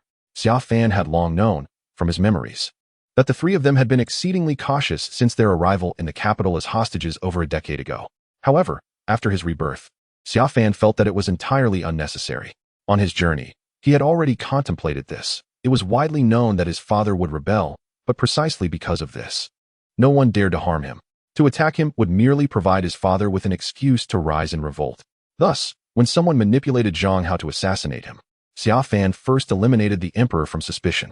The emperor would not wish for his demise, as he needed time to prepare, and would instead protect him to maintain a semblance of tranquility. Given that the most powerful figure in the Han Dynasty's capital would shield him, what was there for him to fear? Many wished for his death, yet there were also numerous who did not. Much like the loyal old steward who had been by his mother's side and had accompanied Xia Fan since childhood. A few years prior, an assassin from a rival nation had attempted to kill him, exacerbating tensions between the king and the emperor, even prompting the king to consider rebellion. It was during that incident that the old steward sustained serious injuries. Because of that event, the emperor had decisively eradicated a faction, shaking the foundations of Han capital, leading to a period of relative calm, albeit one that had left Xia Fan more reclusive than ever. As for Zhang Hao's renewed aggression, although Xia Fan had yet to ascertain the identity of the perpetrator, he did not believe it to be from an enemy nation, as the methods employed did not resemble those of foreign assassins. Upon arriving at Danwang Valley, Xia Fan had no intention of investigating the matter further. He deemed it unnecessary. From the techniques employed by the individuals involved, it was evident that Danwang Valley was merely a tool and might not possess extensive knowledge of the situation. This time, he had traced the matter using the foundation-building pills, but the next steps would be considerably more challenging. Rather than squander time on this, he believed that enhancing his own strength was of utmost importance. Having traversed Earth, the celestial realm, and now this world, Xia Fan had come to deeply appreciate the significance of possessing sufficient power. Thus, he refrained from informing the king and the emperor of the situation, choosing instead to confront the matter at Danwang Valley personally for his own benefit. Acquiring substantial advantages without drawing attention to his own transformation was paramount at this stage. The chief steward's mind was in turmoil, overwhelmed by the revelation that this young man was the supposedly inept prince. Yet, he audaciously claimed otherwise, causing the young aide to weaken, collapsing in place. At this moment, Yin Qian was so vexed he nearly spat blood. For Xia Fan's words were infuriating and yet irrefutable. Indeed, in terms of this matter, the emperor and the king of the nation would easily crush Danwang Valley. Just as one might casually eliminate an ordinary person viewed as a formidable foundation-building cultivator, it was hardly of consequence. This venture had been a collective risk taken by the three brothers, motivated by a belief in its worthiness and minimal risk. Yet they had not anticipated such a turn of events. Most importantly, this young prince was far from the legend. He was far more ruthless than they had imagined. Young prince, this must be a misunderstanding. It must be a misunderstanding, Yin Qian insisted. He remained in Han capital due to his adeptness in social interactions, and, at that moment, dared not assert any further demands, continuously repeating his plea. Is it a misunderstanding? Xia Fan smiled as he stood up and addressed Dudu. Since this esteemed master, Yin has declared it a misunderstanding, It is indeed possible that it is. Let us take our leave for now, and allow His Majesty to handle the specifics with the personnel from the State Protectorate. In due time, you may elucidate this misunderstanding to them. With that, Xia Fan led Dudu towards the exit, showing no inclination to continue the discussion. Yin Qiyin, nearly overwhelmed by his frustration, felt as though he might choke on his own indignation. Having lived for over 2 centuries, it was the first time he encountered an opponent who could provoke such a reaction with seemingly mundane words. Yet, as Xia Fan attempted to depart, he found himself unable to let him go. He hurriedly stepped forward to block the way, a subtle surge of power emanating from him. Behind him, 6 spiritual pools began to materialize, distinct from the foundational pools commonly known. Within his pools resided formidable spiritual entities. However, due to his restrained exertion, only a shadow that obscured the sun emerged. Even so, the immense pressure it exuded was palpable to those nearby.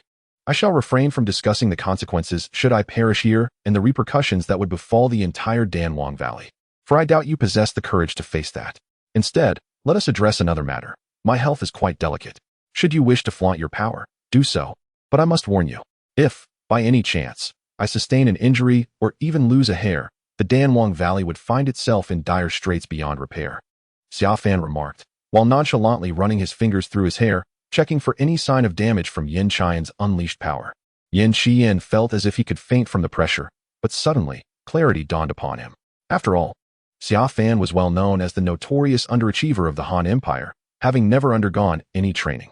If he genuinely unleashed his power, injuring Xia Fan would lead to disastrous consequences. Xia Fan's words, though infuriating, forced Yin Qian to confront an undeniable reality. Xia Fan had them in a precarious position, and they were rendered incapable of taking any action against him.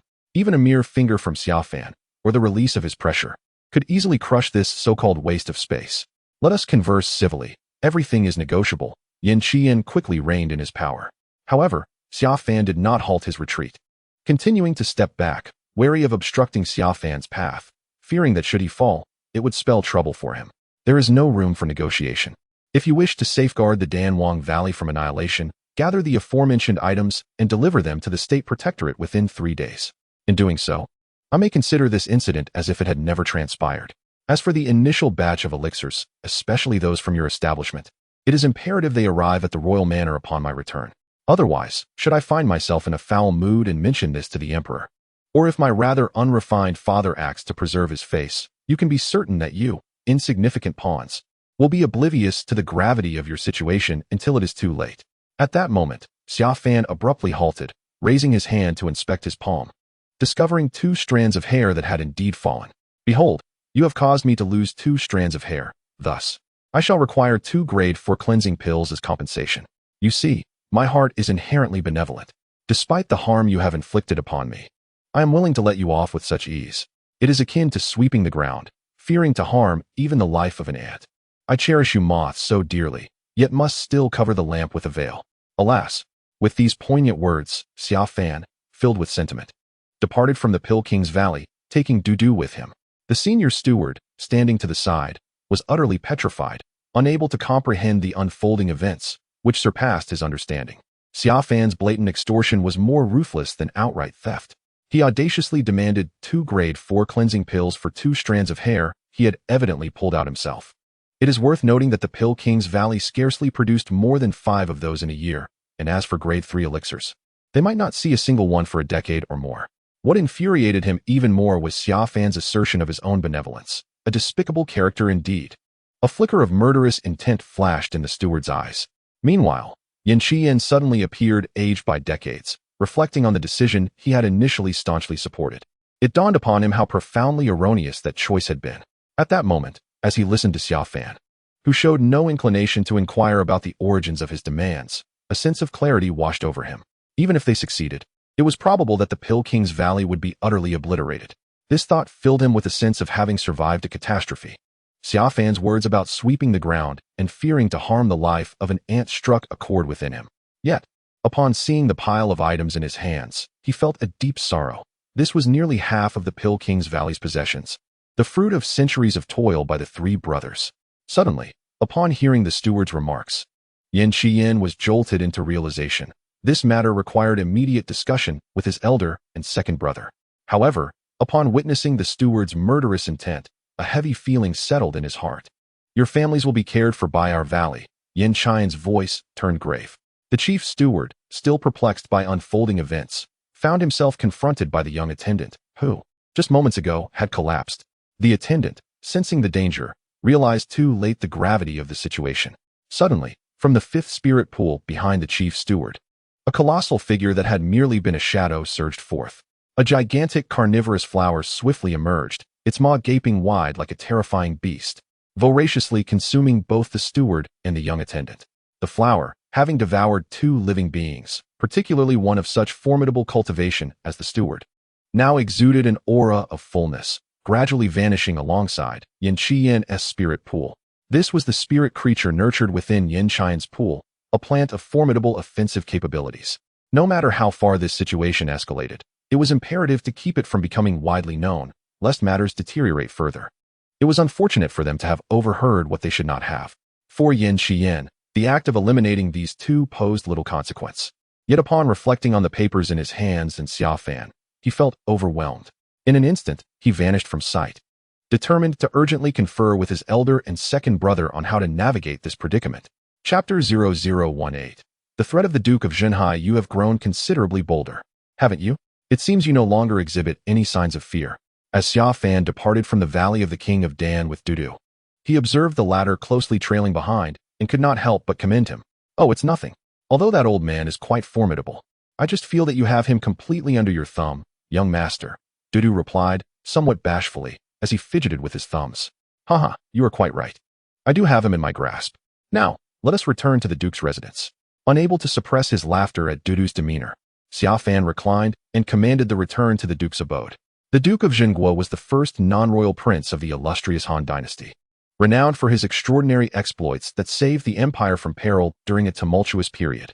It is widely recognized that although later titles were conferred upon the Dukes of Zhengnan and Jingnan, it was primarily to maintain a semblance of balance. Without the Duke of Zhenguo, even the long-standing noble families such as the Jingnan Duke, with their centuries of hereditary titles, would have found it impossible to attain princely status. They would have received only modest rewards. The Duke was entrusted with guarding the western frontier. Yet he could not be without a residence in the capital, and indeed, his dwelling was of the utmost grandeur. Located adjacent to the imperial palace, this estate was originally constructed over 6 centuries prior for a certain crown prince. Despite having effectively ruled the nation for over a decade, he was thwarted by the intrigues of eunuchs who wielded power under the ailing emperor at the time. Consequently, the crown prince established a unique estate close to the royal palace, near the residences of various dukes and marquises and the most significant military leaders. Subsequently, the emperor devoted over 20 years to eradicate the eunuch influence that had plagued the Han dynasty for centuries, forbidding their interference in state matters. This peculiar residence, not part of the palace, the Eastern Palace, or the crown prince's estate, remained vacant until the Duke of Zhenguo emerged as a stabilizing force for the Han state, quelling the threats from the Demon Kingdom, and was bestowed the title of a non-royal prince. The emperor personally ordered the renovation of this estate and even constructed a serene passage leading directly to the palace, demonstrating his trust and favor towards the Duke, thereby granting him this residence. However, the Duke never spent a single night within its walls. It was Xia Fan who, upon his arrival in Hanjing City, took up residence in this unparalleled estate of the Duke of Zhenguo. Due to the unique location of the Duke's residence, although the passage to the palace was guarded and had never been traversed by anyone, the security of the estate was exceptionally stringent, falling under the jurisdiction of the imperial guards. Thus, entering through the main gate proved to be quite a challenge. If Xia Fan were to utilize his Four Spirits carriage, it would have been simpler, yet the current Demon Spirit carriage posed certain complications. Fortunately, the Duke's residence was expansive, featuring a side entrance that opened onto another street, which was home to several other marquises from distant lands. The Demon Spirit carriage promptly delivered Xia Fan and his companions to this location. Stand. Present your respects to the young prince. Even though the side entrance was still guarded by 4 sentinels, upon witnessing someone disembarking from the Demon Spirit carriage, they were about to question him but quickly recognized Xia Fan and Dudu, hastily offering their respects. Even the side entrance exudes a grandeur far surpassing that of the draperies adorning the residences of nearby nobles and marquises. However, Xia Fan paid little heed to such matters as he entered with Dudu in tow. A few guards remained behind, exchanging puzzled glances, bewildered as to why the young prince returned from the state protector so casually. even seated not in the four spirits carriage. What could this mean? Do. Could you please check if Joshua has returned? Let us hope he hasn't truly gone missing, Xiao Fan suddenly recalled, realizing it had been an entire day without news of Yuan Yunlong. Oh dear, Du exclaimed, covering her mouth in realization, having indeed forgotten this matter. She then stuck out her tongue and called over a few individuals for inquiries, but to no avail. Although many people frequented the state protector's residence, it felt rather disorganized. After questioning a few more, it became evident that the four spirits carriage had not yet returned, indicating Yuan Yunlong had not yet found his way back. Seeing this disarray, Xiao Fan felt a wave of dissatisfaction. In the past, such chaos would have been attributed to the former steward's mismanagement. Yet now he wished for his domain to be more orderly. Presently, he had only two companions, though Du was trustworthy and obedient. She seemed ill-suited for matters of management, and Yuan Yunlong was even less so. As these thoughts swirled in his mind, Xiao Fan suddenly recalled that an old steward had accompanied him to the capital in his childhood. Ah, you finally returned. Both the eldest and I have been anxiously waiting for 2 days, fearing you might not make it back to the palace. Thankfully, you are safe. Just as Xiao Fan intended to inquire with Du, a plump, cherubic figure rushed towards him, exuding an endearing innocence reminiscent of a child, adorned in resplendent garments. This chubby little boy enveloped Xiao Fan in an exuberant embrace, as if his very life depended on this reunion. You glutton, I've told you before. You must call me second brother. At that moment, a softer voice emerged from behind the chubby figure. A young man stepped forward, gently fanning himself with a fan reminiscent of the renowned literary figure Zhang Shi from 3 centuries past, his golden crown denoting his noble lineage. With a face as flawless as white jade and meticulously groomed brows, he possessed an inherent charm that rendered him exceptionally handsome. Alive, Xiao Fan was momentarily taken aback, as thoughts of potential assassination flitted through his mind. Yet, as memories of these two figures surfaced, he swiftly recognized the incongruity. For they were indeed kindred spirits in misfortune. This round-faced, cherubic boy named Lu Yulong, the son of King Lu Yuqing'an of Jingnan. The Lu family, a millennia-old lineage, had existed even before the Han dynasty, with generations residing in the southwestern region. Not only had they benefited from the state protector's influence, but they were also granted an honorary title by the emperor, who sought to elevate their family to counterbalance the power of the state protector. However, the Yu family was not particularly amenable to the situation, especially regarding the change of surname. The current head of the Yu family, who is also the present prince of Jingnan, is quite a remarkable individual.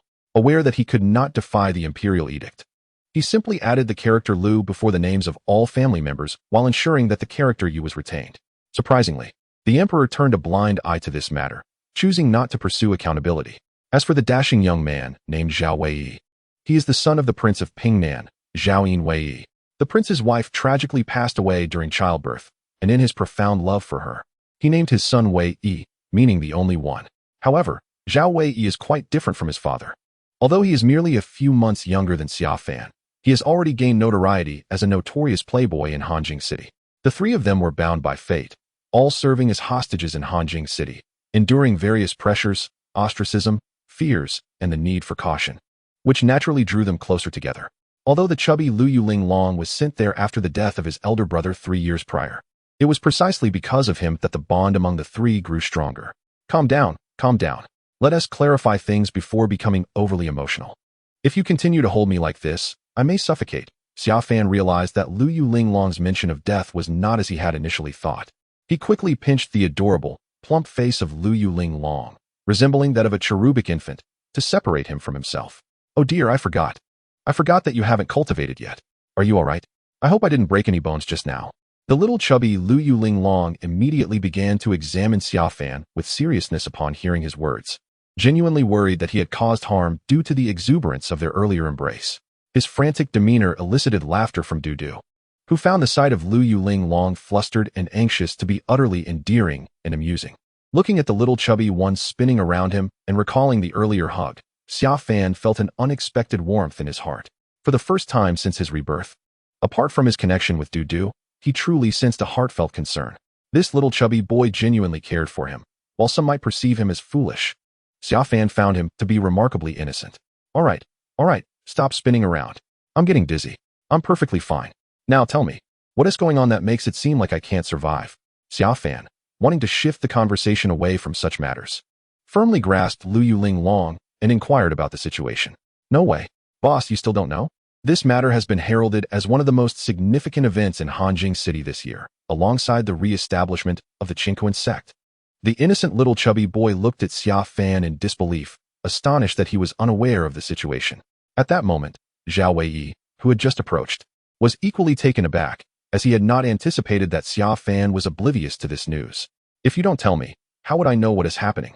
Sit down and explain. Xia Fan chose not to enter the hall, instead finding a stone bench in the courtyard to sit, and gestured for Lu Yuling Long to speak. Hey, the little chubby Lu Yuling Long responded with surprise. Scratching his head with a sheepish grin, no wonder you weren't worried. It turns out you didn't know. The story begins 3 days ago. 3 days ago, it was said that the king of the state personally arrived in Hanjing City to meet the emperor, who had secluded himself for a decade and had not attended court. He sought a marriage proposal on behalf of his eldest son. Is this true? Upon hearing this, Xia Fan had an inkling of what was happening. Yet he was astonished that his father, the king, would come to Hanjing City to seek a match for him, especially so soon after his recent troubles. What on earth is going on? The chubby Lu Yulinglong and Zhao Wei, who stood nearby, were taken aback by Xia Fan's reaction. Previously, he would have been terrified in such situations, often showing little emotion. I knew it. No wonder so many people were looking for trouble on the way back. Continue. Xia Fan muttered to himself. He suddenly noticed Lu Yulinglong staring at him, wide-eyed, signaling him to go on. Lu Yulinglong's expression darkened, and with concern, he said to Xia Fan, Boss, you must stay calm and not get too excited. Don't faint or let yourself be too affected. Try to take it easy. At that moment, his companion Zhao Wei gave Lu Yulinglong a heavy pat on the back, urging him to stop with the unnecessary chatter. Enough with the nonsense, just speak. Xia Fan was exasperated by his friend's antics. While he was unsure of the exact circumstances at that time, the king's direct involvement meant that even marrying several noble ladies was not out of the question. However, the king had not specified that Xia Fan was to go to the waters. Subsequently, the emperor issued a decree that encompassed all eligible women in Hanjing City, from princesses to commoners, stating that any unmarried woman whom Xia Fan fancied would be granted to him in marriage. Moreover, he was permitted to host a banquet to gather them for selection, akin to a beauty pageant for marriage. This is too much. I'm getting too anxious. Lu Yulinglong exclaimed, attempting to ease his own nerves by conjuring a feast from the stone table. Dudu gasped in astonishment. This is utterly extravagant. Indeed, it was no wonder that Hanjing City was in turmoil, as it seemed as though he was about to snatch away others' daughters. Xia Fan understood all too well that such a decree, while it wouldn't compel him to act, would inevitably incite panic among those who wished to avoid marrying him, especially those already enamored with someone else. After much rambling without hitting the main point, Xia Fan decided to take the lead in the conversation. As Lu Yulinglong indulged in his meal, Zhao Wei could only shake his head in resignation, reflecting on the gluttonous nature of his companion. However, just as he was about to continue speaking, Zhao Wei stepped forward and remarked, the real trouble does not stem from ordinary individuals. Even if they create a ruckus or if some reckless souls dare to issue challenges, it is of little concern. After all, they lack the audacity to genuinely confront you, the king of the nation. The greater menace arises from the aftermath of this news. Jinhai Ho, Lord Ing, has proclaimed that if you wish to avoid a grim fate, you must either find a willing partner for marriage or vacate the capital of Hanjing. Otherwise, he would not hesitate to make an example of you, even if it means maiming you. What is there to hide? They whisper behind our backs, labeling us as the Three Wastes, and our leader is not oblivious to this. Indeed, this time we face a serious predicament. You are well aware that Jinhai Ho, Lord Ing, is someone who genuinely disregards our status. My elder brother was slain by him in the past. While it is true that your nonchalance towards cultivation has kept you safe from ordinary threats, this situation is different. Lu Yulinglong, having consumed a bit of food, appeared slightly more composed as he spoke with a dismissive tone. Yet, upon mentioning Jinhai Ho, the chubby Lu Yulinglong's voice quivered slightly with trepidation, compelling him to consume more in an attempt to quell his inner fear. Listening to the exchange between Lu Yulinglong and Zhao Wei, Xia Fan finally grasped the gravity of the situation. Setting aside the complexities surrounding his father's request to the emperor for a change in circumstances, he found himself entangled in a troublesome predicament. The figure of Jinhai Ho loomed large in his mind. At the tender age of 16, he was conferred a noble title. At 18, he was elevated to a marquis. And by 20, he had annihilated over 1 million sea demons in the North Sea, earning the distinction of being the youngest military marquis in the history of the Han dynasty. In the subsequent 5 years, He expanded territories and skyrocketed from a 1-star marquis to a 9-star marquis, shattering all records of promotion in the Han Dynasty over the past millennium. Now, he stands as the foremost military marquis wielding actual military power within the top 10 of the Han Dynasty. It is common knowledge that Jinhai Ho aims to ascend to the rank of a king of a different surname, having once declared, "I bear the surname Ing. Thus, I have never known defeat. I was born to reign and shall ultimately be crowned king." What is most alarming is that everyone is aware the emperor also wishes to support this individual. Although Lu Yuling-Long's elder brother, Lu Yuling-Shing, was merely a hostage, he possessed exceptional talent and garnered fame through his cultivation, openly challenging Jinhai Ho. He believed that he was far superior to both his father and the king of the nation. He once claimed that if he were not in the capital, he would undoubtedly surpass Jinhai Ho. However, on the day 3 years ago when Jinhai Ho returned to the capital as a 9-star marquis and faced Lu Yuling-Shing in battle, he was swiftly killed. It was precisely for this reason that Lu Yuling-Long was sent back to the capital of Hanjing. Naturally timid, he grew closer to Xia Fan. And in the wake of Lu Yuling-Shing's demise, he began to embrace Xia Fan's life-preserving methods, resolutely refraining from pursuing further cultivation. Thus, upon hearing Jinhai Ho's proclamation, he anxiously tugged at Xia Fan's garment, expressing his alarm, for the danger was palpable and terrifying. Chapter 0019. Offering suggestions. The Duke of Jinhai stands as the foremost military commander in the Grand Han Dynasty, commanding an army of 1 million strong, with fierce generals under his banner. It is said that his own cultivation has reached a terrifying level, rivaling that of the king of Jingua. The crux of the matter lies in his assertion that he can indeed fulfill his promises. The recent assassination of Lu Yuling has left both Lu Yuling-Long and Zhao Wei-yi in a state of anxiety. However, upon hearing this, Xia Fan's thoughts diverged from these concerns, pondering what his seemingly negligent father might be scheming. Was he intent on leading him to his demise? Certainly not. This recollection upon returning home seemed merely to convey a fragment of consciousness, a fleeting exchange, though it felt more like a rummaging through his memories. Moreover, Xia Fan recalled an incident during the ancestral worship when the brothers had mentioned the Duke of Jinhai. Someone had inquired about various actions and circumstances of the Duke, to which the king of Jingua had shown indifference, merely dismissing it with the phrase "a mere child's army." This remark had become a source of ridicule among the king of Jingua's followers whenever the topic of the Duke pursuing the king was raised. Yet, while his father, the king of Jingua, disregarded such matters, Xia Fan found himself unable to do the same. After all, having just been reborn and lacking in cultivation, facing the Duke of Jinhai alone would indeed pose a formidable challenge. It was not merely the Duke. Even a random soldier under his command would be difficult for Xia Fan to contend with. Though Xia Fan was aware of this reality, the thought of leaving Hanjing City and marrying someone at random was utterly unthinkable. He was no longer the timid individual who once feared for his life and shied away from cultivation. Having traversed 3 lifetimes, Xia Fan possessed his own convictions and beliefs. Yet the weight of an inexplicable burden pressed down upon him, creating undeniable complications. Nevertheless, even under the oppressive aura of the celestial emperor in the immortal realm, he remained unafraid. Though the pressure was immense, it was merely a matter of time. Don't worry. Eat something to calm your nerves. I've already discussed this with second brother, and you need not leave. The Duke of Jinhai merely has an infatuation with the Saintess Yunxi. Since you have the freedom to choose, that is why he behaves this way. At this moment, the chubby Lu Yuling-Long, noticing Xia Fan's sudden silence, assumed his elder brother had been frightened and promptly stuffed a piece of pastry into his mouth. Xia Fan, caught between laughter and tears, could only shake his head at the antics. Elder brother, what third brother said is accurate. I have already considered this matter on your behalf, and I hold the most authority on this topic. Upon hearing the chubby boy Lu Yuling-Long speak, Zhao Wei snapped his fan shut with a decisive clap, retrieving a piece of memory jade to activate it. Instantly, hundreds of images of women materialized around them, each one depicting lively scenes. Every smile and frown captured with remarkable clarity. The spectacle of hundreds of visions floating around them was nothing short of breathtaking. Wow! Dudu stared in astonishment.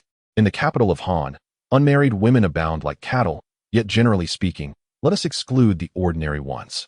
Among the officials, there are at least several thousand of the 3rd rank or above. Of course, the majority do not meet the standards of beauty, which is absolutely unacceptable. Thus, we can eliminate 90% right off the bat. Consequently, we are left with a select few. To avoid complications, we shall discard those who might pose a danger. As Zhao Wei spoke, he gestured in the air, and under the subtle control of his spiritual awareness, numerous figures vanished instantly. For instance, the the favored saintess of Yunxi, cherished by the Duke of Zhenhai, is not only admired by him, but also stands out among the younger generation due to her formidable strength. Supported by the entire Yunxi sect, some, although unmarried, are already devoted to another, and naturally, we must also exclude those who have any affinity with me. With a mere flick of his finger, Zhao Wei made half of the 200 dynamic images around him disappear. Is this a holographic projection? Xiao Fan remarked. Rendered speechless by the spectacle, he couldn't help but express that the world he had entered was undeniably peculiar. From what he had gathered, this realm even housed legendary beings that rivaled some of the most powerful entities in the celestial realm, yet it was entirely distinct from the celestial realm. The lifespan here was a mere fraction compared to the millions of years in the celestial domain, where the most formidable beings had achieved immortality. In contrast, this world was quite different. Even without a comprehensive understanding of this realm, its development in many aspects was remarkable. For instance, Zhao Wei Yi's manipulation of these spiritual jade images resembled the technological advancements of Earth, surpassing even the celestial realm in this regard. However, all of this paled in comparison to Zhao Wei's final statement, which was followed by the disappearance of nearly 100 female figures. Xiao Fan was at a loss for words regarding Zhao Wei. Though he was merely a few months younger, he had long known him to be a libertine. Yet he had underestimated him. This was exceedingly extravagant. All right, you may choose from the remaining 100 or so. Feel free to select multiple options. They will be more than willing to form a union with the Duke's household. Zhao Wei turned to Xiao Fan with a sense of pride, encouraging him to choose freely. This one looks good, though she appears a bit fierce, Xiao Fan remarked as he observed Dudu, who was earnestly pointing out candidates for his future lady. As the playful banter ensued, Xiao Fan felt an immense pressure, yet warmth filled his heart. He pushed away the chubby friend who was still trying to feed him comforting snacks and gently tapped Dudu, who was genuinely engrossed in the selection process. Dudu withdrew her hand, but kept her eyes fixed on the images. Boss, you should choose quickly. This is the best plan we could devise. With my extensive experience among the flowers, I assure you my selections are impeccable. At the very least, choose someone less prominent so we can weather this storm. The figure of the Duke of Zhenhai, Ying Wang, remains shrouded in mystery. In the past, he was a remarkable talent, akin to a prodigy. And despite my numerous counsels to him regarding Xiao Fan's lack of interest, Zhao Wei urged him on the side. Lu Yuling Long nodded vigorously, stating, "Did you not always tell me, boss, that preserving one's life is paramount? Had this been the Xiao Fan of your..." He would have promptly heeded their advice and sought a marriage for the sake of survival. However, the current Xiao Fan, although cognizant of the peril, refuses to hastily choose a bride merely to ensure his safety. Upon learning of this situation, Xiao Fan has contemplated the matter from multiple perspectives. The king of the realm ventured to the capital to seek an audience with the emperor, who had not appeared in court for a decade. The intent behind this action is undoubtedly complex, far exceeding mere personal grievances. The emperor's swift acquiescence suggests a deeper political maneuvering, one that Xiao Fan recognizes. The emperor's proclamation that Xiao Fan may choose freely, with a promise of marriage to follow, lacks any further restrictions. It is evident that neither party is particularly invested in Xiao Fan's marital status. Rather, he has unwittingly become a pawn in their strategic game. Xiao Fan understands that without sufficient power, his fate is not within his grasp. This realization, honed over 3 lifetimes, drives him to desire strength more than anyone else. Though caught in the crossfire of their machinations, he discovers that he is not entirely without options. At least, he retains the freedom to make decisions regarding time. The remaining concern lies with the Duke of Zhenhai, who, despite his threats, is unlikely to act swiftly.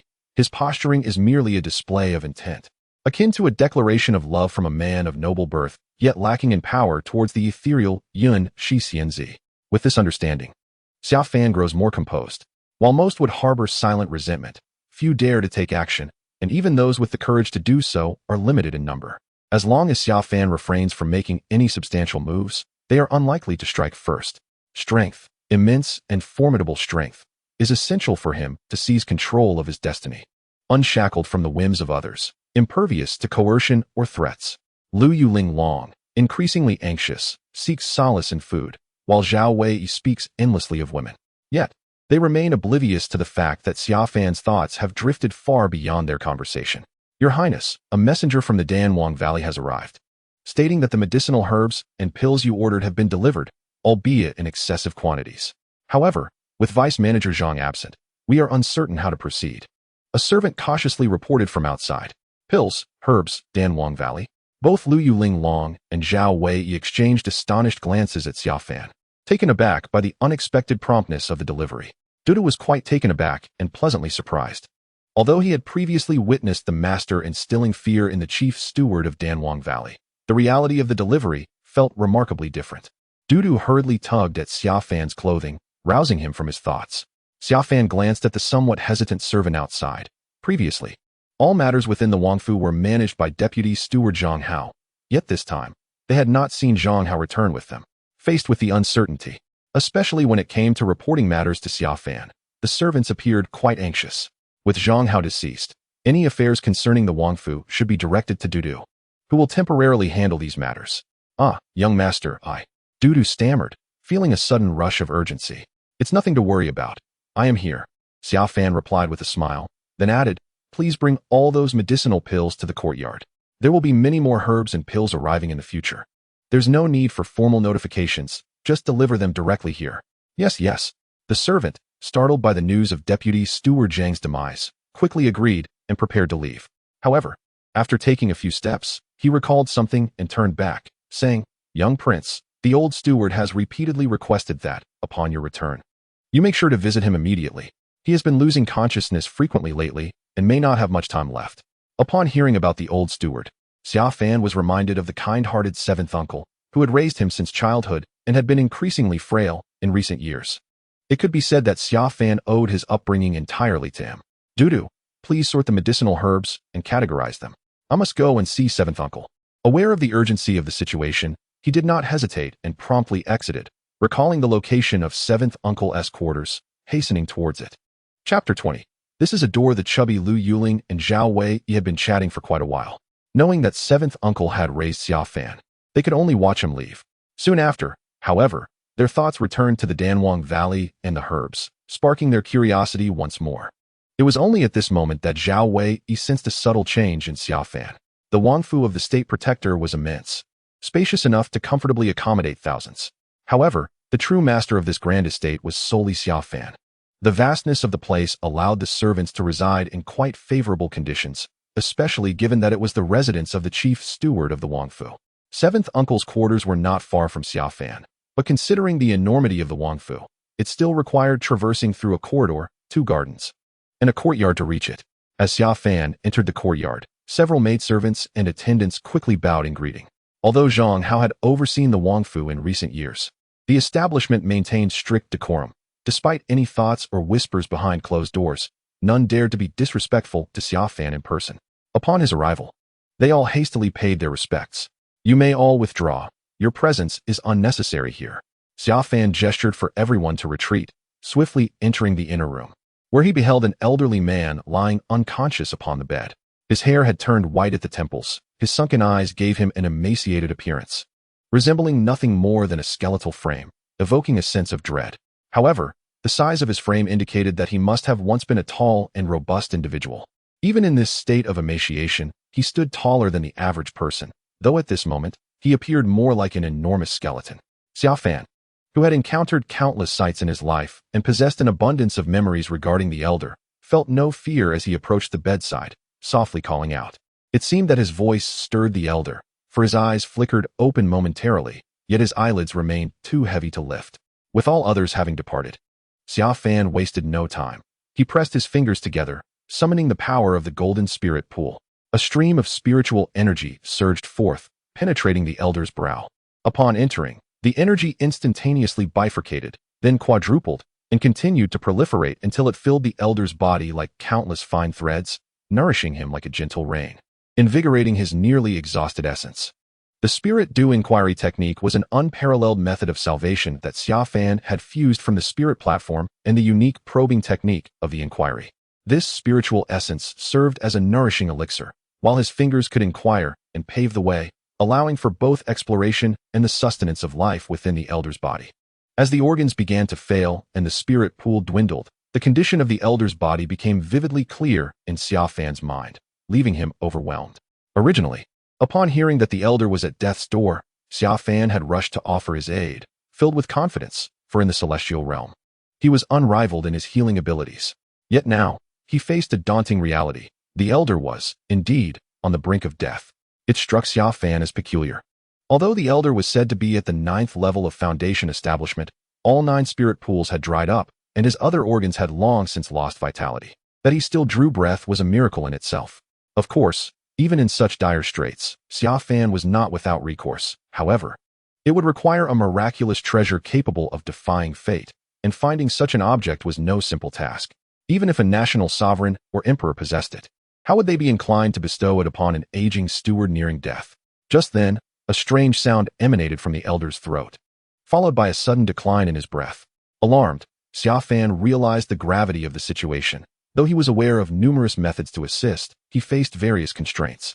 In the celestial realm, despite lacking personal power, he was surrounded by many who could be instructed to aid him, utilizing diverse forces, talismans, and an inexhaustible supply of elixirs and herbs.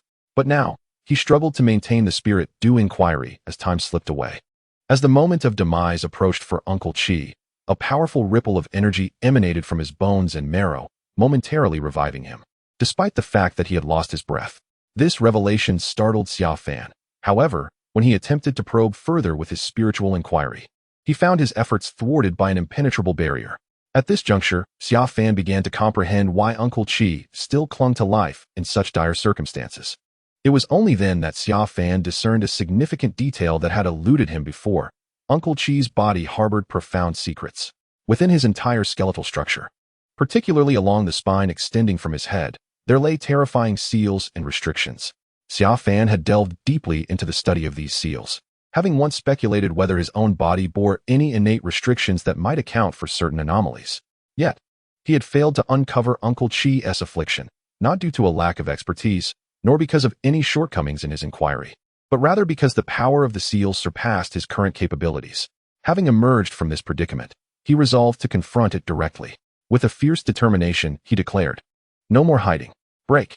As the ripples of energy momentarily revitalized Uncle Chi, they quickly dissipated, and the multitude of seals along his spine threatened to vanish. Xia Fan was unwilling to allow this to happen so easily. He activated his method of breaking the seals, though his strength was currently limited. He focused his spiritual energy into a singular point. In an instant, after countless tentative attempts, he discerned a vulnerable point and unleashed a forceful surge into it. The seal did not retaliate, as its power was purely restrictive in nature. Consequently, Xia Fan's technique penetrated deeper with relative ease. Although the sealing power was exponentially greater than his own, Xia Fan perceived the sealing method as merely formidable. However, as he delved deeper into the layers of restrictions, he unexpectedly encountered another revelation. To his astonishment, the seals were not imposed by an external force. They were entirely of Uncle Chi's own making. This was no mere confinement. It was a complex mechanism, the intricacies of which he had previously failed to detect. Reversal, confinement, how extraordinary! Xia Fan exclaimed, increasingly astonished as he utilized his method to delve deeper, realizing that the sealing force resembled techniques akin to the celestial demon reversal method or the celestial devil rebirth technique. Having spent a century in the celestial scripture pavilion and surpassing others in his understanding of the body, Xia Fan had traversed various realms, including the celestial demon realm and the celestial devil realm, gaining profound insights into their forms. Yet, he was utterly unprepared for the monumental secret harbored by the seemingly ordinary Uncle Chi. What circumstances could compel a person to choose death over the release of such formidable power? At this moment, as Xia Fan's forbidden-breaking technique continuously dismantled the layers of confinement, a sudden wave of internal shock reverberated, sending forth powerful impacts. This force, although diminished a millionfold as it permeated through the barrier, remained extraordinarily domineering. There existed a primal force of convergence, repeatedly crashing against the confines, gradually reviving the once withered body of Uncle Chi. His foundation-building spirit pool began to absorb a modicum of spiritual energy, droplets of essence circulating forth. The operation of his bloodline accelerated, and his bodily functions rejuvenated. However, this force was rather unforgiving towards external powers, causing Xia Fan's concentrated technique to gradually shatter under the tumultuous impacts. Just as Xia Fan prepared to reassemble his technique, Uncle Chi suddenly inhaled deeply, emitting gasps of awe as he abruptly opened his eyes. In that fleeting moment, Uncle Chi, whose hand seemed but a thin layer of skin over bone, grasped Xia Fan's hand tightly, halting his intention to assist in breaking the internal seals once more. "Uncle Chi, you've just awakened. There's no need to rush," Xia Fan urged, attempting to soothe him. "Young master, I have finally awaited your return, Uncle Chi exclaimed, his eyes brimming with joy, a genuine delight emanating from his being. It's all right now. I'm back. You need not worry. You will not perish. Xia Fan reassured him, holding onto his hand for comfort. Upon hearing Xia Fan's words, Uncle Chi smiled joyfully, akin to a child listening to innocent words. Yet, in a sudden motion, he reached towards his own eyes with his other hand. Uncle Chi, what are you doing? Xia Fan exclaimed, trying to intervene. But he was too late.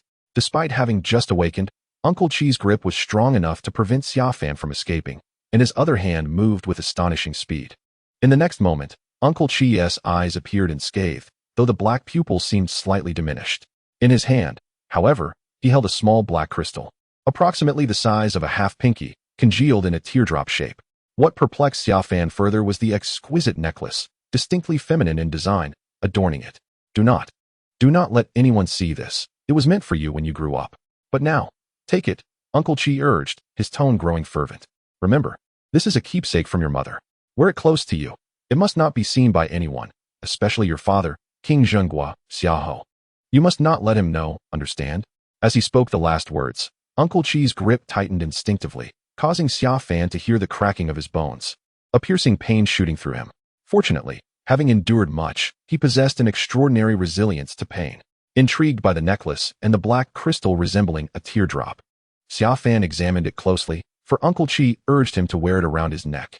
Upon closer inspection, he discovered that the crystal was translucent, with layers of sharply defined black angles within, contrasting with its outwardly smooth appearance akin to a droplet of tear. Most astonishingly, he could faintly discern a key hidden within its depths. Indeed, it is a remarkably intricate and beautifully crafted golden key. The excitement in Uncle Chi's voice ignited a wave of curiosity within Xia Fan. He had little recollection of his mother. He was uncertain whether these memories were lost during his rebirth or if they had never existed at all. However, witnessing Uncle Chi's fervor made him acutely aware that the vitality recently restored within him was on the verge of dissipating. If Uncle Chi were in his right mind, he would undoubtedly refuse any attempt to unravel the unique seal binding him. There must be a compelling reason for his willingness to endure years of torment rather than break that self-imposed confinement. Although Xia Fan chose not to broach the subject of Uncle Chi's internal seal again, his gaze remained fixed on the key, which resembled a teardrop of black crystal. You may not yet comprehend its significance, but perhaps in the future, you will, Uncle Chi remarked, unable to suppress his thoughts. However, even he seemed incredulous about the weight of his own words, pondering how many individuals in this world could truly grasp such knowledge. As for this young master, he might never have the opportunity to understand. Isn't this merely a door?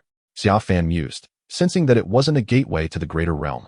Yet it was undeniably a portal to another dimension, and it was open.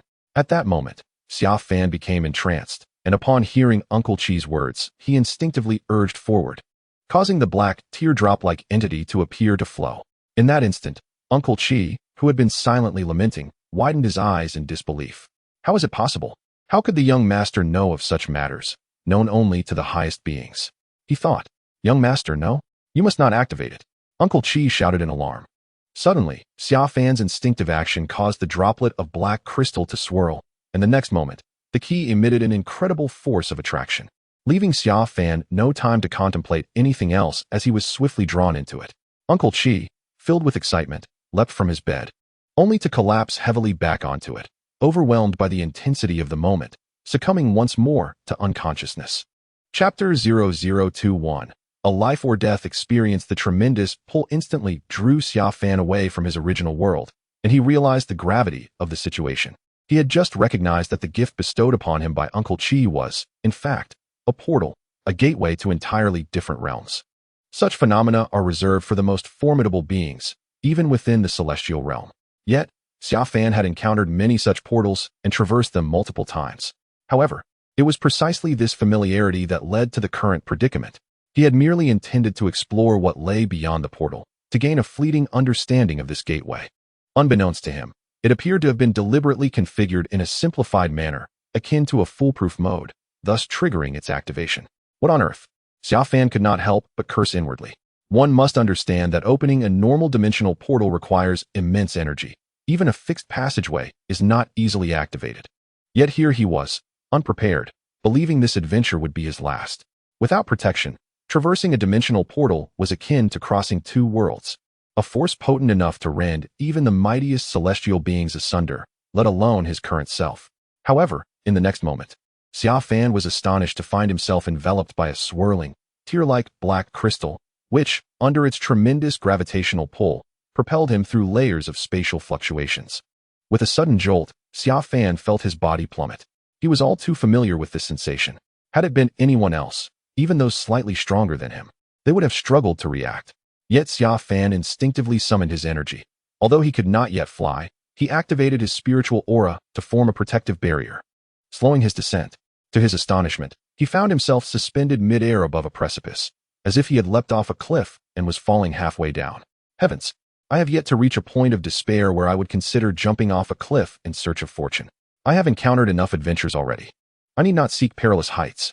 With a self-deprecating thought, Xia Fan swiftly commanded the Hong Mang sword.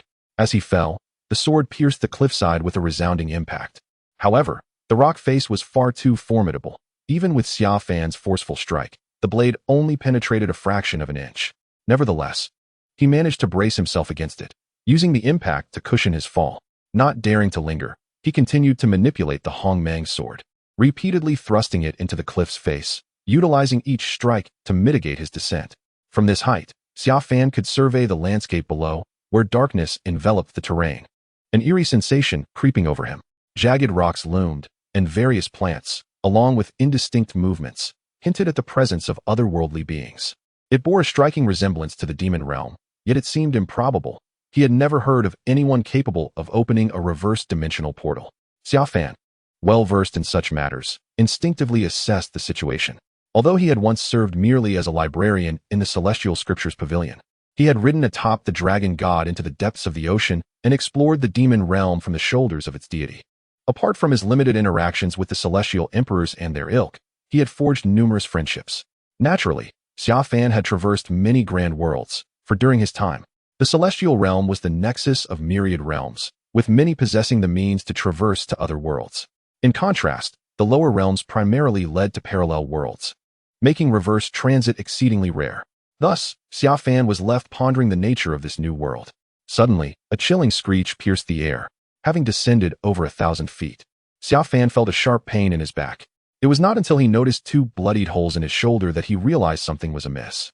A small creature, its arms seamlessly merging with the cliff face, had latched onto his shoulder with its razor-sharp claws. Its gaping maw, large enough to consume his head, opened wide, intent on devouring him. Do not be deceived by the seemingly diminutive stature of this creature. When its maw gapes wide, it evokes the sensation of a serpent attempting to swallow an elephant. The crucial moment arrives as its claws pierce through its own shoulder, imparting a vivid realization to Xia Fan. Should he fall victim to its bite, he would undoubtedly become a headless specter. With a swift flick of his fingers, Xia Fan unleashed the condensed air technique, simultaneously disregarding the perilous descent of his body as he wielded the Hong Mang sword to strike forcefully upon the creature's head. Despite the sword's sharpness, it penetrated only halfway, failing to inflict further damage, merely propelling the creature against the cliffside. However, the creature's claws clung tenaciously to Xia Fan, and he too was thrust violently against the rocky surface, leaving him dizzy and disoriented. In the next heartbeat, he perceived the jagged stones below drawing ever closer. With a guttural screech, the beast opened its maw once more, aiming to devour Xia Fan's head. Damn it, bring it on, Xia Fan thought, seizing the opportunity as he grasped the creature's thick, formidable teeth with both hands, exerting tremendous force. Aware of his disadvantages, though he had attained the foundational stage, his knowledge of spells was scant, and his close combat skills were limited, he resolved to fight with all his might. Simultaneously, he commanded the Hong Mang sword to pierce the monster once more, this time aiming directly into its mouth. With a sickening sound, Xia Fan felt the creature's teeth gnashing towards his head, but he desperately twisted to alleviate the impact, allowing the sword to penetrate deeper. As the teeth breached his neck, the Hong Mang sword thrashed within the creature's belly, and only at the very last moment did the beast cease its assault. Damn it! Xia Fan struggled to pry the creature's jaws apart, only to realize with horror that he was perilously close to the ground, less than 5 meters away. In a moment of desperation, he grasped the Hong Mang sword and urged it upward. The foundational stage's power proved insufficient for genuine flight, as the spirit tool struggled to support his weight. Yet, with no alternative, he pressed on. The upward pull mitigated his plummeting speed significantly. Ultimately, however, he still crashed to the ground, which was as black as coal, feeling as though he had struck solid stone. A constellation of golden stars danced before his eyes. Xia Fan desperately activated his regeneration technique, but before he could open his eyes, his spiritual sense detected a colossal claw, spanning dozens of meters, hurtling towards him. Boom! The speed was so great that he had no time to evade. Fortunately, his earlier impact had created a depression in the earth, and landing within it preserved his life. The beast collided with the cliffside, sending it crashing down in a thunderous roar. Before him stood a creature with crimson fur and 6 massive claws, each tipped with razor-sharp talons several meters long. A single swipe obliterated the cliff, sending debris cascading in all directions. The 6-legged red-furred beast was evidently furious, sweeping away hundreds of meters of the surrounding precipice. In a sudden leap, it ascended to a height of 1,000 meters, charging towards a 3-headed monstrous bird. It was this very bird that had cast it down, and in an unexpected turn, one of its heads was severed, emitting a wretched cry as it enveloped itself in violet smoke, transforming in an instant into a bolt of lightning that surged towards the 6-legged red-furred monster. They battled fiercely, and though Xia Fan had regained a semblance of strength, he cursed under his breath and, disregarding the pain, rushed toward the distance. However, he did not forget to stow away the creature that had nearly claimed his head. Along the way, he spotted the severed head of the monstrous bird and unceremoniously collected it. After dashing far away, he finally spat out a mouthful of blood. What in the world was this place? It was utterly life-threatening. In a hurry, Xia Fan fished out the portal pendant hanging from his neck, noticing a few faint cracks forming on the black, teardrop-shaped crystal. Aside from that, it seemed relatively intact. Reflecting on the scene from his recent entry, he understood that, as his Uncle Qi had mentioned, this was left behind by his mother. Clearly, it was designed to safeguard the user from potential dangers due to insufficient strength while traversing the portal, offering both protection and simplicity in crossing dimensions. It appeared that the crystal had sensed his bloodline, likely requiring a combination of his essence and a modicum of spiritual energy to activate. Xia Fan quickly grasped this, eager to leave the perilous place behind him. He grasped the portal pendant, prepared to activate it once more and hasten his return. Yet, at that very moment, the seemingly tranquil space he had just discovered was suddenly rent asunder by a colossal entity, resembling an independent stone formation, which erupted into a massive plant-like creature towering over 100 feet. One of its tendrils released a viscous substance that enveloped Xia Fan. A surge of intense pain coursed through him. He dared not look back, fearing that any delay would lead to his body being dissolved into sustenance. The spiritual pool trembled violently, and in an instant, Xia Fan's golden spiritual pool manifested behind him, unleashing a torrent of energy. Amidst the chaotic vibrations, cracks began to appear in the pool.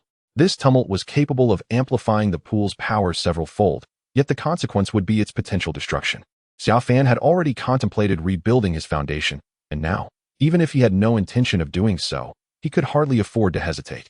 In a flash, the immense spiritual energy surged forth, momentarily shielding him from the encroaching liquid, but only for an instant, as the energy was swiftly consumed by the substance.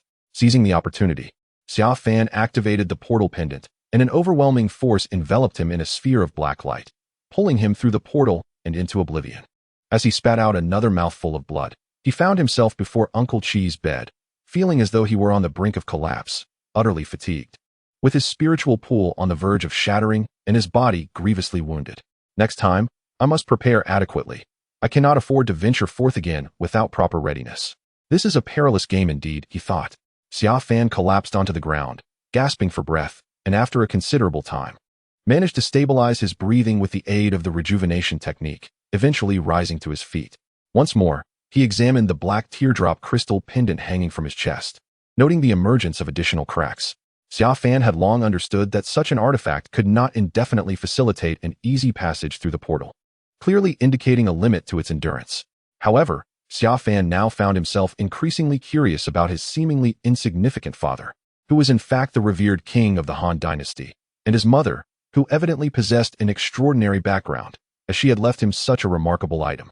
Contemplating this, Xia Fan approached the bedside of his 7th uncle, observing him once again succumb to unconsciousness. At that moment, Xia Fan felt utterly powerless to awaken him, knowing that even if he succeeded, it would only exacerbate his uncle's suffering without yielding any substantial benefit. He required some elixirs to aid in his uncle's gradual recovery. With this thought in mind, Xia Fan changed his attire in his uncle's chamber and, dragging his weary body, exited the room. Chapter 0022. Come out upon leaving his uncle's room, Xia Fan could not help but exhale deeply. He glanced once more at the key encased within the black teardrop crystal in his hand. The reversal of the seal on his uncle and the existence of the gateway, a privilege reserved for the most elite in the celestial realm, confirmed what his uncle had said. He must not allow his father to discover this. Clearly, his uncle was aligned with his mother, yet he possessed no memories of her, indicating that matters were far more intricate than they appeared. Nevertheless, he resolved to set aside such ponderings for the time being, prioritizing his uncle's rescue and addressing his own perilous predicament first, deferring further considerations for later. As for that treacherous realm, he would refrain from approaching it until he was adequately prepared. Wow, big brother, you're finally back. This is outrageous. Did the king of the realm really acquire the Pill King Valley? Why have all the elixirs from the Pill King Valley been moved here? As soon as Xia Fan returned to his courtyard, the chubby Lu Yulonglong rushed forward, excitement radiating from him as he pointed at the piles of elixirs that filled the entire courtyard, utterly at a loss for words. Big brother, do one T say a thing.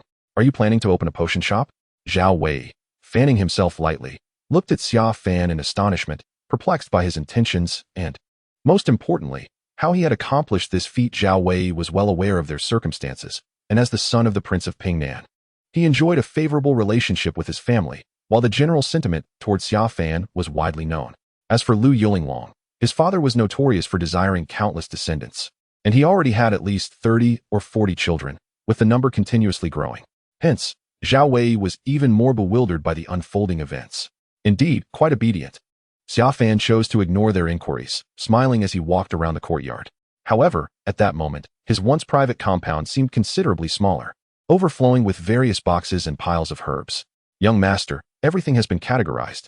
Hearing Xia Fan's return, Dudu, who had been diligently arranging the items, straightened up, sweat glistening on her forehead as she beamed at him. Well done.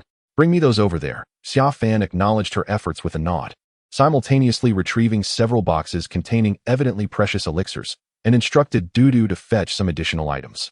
At this juncture, both Lu Yulonglong and Zhao Wei remained unsatisfied and approached Xia Fan, eager to press further for answers. This is yours, the finest 6th grade foundation building pill from Danwang Valley. Your foundation is quite solid. You have forcibly suppressed your cultivation at the 9th level of Qi refinement for 3 years, haven't you? With this, achieving foundation establishment will be effortless. However, this pill contains numerous impurities and issues. I will provide you with additional herbs shortly. Remember to consume them accordingly. And I will teach you how to avoid absorbing anything detrimental to your health. At this moment, Xia Fan placed a 6th grade foundation building pill into the hands of the chubby Lu Yulonglong. Lu Yulonglong stared blankly at the pill in his hand, then shook his head vigorously, returning the pill to Xia Fan. No, I absolutely refuse to build my foundation. You told me, boss, I want to preserve my life. I do not want to cultivate. I just want to live as a waste, enjoying food and leisure for the rest of my days. With a sharp slap, Xia Fan struck Lu Yulonglong's head and exclaimed, Fool, this is a different time. I urge you to break through to the foundation establishment phase swiftly. By doing so, your lifespan will increase. Do you not wish to live for several more decades? Moreover, as long as you refrain from fighting or making a move, who will know about your breakthrough? It will be the same. Indeed, Xia Fan's words caused Lu Yulonglong to waver. He was inherently indecisive, which was why he had been greatly influenced by Xia Fan in the first place. Here, take these. I never noticed you were so remarkable, showing a spirit of risk-taking. The women around you must be quite fortunate. At this point, Xia Fan had gathered a pile of herbs and tossed them to Zhao Wei. Zhao Wei was momentarily taken aback. He found it strange that Xia Fan knew this, as he hadn't mentioned it before. However, he felt quite pleased and proudly fanned himself gently with his hand, stating, Of course, I cannot allow my women to suffer. I must ensure they radiate beauty, making them remember my kindness forever. Enough of your self-importance. If you continue this way, you will eventually drain yourself dry. Observing Zhao Wei's arrogance, Xia Fan couldn't help but scold him, having already discerned that Zhao Wei had indulged excessively. While general indulgence posed no threat to someone at the 9th level of Qi refinement, as they were no longer mere mortals, Zhao Wei was evidently using his own vital energy to nurture others, which would inevitably take its toll. I am the saint of passion. Even in death amidst the flowers, I have no regrets. They will remember me forever. Zhao Wei, however, remained unperturbed, gazing skyward at a 45-degree angle. Before he could finish, Xia Fan threw a red spirit ginseng at his face and retorted, There are myriad cultivation methods, which can be mutually beneficial. The path of dual cultivation is not trivial, yet this approach reveals a lack of intellect. Return and find the women you have previously nurtured. I will teach you a truly beneficial method shortly. Otherwise, it would be shameful for our trio to have you, the second brother, perish in such a naive manner. Zhao Wei was left utterly speechless by Xia Fan's words, while the chubby Lu Yulinglong nodded vigorously in agreement, clearly delighted by the exchange. At this moment, Xia Fan felt the urgency to dismiss the two individuals before him. Yet, despite their previous annoyance, they were indeed commendable companions, bound to him by fate. Although both were also known as the three ghosts of Hanjing City, they had already reached the 9th level of qi refinement, a testament to their fortunate destinies. Even Lu Yulinglong, the rotund fellow who harbored a profound fear of death, had actually attained the 9th level of qi refinement 3 years prior. He could have easily advanced to the foundation establishment stage, yet he chose to suppress his progression, which fortuitously fortified his foundational skills. This distinction highlights a truth often expressed by ordinary folk: the disparity of fate. Unlike common individuals, they were endowed from an early age with the finest cultivation techniques. Ample elixirs, diverse resources, and guidance, rendering the foundation establishment that ordinary cultivators pursue throughout their lives a trivial accomplishment, one that, if completed after the age of 15, would be deemed a failure. Just as ordinary people may pursue certain aspirations for a lifetime, some are born into privilege, having everything laid out before them from the start. Zhang Hao would go to any lengths for a single foundation establishment elixir, while Lu Yulinglong, the chubby target of ridicule, had already refrained from advancing for several years. Zhao Wei, on the other hand, presented a unique case. He was disinterested in cultivation yet, as Xia Fan criticized, too indulgent towards women.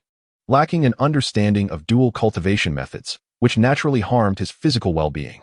With a few words, Xia Fan rendered both men speechless. He then retrieved 2 memory jade stones from his treasure pouch, imbuing them with the methods for foundation establishment tailored to each of their respective cultivation techniques.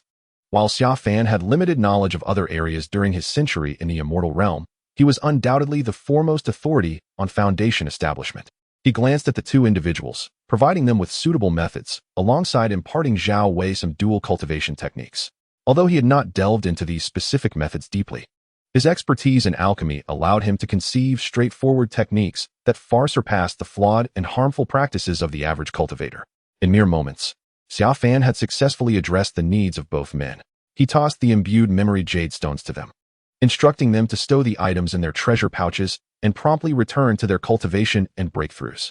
With a resounding thud, the door to Xia Fan's courtyard closed, leaving Zhao Wei momentarily stunned. He turned to glance at Lu Yulinglong, who was joyfully exploring the array of treasures Xia Fan had bestowed upon him. Have you noticed? The boss seems to have transformed into a different person, Zhao Wei remarked, beginning to feel a sense of clarity. Indeed, Lu Yulinglong replied, stroking his round chin. He has articulated the very thoughts I longed to express, but dared not speak. Upon hearing this, Zhao Wei spun around, intending to kick Lu Yulinglong, who, however, had already darted away, now brimming with newfound joy, for Xia Fan's words had alleviated the burdens he had carried for so long. He possessed a profound affinity for cultivation, having once been deemed exceptionally talented within his family. However, he fell victim to deceit, leading to his wrongful persecution and subsequent relocation to Han capital following the assassination of his elder brother. The relentless series of setbacks had left his inherently innocent disposition in a state of despondency. Yet, after receiving a scolding from Xia Fan, he found himself inexplicably elated. Hastily mounting his spirit beast carriage to return to his cultivation, completely disregarding Zhao Wei.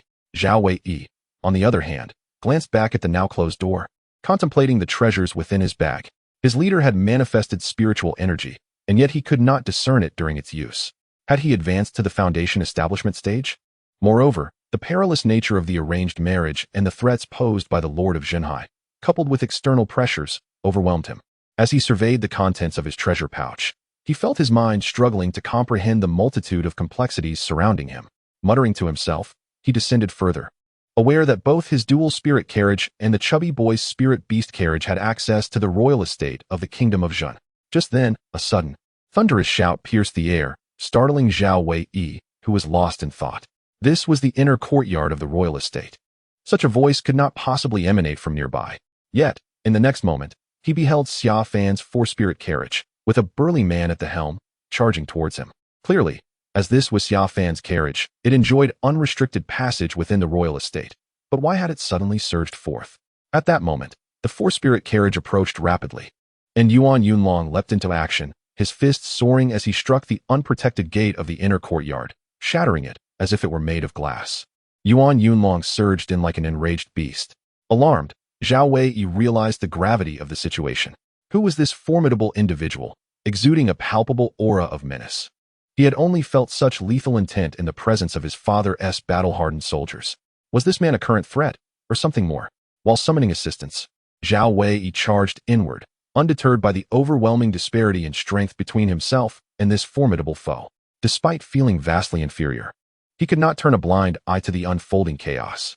The sudden commotion startled Dudu. "What are you wailing about? Can't you see I'm busy?"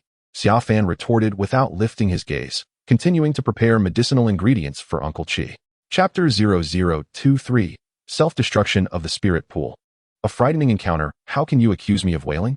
Zhao Wei exclaimed, his frustration palpable. Xia Fan, are you deliberately toying with me? Look at what I've become. We must clear the air. Even if I consent to come to Han capital with you, I refuse to permit you to mock me thus. Though he longed to unleash his fury upon Xia Fan, the calm demeanor exhibited by Yuan Yunlong, despite the chaos, restrained him from immediate violence. Yet, reflecting upon the tribulations he had endured, he found it increasingly intolerable. He feared not combat nor the specter of death on the battlefield. He could face demise without a second thought. However, the agony of his experiences since arriving in Han capital was a torment 100-fold more intense than death itself. The insults hurled by those individuals, and even the random objects thrown by ordinary people, could not provoke a reaction from him. He had endured countless humiliations. When had he ever faced such indignities? Yet, Xia Fan had the audacity to flee first. The more he contemplated, the more his anger swelled, particularly since he did not wish to follow in Xia Fan's footsteps in the future. "Boss, be cautious," Zhao Wei rushed in, only to find Yuan Yunlong shouting at Xia Fan. Their dialogue indicated a prior acquaintance, leaving him momentarily stunned. What was happening here? This man radiated an aura of lethal intent, undoubtedly forged in the crucible of battle. The situation was perplexing. What difference did it make whether one played or refrained from playing? At that moment, Xia Fan had gathered all his belongings and raised his gaze slowly towards Yuan Yunlong. The latter's veins bulged, fists clenched, exuding an aura of power as he exclaimed, "Play? You may play as you wish. I have no interest in indulging you. If you cannot even afford to play, what great feats can you achieve?" Xia Fan appeared nonchalant, yet expressed profound disappointment in his tone. "Such eloquence. Why not demonstrate your prowess? If you ventured outside, you would have perished long ago." Yuan Yunlong seethed with indignation, all while questioning how he had been so easily manipulated by Xia Fan. The more he pondered, the more aggrieved and enraged he became.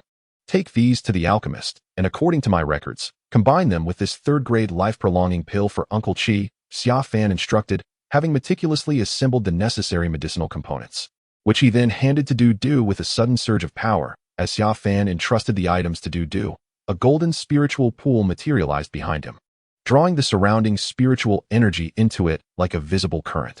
Although he was merely at the first stage of foundation establishment with only one spiritual pool, the golden spiritual pool rendered everything around it dim by comparison. "You have indeed established your foundation. How could it possibly be a golden spiritual pool?" Yuan Yunlong, exhilarated by the manifestation of Xia Fan's foundational strength, was not entirely surprised. He had suspected as much during their stay at the inn. However, the sight of Xia Fan's golden spiritual pool was beyond his wildest imaginings, leaving him in disbelief. He himself had only managed a stone pool and 3 silver spiritual pools before achieving a golden one with the 5th. It was well known that a golden spiritual pool's capacity far exceeded that of a silver pool, being double that of an ordinary stone pool. Zhao Wei was utterly dumbfounded, his invaluable fan slipping from his grasp unnoticed. Heavens! The boss has established his foundation. How can this be? He has never even practiced cultivation or drawn in spiritual energy. How could he possibly establish his foundation? Not only had he established his foundation, but it was also a golden spiritual pool. It seemed inconceivable that anyone in Hanjing City had recently established a golden pool as their first. This was beyond belief. The boss had merely returned home to pay respects to his ancestors. Could it be that the king of the nation had employed extraordinary means, sparing no effort to aid the boss in his foundational establishment? Indeed, this was the only plausible explanation, and only the king of the nation possessed such miraculous powers. The more Zhao Wei contemplated, the more this singular possibility resonated with him. Unable to fully engage, what else can one do? Witness this. I, the master, am not merely playing. With a rumble, Xia Fan gazed at Yuan Yunlong, his voice calm yet, upon finishing his words, he instantly urged forth his power, forcefully impacting his golden spirit pool from within. The golden spirit pool, continuously absorbing spiritual energy and transforming it into his purest essence, collapsed under the internal assault, shattering in an instant. Due to the previous forced activation causing turmoil within the spirit pool, an opportunity arose for Xia Fan to showcase his prowess, envisioning the absolute terror it would instill, etching the moment into their memories. Of course, even with prior preparation, the destruction of the golden spirit pool caused him to spurt a mouthful of blood, his body swaying perilously close to collapse. Fortunately, he had anticipated this and managed to hold himself upright, though crimson blood trickled from his 7 orifices, a testament to the grave injury inflicted upon his essence. The destruction of the spirit pool was catastrophic, especially as it marked the demise of his first spirit pool, a potentially fatal blow that could irreparably damage his foundation, making cultivation exceedingly difficult for the rest of his life. This was akin to self-sabotage, a form of self-destruction. Aside from those truly desperate, one rarely hears of such acts. Originally stunned by the display of Xia Fan's golden spirit pool, Yuan Yunlong and Zhao Wei now teetered on the brink of madness. The young master's attendant, Dudu, who had just heard Xia Fan's command to depart with the elixirs, was suddenly struck with terror at this scene, rushing to Xia Fan's side to support him. Tears streamed down Dudu's face as she had never anticipated such a turn of events. She had witnessed the young master's foundation being established, seen him battle and vanquish Zhang Hao, and observed his commanding presence at Danwang Valley. She sensed the transformation within him. An unprecedented joy mingled with sorrow at his current state. Why has it come to this? She glanced at Yuan Yunlong, questioning if he was the cause. Yet this was the royal residence. With a mere word, even 10 Yuan Yunlongs could not alter the outcome. Though Yuan Yunlong had appeared enraged enough to wish Xia Fan harm moments ago, confronted with the reality of Xia Fan's actions, he found himself overwhelmed with guilt. He wished to clarify that he had not intended such an outcome, yet seeing Xia Fan obliterate his own golden spirit pool rendered him speechless. His heart ached, wanting only to express that he did not wish for Xia Fan to destroy his foundation or ruin his spirit pool. The more he pondered, the more anguish he felt, trapped in self-reproach and sorrow, especially since it had been his impulsive actions that had driven Xia Fan to this brink. Boss, what have you done? Zhao Wei, standing aside, was equally unprepared for such a turn of events. The shock and awe still lingered. But now his heart ached for Xia Fan, feeling the pain as if it were his own. He reached out, wishing to intervene, but it was far too late. Closing his eyes in despair, unable to bear witnessing the scene. His mind was a tumultuous storm, thoughts a chaotic blend, utterly devoid of clarity. Cough. It turns out that the destruction of the spirit pool feels like this. At this moment, Xia Fan could not help but spit out a few mouthfuls of blood. Blood oozing from his eyes, ears, mouth, and nose. Had he not destroyed it himself? Had he not invoked the rejuvenation technique? Had he not possessed a physical resilience far surpassing that of an ordinary foundation establishment cultivator, this blow could have easily knocked him unconscious or even led to his demise. Xia Fan murmured to himself, and as he gasped for breath, the effects of the rejuvenation technique began to manifest. He endured the most excruciating and unbearable moment. When he raised his head again, he saw Yuan Yunlong frozen in a tableau of pain, guilt, sorrow, and shock. Strangely, Xia Fan felt an overwhelming sense of exhilaration. He intended to destroy the spirit pool eventually. It was merely a matter of time. Seizing this opportunity to tame the unruly Yuan Yunlong was indeed a splendid idea. I'm fine. Hurry and deliver it. Then come back to assist me, Xia Fan instructed, taking a few more breaths before turning to Dudu, with tears welling in her eyes. Dudu gazed at Xia Fan. However, upon witnessing his joyful and teasing demeanor directed at Yuan Yunlong, coupled with his calm and confident gaze towards her, she momentarily felt transported back to their time at the post station. Back then, the young master was just like this. Reflecting on the young master's actions at that time, and bolstered by her growing trust in Xia Fan's words, Dudu eagerly nodded and rushed out, cradling the items. Is it fun? Xia Fan finally lifted his gaze towards Yuan Yunlong, articulating each word with deliberation. Despite the obscuring beard, Yuan Yunlong's eyes brimmed with a sense of madness. He felt an overwhelming impulse to pummel Xia Fan, realizing how utterly detestable this fellow was. Yet, Witnessing Xia Fan's current demeanor filled him with an inexplicable sense of guilt and anguish. This man was truly insane. What on earth was he thinking and doing? Fun. What nonsense. Yuan Yunlong was at a loss for words, even hesitating to meet Xia Fan's gaze. This man was simply too deranged. 97. Remember this. If you don't wish for me to call you 97, then strive to achieve greatness. One day, if you return with the title of the foremost prodigy, I won't believe you wouldn't relish being called the number one genius. As for the notion of playing, that is simply because you cannot afford to. Do you think the experiences you endured during the day are of any consequence? Utterly inconsequential. Coughing lightly, Xia Fan gradually made his way towards the herbal medicine area. Though the foundation establishment spirit pool had been destroyed, the strength of his body, having undergone rigorous refinement, remained formidable. This would not change. Moreover, with the effects of the rejuvenation technique, while others would require several days of bed rest to regain their faculties, he was already capable of movement as he spoke.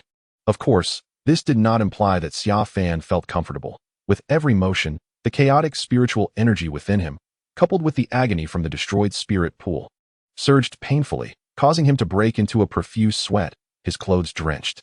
The city of Hanjing was not a simple place by any means. Furthermore, remember this. Having come to Hanjing with me, you must partake in the game whether you wish to or not. From this moment forth, cease your regular cultivation and focus entirely on refining your body. If you are on the verge of collapse, consume this, and once finished, return for more. But under no circumstances should you halt your cultivation. Xia Fan picked up a box containing over a dozen jade vials, each sealed, yet emanating a potent aura of medicinal essence.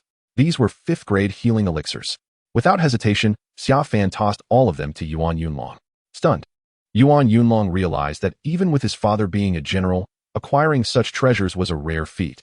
He only possessed a single 6th-grade healing elixir, reserved for life-threatening situations. Yet, here was Xia Fan, presenting him with these extraordinary items. This gesture rekindled memories of why his father had permitted him to ally with Xia Fan. Was this not the remedy for the deficiencies in his family's might, the Dominator God King technique? Your Highness, I have the memory spirit jade in one hand and the elixirs in the other, Yuan Yunlong stammered, his voice quivering. Xia Fan's generosity contrasted sharply with his earlier actions, which had inadvertently led to Xia Fan's self-destruction of the spirit pool. Now, he felt unworthy of accepting such gifts, his heart heavy with despair. Watching Xia Fan, drenched and visibly in pain after the destruction of the spirit pool, only deepened his unease. Something felt amiss. Zhao Wei, who had been observing silently, sensed an underlying tension. What are you waiting for? There's an empty courtyard nearby. Go and practice. I've told you. This is merely a game. Did you truly believe that a few foolish shouts could ruin your foundation? This is just play, and I can afford to play. Don't linger here and impede my efforts to reconstruct the spirit pool. Hurry and cultivate. If anyone dares to attack while I'm away, who will defend if you remain weak? And you, kidney deficient second, what business do you have here? Go back and cultivate. Look at that pitiful state of yours. Xia Fan was unreserved in his admonitions, directly informing Yuan Yunlong of his intent to re-establish his foundation and reconstruct the spirit pool. He understood that without this clarity, Yuan Yunlong would harbor doubts. Although the revelation was shocking, Xia Fan chose transparency over concealment. Oh, Zhao Wei unwittingly agreed to Xia Fan's words. But a moment later, he nearly spat blood, indignant at being labeled kidney deficient. Where was the deficiency? Though he had expended his own spiritual energy to nurture the beauty accompanying him, it was far from a sign of weakness, certainly not a deficiency. Previously more composed than Yuan Yunlong, Zhao Wei was now fully attentive, unable to tolerate the derogatory title. The notion of reconstructing the spirit pool, of re-establishing his foundation, left Yuan Yunlong agape, his eyes nearly bulging. The emotional turmoil he experienced today far surpassed the trials of his years in military conflict. Tenfold, no, 100-fold. How could this be possible? While legends of such feats existed, they were mere tales. Moreover, the destruction of the spirit pool and the subsequent reconstruction would undoubtedly bear consequences. Those legendary figures had achieved their advancements through fortuitous encounters and the aid of extraordinary beings. Yet, here was Xia Fan, seemingly engaging in self-entertainment, re-embarking on the arduous path of creation alone. Young Master Hu, I have returned. Are you all right? At that moment, Dudu hurriedly rushed back, panting. Drive them away. I need to recuperate first. Have someone fix the door, and let them in only when the medicinal pills are sorted. Each step Summer Fan took left a watermark on the ground, with sweat continuously dripping from him. Clutching several medicinal pills, He laboriously made his way into the room. These matters, he believed, did not require assistance from others. They must be endured personally. Du, filled with concern, nonetheless nodded and urged Zhao Wei and Yuan Yunlong to leave. Little prince, I, Yuan Long, am utterly confused now. Wait. Let me explain things to the boss first. How could I be suffering from kidney deficiency? I was merely utilizing spiritual energy. That hardly constitutes kidney deficiency. Zhao Wei remained entangled in this issue, eager to discuss this serious matter with Summer Fan. However, Du had already denied them the opportunity, forcefully pushing them out and standing defiantly at the door, hands on her hips. The two men, one at the 9th level of Qi refinement and the other at the 5th level of foundation establishment, possessed formidable strength, capable of ranking among the elite on the talented heroes list. Yet, at this moment, they dared not act, finding themselves barred from entry by Du. Chapter 0024. The Young Master Trio in the Countryside on Dan Street. The once rapidly developing and recently popular Dan Wang Valley now displayed a sign stating that the owner had matters to attend to and was temporarily closed, leaving many passers-by in astonishment. Within the confines of Dan Wang Valley, in the Dan Wang courtyard, Yan Shi sat silently alongside two individuals who bore a slight resemblance to him. The three shared similar features, yet the one seated at the head appeared the youngest, seemingly just over 40 years of age. This man was Yan Hua, the Grand Master of Dan Wang Valley, who had single-handedly raised Yan Yin and Yan Shi Yin. Due to his exceptional talent, he had reached the pinnacle of the spirit-nurturing stage at an early age, preserving his youthful appearance. Beside him sat the oldest of the trio, who leaned on a cane, Yan Shi Yin's second brother. This cannot continue. Even if we do not care about half of Dan Wang Valley's assets being given to him, what will happen in the future? Won't we always be at his mercy?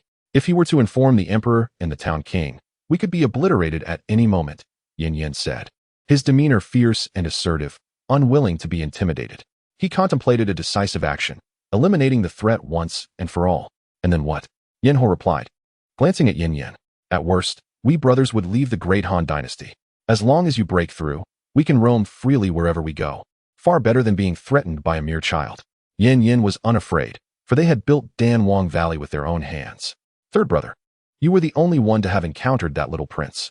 What do you think? Yanhua slightly shook his head, then turned to Yan Shi Yin. In truth, I had considered that at the time. Eliminating him would have been a simple task. However, the power of the great Han dynasty is vast, and the might of the town king reverberates for 100,000 miles. If they truly ascertain that we are responsible for the killings, fleeing to another place would be futile. This adversary is unlike any we have faced before. They are far too formidable. Yan Qian pondered for a moment, then gathered his thoughts and articulated, that young prince is, in reality, far from the feeble figure portrayed in the rumors. He possesses a certain uniqueness and considerable prowess. It is his words that have awakened me to the realization that we are merely caught in the crossfire, while we may fear for our lives. At least we are still breathing. Otherwise, we might suffer the same fate we intended for Zhang Hao. Yin did not fully grasp the implications of Yan Qian's words, but Yin slowly rose, turning his gaze toward the valley outside. This place, constructed in imitation of the headquarters of the Dan Wang Valley, is indeed a picturesque locale, yet his heart was heavy, prompting an involuntary sigh. This predicament stems from my prolonged entrapment in this realm and my fervent desire to break through. I hastily agreed at the time, without sufficient contemplation, never anticipating it would lead to such dire straits, entangling both of you brothers along with me. What are you saying? You have always been the one guiding us, and we have never feared anything together. Why don't we simply leave now, or even eliminate that young prince outright to acquire what our elder brother seeks? Despite his apparent age, Yin was filled with fervor. Brother, this matter was a collective decision. There is no blame to place on you. Yan Qian quickly reassured him. Let us not dwell on this, third brother.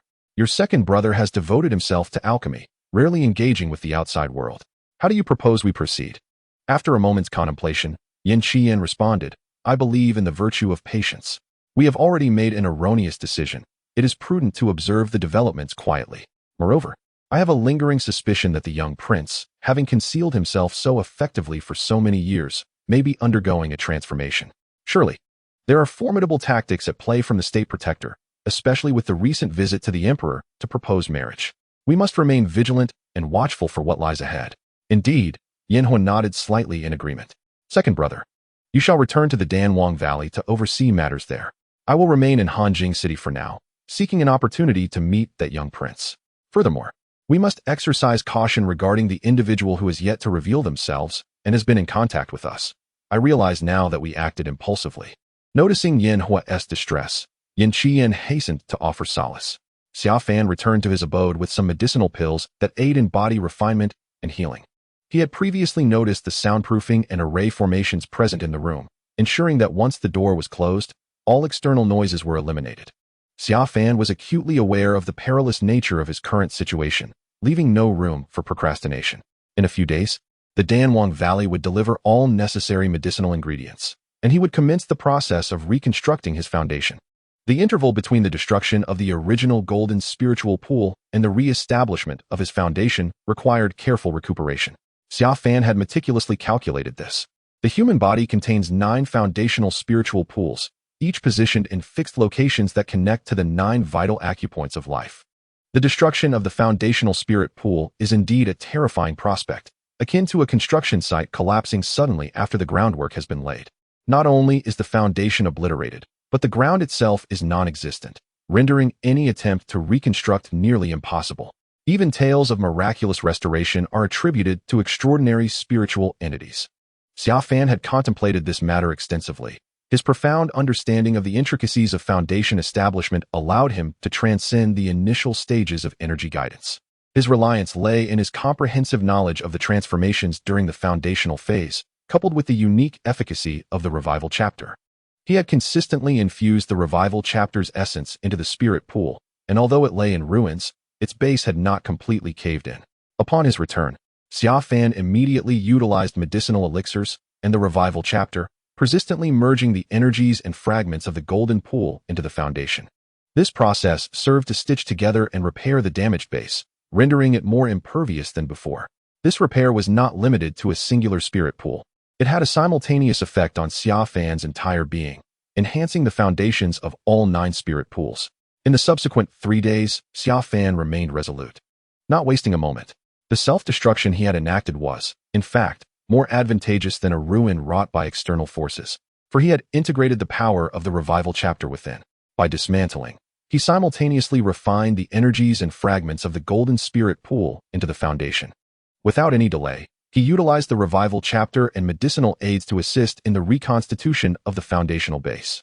If we liken the spirit pool to a nexus established upon the ground, the destruction of the spirit pool would, in turn, lead to the ground's collapse and fragmentation, making the reconstruction of the spirit pool and the formation of the nexus exceedingly difficult. However, Xia Fan did not allow the ground to entirely collapse. Instead, he thoroughly re-refined and solidified it, enhancing its strength. Upon awakening, he found the sun high in the sky, bathing him in its warm glow. He stretched comfortably, relishing the delightful cracking sounds of his body. Although his spirit pool had been destroyed, the spiritual energy had stabilized, no longer in turmoil, and his foundational base was now several times sturdier than before, ensuring that it would not impede his efforts to re-establish himself. At last, he thought, I can forge my perfect foundation anew.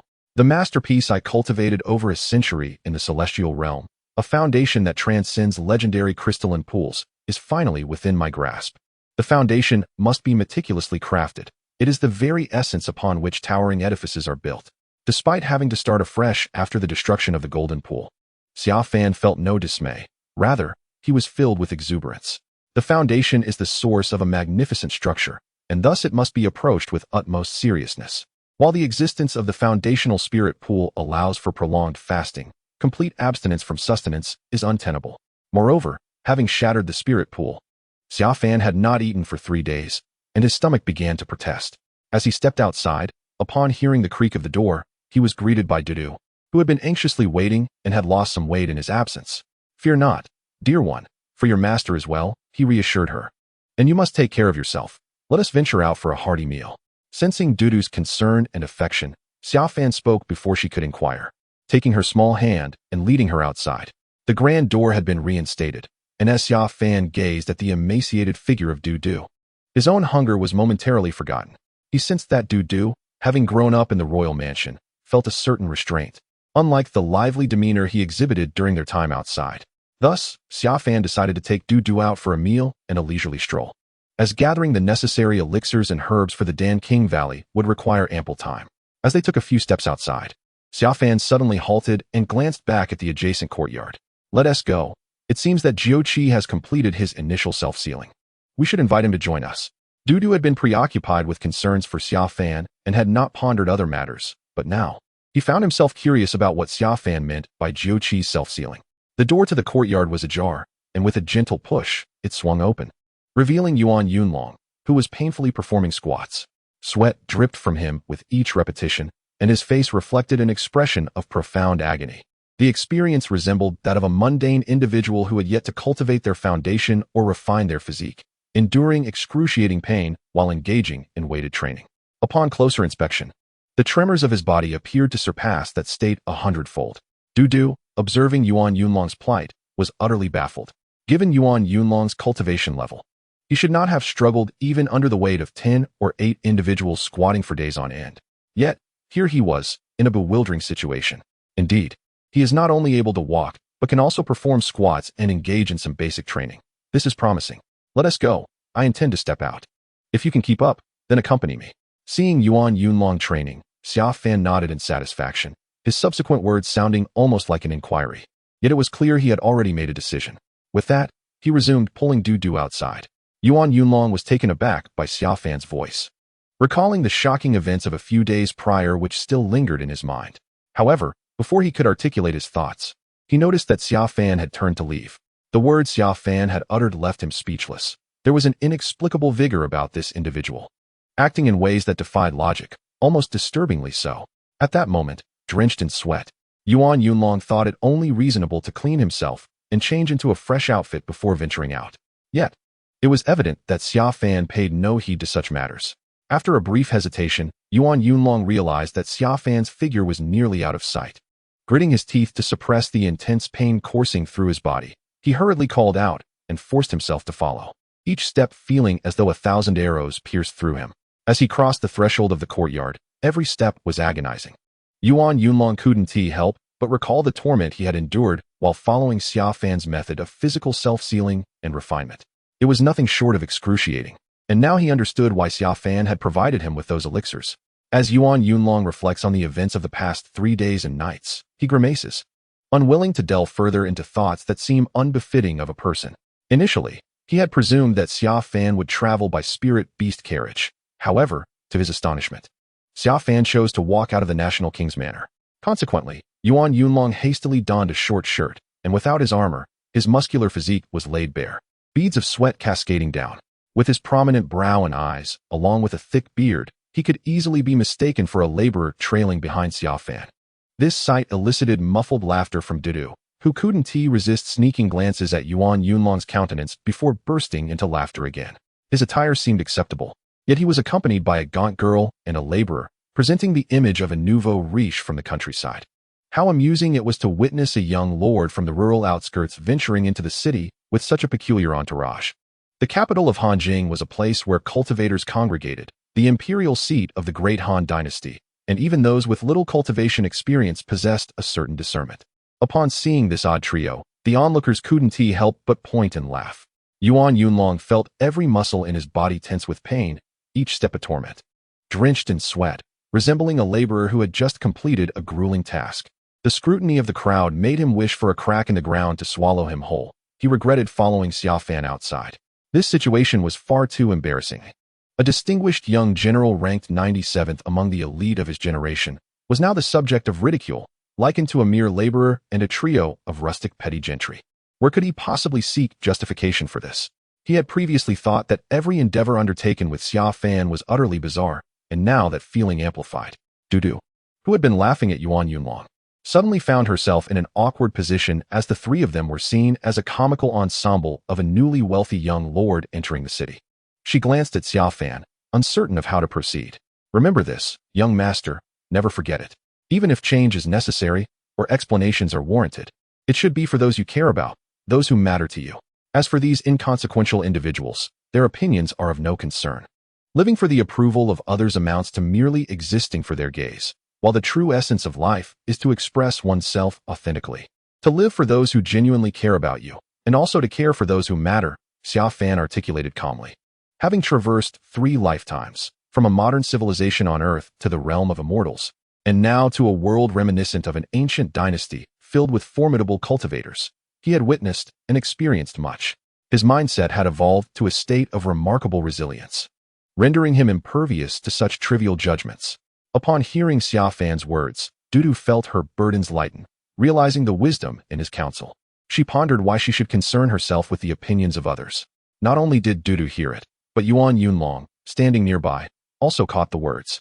His footsteps momentarily faltered, and he remained still for quite a while. The simplicity and tranquility of Xia Fan's words belied the profound impact they had on him. It was a revelation, a jolt that felt like opening a window to an entirely different vista, allowing him to experience a world he had never known. His mind resonated with the insight, as if he had suddenly attained a new level of understanding in his cultivation, prompting deep reflection and an apparent elevation in his realm of comprehension. Chapter 25. The Qiankuan sect. Xia Fan's remarks were straightforward, yet they conveyed sentiments that Yuan Yunlong had never encountered. Since his youth, he had been taught to strive diligently in his cultivation, to bring honor to his family, serve his nation, and become a paragon of excellence, a genius admired by all. However, Xia Fan's words unveiled an entirely different perspective, as if a gentle spring breeze had swept through his consciousness, instilling a sense of ease within him. Just as Yuan Yunlong felt compelled to inquire further, he realized that Xia Fan had already taken Dudu far ahead. He hastily quickened his pace to catch up. In the past, a mere leap would have sufficed. But now he found himself laboriously trailing behind, drenched in sweat, which only drew the curious gazes of those around him. In the Yiping restaurant, after a lengthy journey of over an hour, it was Dudu's inquiries that finally led them to a bustling street filled with dining, music, and theatrical performances. Xia Fan chose the largest establishment without hesitation. "Young master, you must be new to Hanjing City. Our prices are rather steep," remarked a staff member, gesturing for them to sit. "There's a spot in that corner that should suit you." Though the attendant did not overtly display disdain toward the trio, his subtle reminder conveyed the unspoken social hierarchy. The expansive first floor was lively, with performances taking place, yet it was well known that the upper levels were reserved for esteemed guests. The attendant, observing their rustic attire, concluded that regardless of wealth, their appearance would not grant them easy access to the upper echelons, as it would compromise the exclusivity of the establishment. Upon hearing this, Yuan Yunlong's brow furrowed. As a prodigious talent among the younger generation and a scion of considerable family influence, his father, despite his current misfortunes, being a general, he would not tolerate such indignities. Especially with Xia Fan, a young prince of the highest standing in Hanjing City, at his side. "The first floor is quite adequate," he declared, "but we require a larger table and prompt service. I would like to sample all your signature dishes at once." Before Yuan Yunlong could express his indignation, Xia Fan had already surveyed the surroundings and made his decision. He did not seek a private room. He was genuinely hungry and wished to gain insight into the world. Private rooms would restrict his understanding, whereas the bustling atmosphere of the main dining area presented the opportunity to engage with the current, vibrant discussions that dominated Hanjing City. Although Xia Fan did not explicitly mention going upstairs, he himself was inclined to sit downstairs. However, a single remark from him startled the attendant, causing a noticeable change in the latter's demeanor. Initially, the attendant pointed towards a small corner in the distance. But upon hearing Xia Fan's request for all the dishes to be served, he promptly sought out a large table by the window. Since Xia Fan indicated that they would sample all the specialty dishes, there was no need to order, and he simply instructed the staff to commence serving. Some dishes arrived swiftly, and Xia Fan prioritized indulging in the meal rather than concerning himself with the others. His previous words, coupled with his calm and composed nature, influenced both Dudu and Yuan Yunlong. Moreover, seeing Xia Fan relish his food, they too set aside their reservations. Dudu, being a girl, had a modest appetite and was content with a small portion. In contrast, Xia Fan had not eaten for several days, leading to significant physical depletion.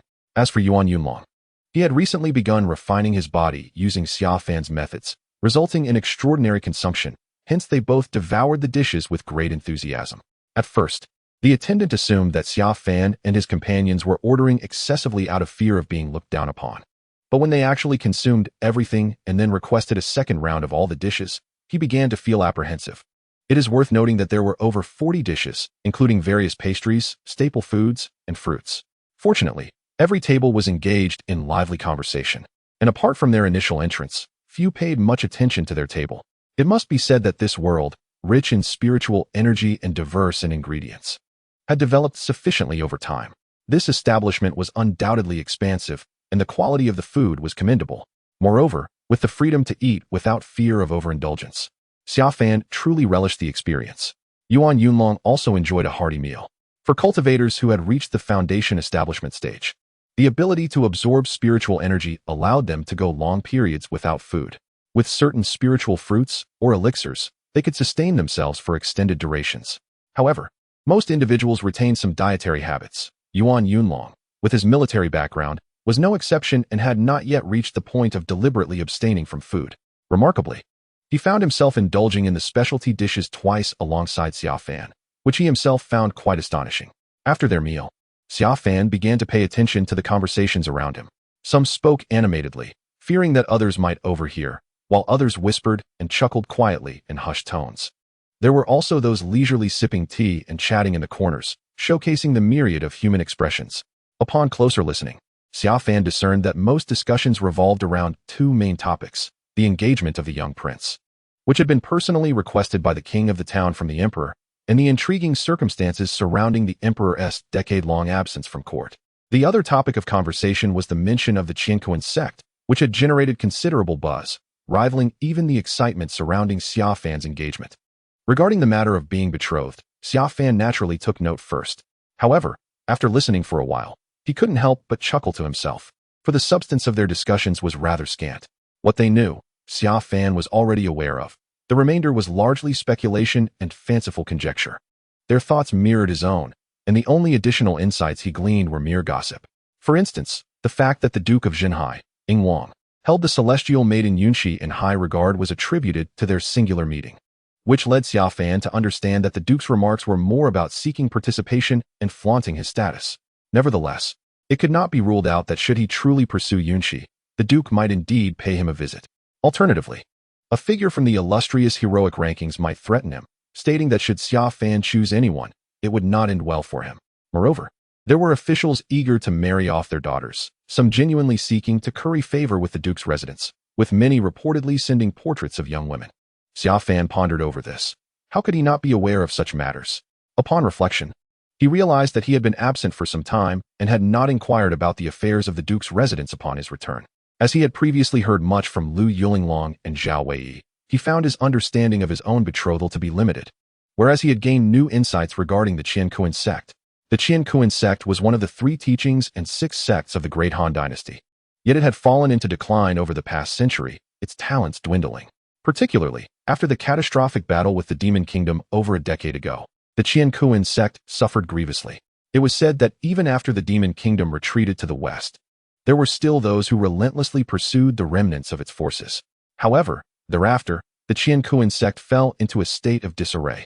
5 years prior, the other 8 major factions united during the emergence of a treasure at the Qiankuan sect's mountain gate, seizing the opportunity to claim it and subsequently dividing the sect among themselves. Aside from the Qiankuan sect's millennia of accumulated wealth, all of its young disciples were appropriated by the major powers, leading to the sect's disappearance from the world. 8 years swiftly passed, and no one anticipated the return of the protagonist of that once ridiculed tale. His surname was unknown. However, people remembered him because of his disciple, who was deemed invincible in the Qiankuan sect, the strongest among the 3 teachings and 6 sects. He had led a pursuit against the remnants of the Demon Kingdom due to the actions of this very individual. Everyone could only recall him as the mentor of those fledgling disciples, for all the principal disciples of the Qiankuan sect had perished, and his true name remained a mystery. Thus, this once-forgotten mentor returned after 8 years to find the Qiankuan sect in ruins. With a piercing roar that reverberated throughout the realm, the 3 teachings and 6 sects realized that a significant change had occurred within the Qiankuan sect. Immediately, individuals rushed to confront him, only to be slain by his hand. As the 3 teachings and 6 sects sent more challengers to battle him, they soon discovered that he had reached an unfathomable level of power, harboring the intent to annihilate the 3 teachings and 6 sects single-handedly. The realm was shaken, and the 3 teachings and 6 sects suffered grave losses, yet they were compelled to concentrate their forces to eliminate him. Fortunately, at this critical juncture, the ancestral guardian of the Great Han Dynasty emerged to intervene. You are unaware that it was said they engaged in a fierce struggle, causing the distant peaks to shatter. It is rumored that the tsunami in the East Sea was a consequence of their clash, as they sought to protect the capital from its repercussions. As Xiaofan listened to their conversations, he gradually unraveled the threads of the narrative. though he occasionally encountered some esoteric and fanciful interpretations, which he merely smiled at and chose to disregard. The specifics of the event were evidently rife with imaginative speculation, much like his own tale of the king of Ilau seeking an audience with the emperor. Ultimately, this enlightened gentleman reached an accord with the ancient ancestor, agreeing not to annihilate the 3 teachings and 6 sects, provided they compensated for the siege they had laid upon the Qiankuan sect in their past. Consequently, he decreed that the Qiankuan sect must reopen its gates, and the 3 teachings, having once seized their disciples, were now obligated to send their most promising and youthful members to Qiankuan sect. Indeed, it was said that the Aegean sect casually dispatched several individuals, prompting him to rush forth and dismantle their protective formation with a single strike, directly abducting their finest disciples. As a result, the illustrious Yunshi fairy from the Lianyangxi sect and the esteemed Little Dan King from the Dan sect soon arrived in the imperial capital, eager to join Qiankuan sect. Such prowess was astonishing. Moreover, numerous sects that had previously sought to benefit from the situation were subsequently eradicated by this gentleman, which served to quell his ire. It is rumored that he is now publicly recruiting the most talented disciples from various sects to enter the inner sanctum, while others may also participate in assessments, with the exceptional ones gaining direct access to the inner gate, and those slightly less capable permitted to cultivate in the outer gate. It is said that even the Eagle Prince from the Northwest Prairie, ranked 3rd on the young heroes list, has come to apply. Furthermore, whispers abound that the son of the Sea King has also arrived, and even individuals from the West Frontier have made their way here. Yuan Yunlong and Dudu had long since finished their meal, and the table was now adorned with tea and snacks. They observed that Xia Fan had no intention of leaving, so they chose to remain in his company, amidst the surrounding discussions. Dudu's attention was evidently captured by the news of Xia Fan's betrothal, while Yuan Yunlong, like Xia Fan, was more focused on the matters concerning the Qiankuan sect. This revelation coincided with their return journey, and he had been oblivious to the enormity of the events that had transpired. This situation is indeed captivating. A sect once so obscure that it lacked even a name, dedicated solely to imparting enlightenment, has now managed to reopen its gates, exhibiting such formidable strength. It is truly intriguing. However, Xia Fan sensed that much of what was being said was likely tinted with personal biases and imaginative embellishments. He could only assert that the general direction seemed plausible, but the precise details were likely elusive. Nonetheless, he felt a burgeoning curiosity, for those who could act with such audacity clearly stood at the pinnacle of this world, and it was evident that he intended to personally impart his teachings upon reopening the gates. Xia Fan had acquired a wealth of knowledge during his time in the celestial realm, yet in the realm of cultivation, apart from foundational practices, he had not delved deeply into the later stages, and due to the unique circumstances at that time, he had scarcely engaged with combat techniques or spells. Upon hearing this, Xia Fan couldn't help but feel a slight stirring of interest. Who could it be? Ah, look who it is. Isn't that our illustrious little prince? You seem to be enjoying the treatment akin to that of selecting a bride. How curious to find you here. Just as Xia Fan was delighting in this peculiar situation, pondering its implications, a voice, slightly inebriated and brimming with arrogance, suddenly rang out. The sound was so jarring and loud that it plunged the first floor of Yipin Zhai into an eerie silence, with all eyes turning towards the source. A group was descending from the upper levels. This establishment boasted 3 floors, and these individuals appeared to have emerged from a private room on the 2nd floor. At the center of this entourage was a youth, perhaps 16 or 17 years of age, whose lofty demeanor was at odds with his noticeably shorter stature, compelling many to bend down to converse with him. His small nose and eyes belied an overwhelming sense of pride. As he descended, his gaze fortuitously landed upon Xia Fan, who was seated by the window. Ah, is that the so-called waste of a prince? Indeed, it was clear. Young Master Tang, a scion of the imperial family, must have encountered this little prince before. How disheartening it is to witness someone of such stature dining here below, while young Master Tang has already secured his place within the Qiankuan sect. If it weren't for young Master Tang's words, one might never have known he could be so insignificant. The young man's remarks immediately drew scornful expressions from the throng surrounding him, who exchanged unrestrained comments, seemingly unconcerned about Xia Fan's presence. Each seemed eager to mock, as if falling behind in their derision would be a travesty. Isn't that the eldest son of the esteemed Tang Liang? Who would have thought that this little prince would be right beside us? Surely, he wouldn't dare to feel at ease, would he? No worries. He is notorious for his shortcomings. At that moment, several individuals recognized the speaker as Tang Xiaoyang, the eldest son of Minister Tang Liang, a distinguished figure among the young elites due to his lineage. being the son of the minister and the grandson of the late emperor. As he spoke, many turned their attention to Xia Fan, finding it difficult to fathom that someone of his background would sit among them. Some who had just disparaged Xia Fan now exhibited a hint of concern. Yet others dismissed the matter, hesitant to express their disdain so directly. Dudu instinctively rose to stand before Xia Fan, only to realize that times had changed. Look at the pitiful display, Xia Fan chuckled, encouraging Dudu to take her seat once more. Upon hearing the surrounding jeers aimed at Xia Fan, Tang Xiaoyang, slightly intoxicated, felt an even greater sense of delight. It would be amusing to toy with this fellow. Such opportunities were rare. After all, what did it matter if his father was the king of the town? In the end, he was still deemed a wastrel. Previously, such opportunities had been scarce, as Xia Fan seldom made an appearance. This time, fortune favored him. It was precisely the day after he had successfully passed the preliminary examination of the Qingquan sect, and the crowd gathered to celebrate his achievement. In this moment of triumph, the presence of a prince from the kingdom served only to highlight his remarkable prowess. However, just as he was about to articulate his thoughts, he was taken aback by a sudden remark from Xia Fan, causing his expression to shift dramatically, leaving his sentence unuttered. With a thunderous crash, Tang Xiaoyang strode forward, slamming his hand on the table, which splintered into fragments upon impact. He glared fiercely at Xia. Who the hell are you talking about? It was painfully evident. Hadn't the wretched woman already admitted her approach? Xia Fan shrugged, a smile playing on his lips as he regarded Tang Xiaoyang. Had it not been for the surrounding crowd, he might have completely forgotten about Tang Xiaoyang. For in the past, Xia Fan had been timid and averse to confrontation, often being the first to slip away from royal banquets, which left him with little memory of others. Yet this was inconsequential to Xia Fan.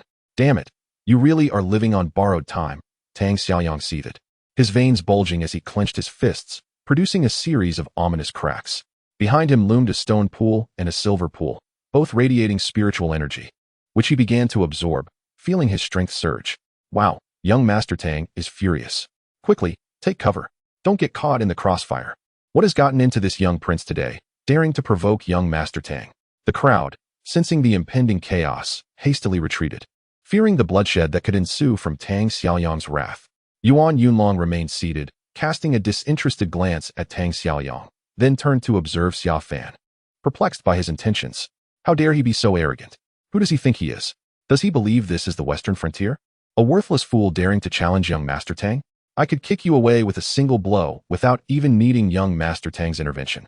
A group of followers behind Tang Xiaoyang rallied, rolling up their sleeves, ready to assist him in avenging this affront.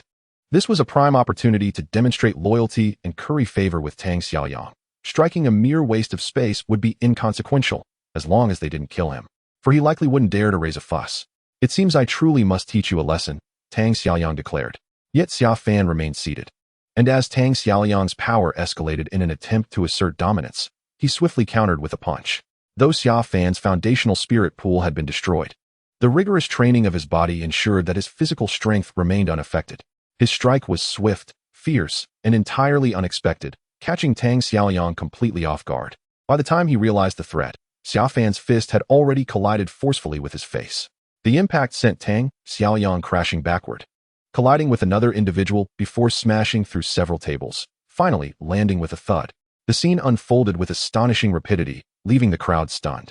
If anyone had sensed the brewing tension, it would have been Dudu, who had sensed that the young master was about to unleash his fury, and indeed, it had come to pass. Did my eyes deceive me? Was it not Xia Fan who was struck, but rather young Master Tang who was sent flying?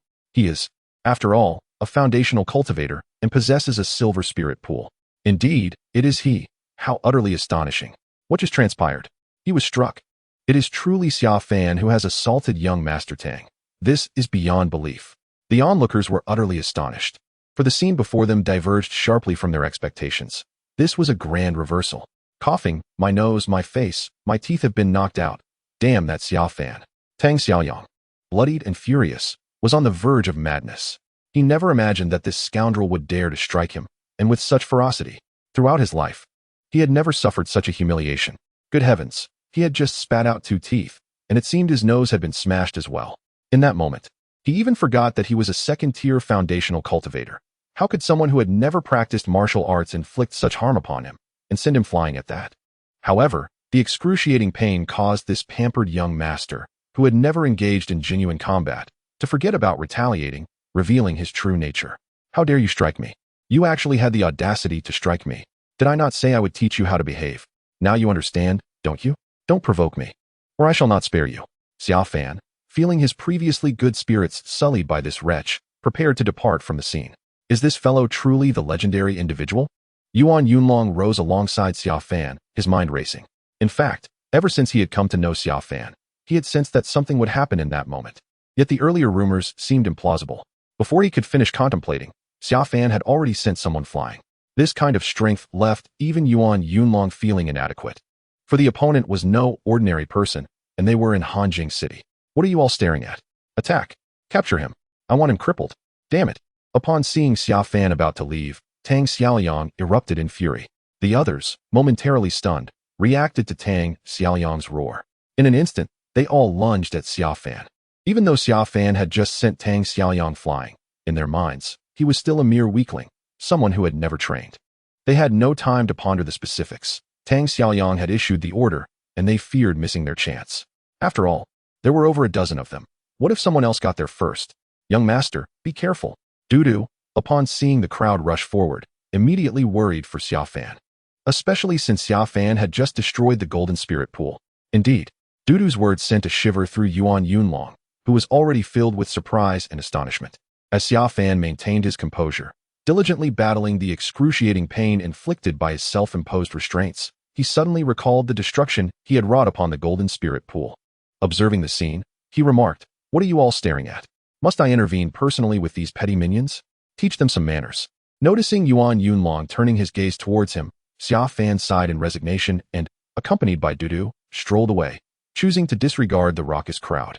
With the spectators having retreated, Xiao Fan smoothly exited the battlefield. Upon realizing that he was ignoring their presence and departing nonchalantly, the onlookers attempted to rush towards him. "Get back here." Yuan Yunlong, now fully aware of the situation, reacted swiftly. Despite his own restraints, he found no difficulty in dealing with this group of no more than 25-year-old Foundation establishment cultivators. With a swift motion, he seized one individual and hurled him at another who lunged towards Xiao Fan. The ensuing chaos erupted into a cacophony of screams and cries of pain. "Ah, my hand is broken. Oh, the agony. My father is a nobleman. How dare you? My leg is shattered." Even though Yuan Yunlong exerted some restraint, the ferocity honed through countless battles remained evident, instantly transforming the scene into one of bloodshed. "Who is this guy? Clear the way," exclaimed one onlooker, shocked by the brutality displayed by what appeared to be a mere servant. How could a guard be this formidable? He strikes with such ferocity. The spectators, taken aback by the sudden escalation from a mere brawl to a bloody confrontation, were fortunate that the populace of the Great Han Dynasty was known for their resilience. Otherwise, the average person would have been overwhelmed by such a gruesome sight. Nevertheless, many retreated, fearing they might become collateral damage. Tang Xiaoyang, who had been shouting moments ago, now stood frozen, eyes wide in disbelief at the unfolding carnage. "They've gone mad. Who is this kid? Is he a guard from the royal house? Impossible. Guards do not behave this way. This is utterly ruthless." As Yuan Yunlong swiftly incapacitated the group, he glanced at Tang Xiaoyang, who staggered back in terror, tripping and falling to the ground. The mere thought of Yuan Yunlong charging at him, coupled with the vivid imagery of the earlier injuries, sent a chill down his spine. At that moment, he felt fortunate that he had only been knocked aside. Fortunately, Yuan Yunlong, noticing Xiao Fan's departure, hastily followed suit. Meanwhile, the first floor of the Yiping Tavern and the surrounding streets fell into an eerie silence. No one dared to utter a word, utterly stunned by the spectacle. Even the attendant who had previously welcomed Xiao Fan and his companions now lay crumpled in a corner, faintly aware of a dampness creeping upon him. Chapter 27. Registration. The young prince felt somewhat out of his depth. It seemed that his earlier display of force had been rather excessive. Yuan Yunlong observed Xiao Fan as he departed with a calm demeanor, yet he suddenly noticed the gazes of those around him. Turning back to survey the scene within, he found himself scratching his head in confusion. Unlike the dandy youths of Hanjing City, who were accustomed to frivolity, he had been raised amidst the tumult of battle, where encounters with adversaries were a matter of life and death. Even though he was aware that killing was not an option at present, and that his body was under self-imposed restraints for reconditioning, his unintentional strike had swiftly incapacitated his opponent. It dawned on him that perhaps he had acted impulsively in Hanjing City, potentially inviting trouble for the young prince. Xiao Fan, hearing Yuan Yunlong's words, glanced back at the interior of Epine Jai with satisfaction and remarked, "In the future, should you encounter such individuals who lack decorum, feel free to respond as you see fit. Ideally, do not wait for them to make the first move. Being proactive would be even more advantageous." Understood. Yuan Yunlong nodded in agreement, revealing that had he fully grasped the situation, he would have acted sooner when the raucous crowd had been taunting them. However, Hanjing City was unlike Shiguan City. The waters ran deep, and he was uncertain whether his actions might bring misfortune upon Xia Fan. It was only after Xia Fan had taken the initiative that he had intervened, and even then, he worried that his response had been too forceful. As this exchange unfolded, those within Epine Jai found themselves profoundly astonished.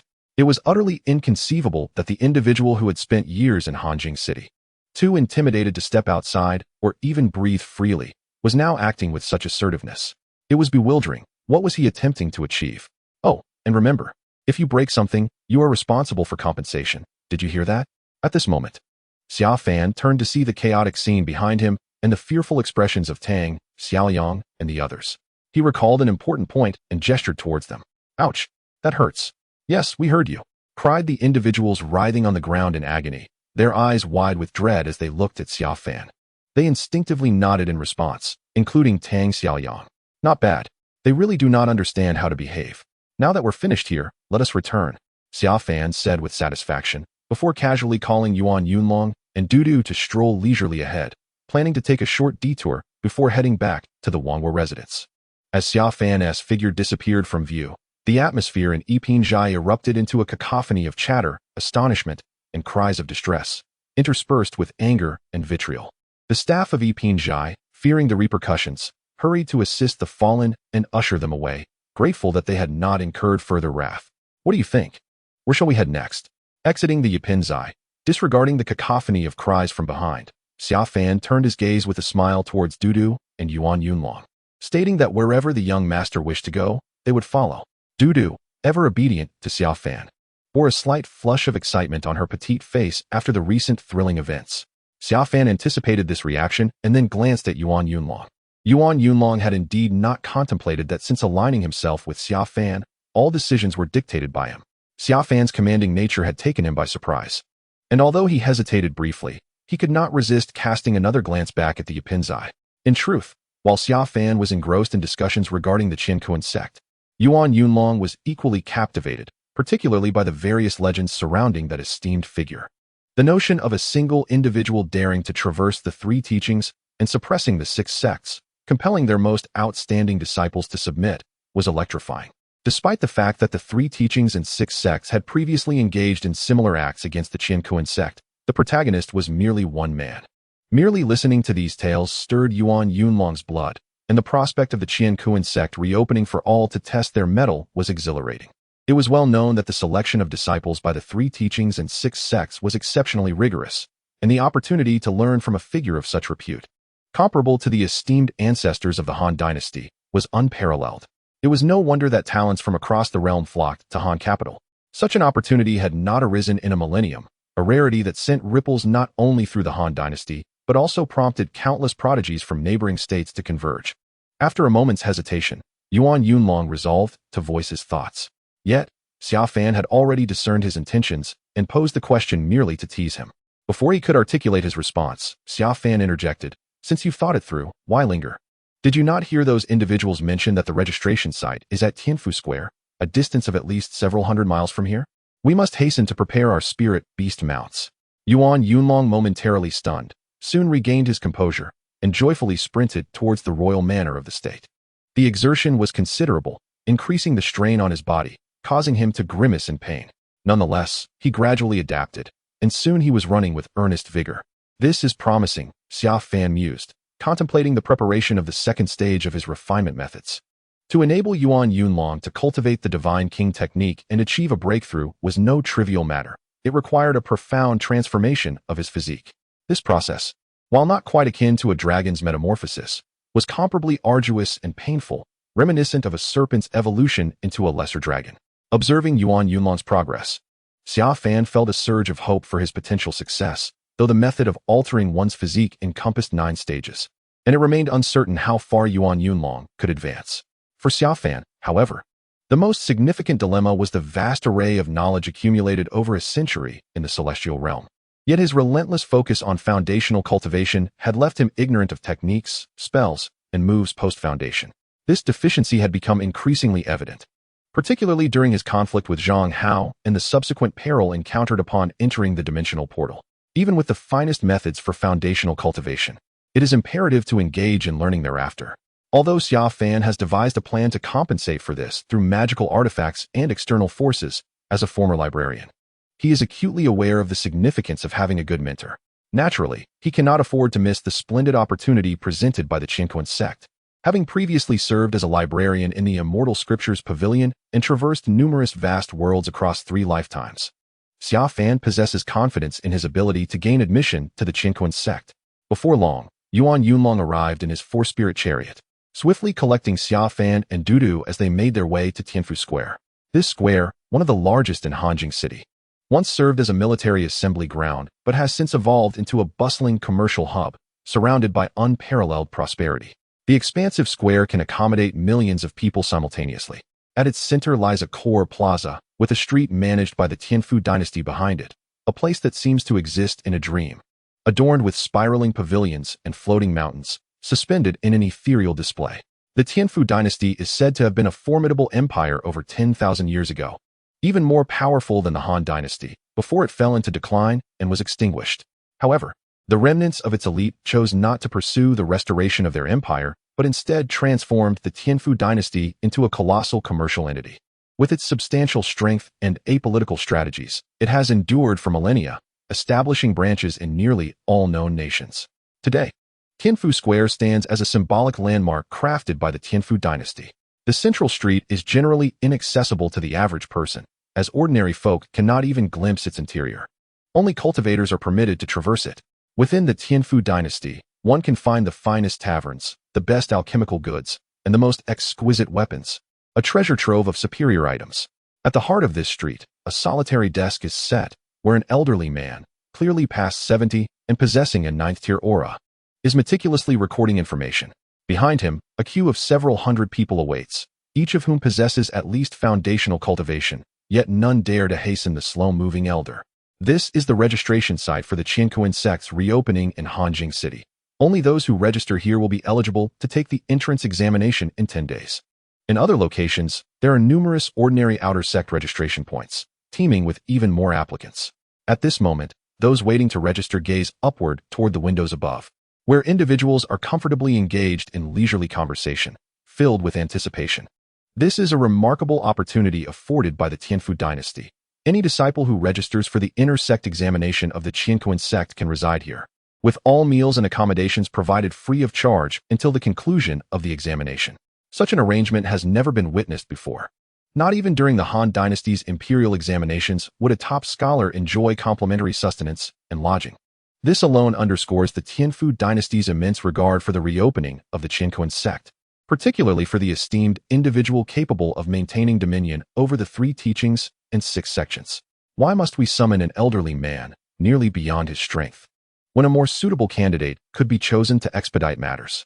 At this moment, beside a 3-story building, a rather plump young maid, with an air of pride, quietly inquired of the ethereal Yunshi fairy, who had remained motionless for the better part of an hour, gazing below. Clad in a flowing purple shawl and an exquisite long gown, Yunshi appeared to float gently, as if imbued with life itself. She sat in serene silence, her delicate brows arched like willow leaves, her complexion smooth as jade, and her eyes radiating an enchanting aura that drew the gaze of the numerous men below. Though she remained blissfully unaware, focused instead on the elder who had registered.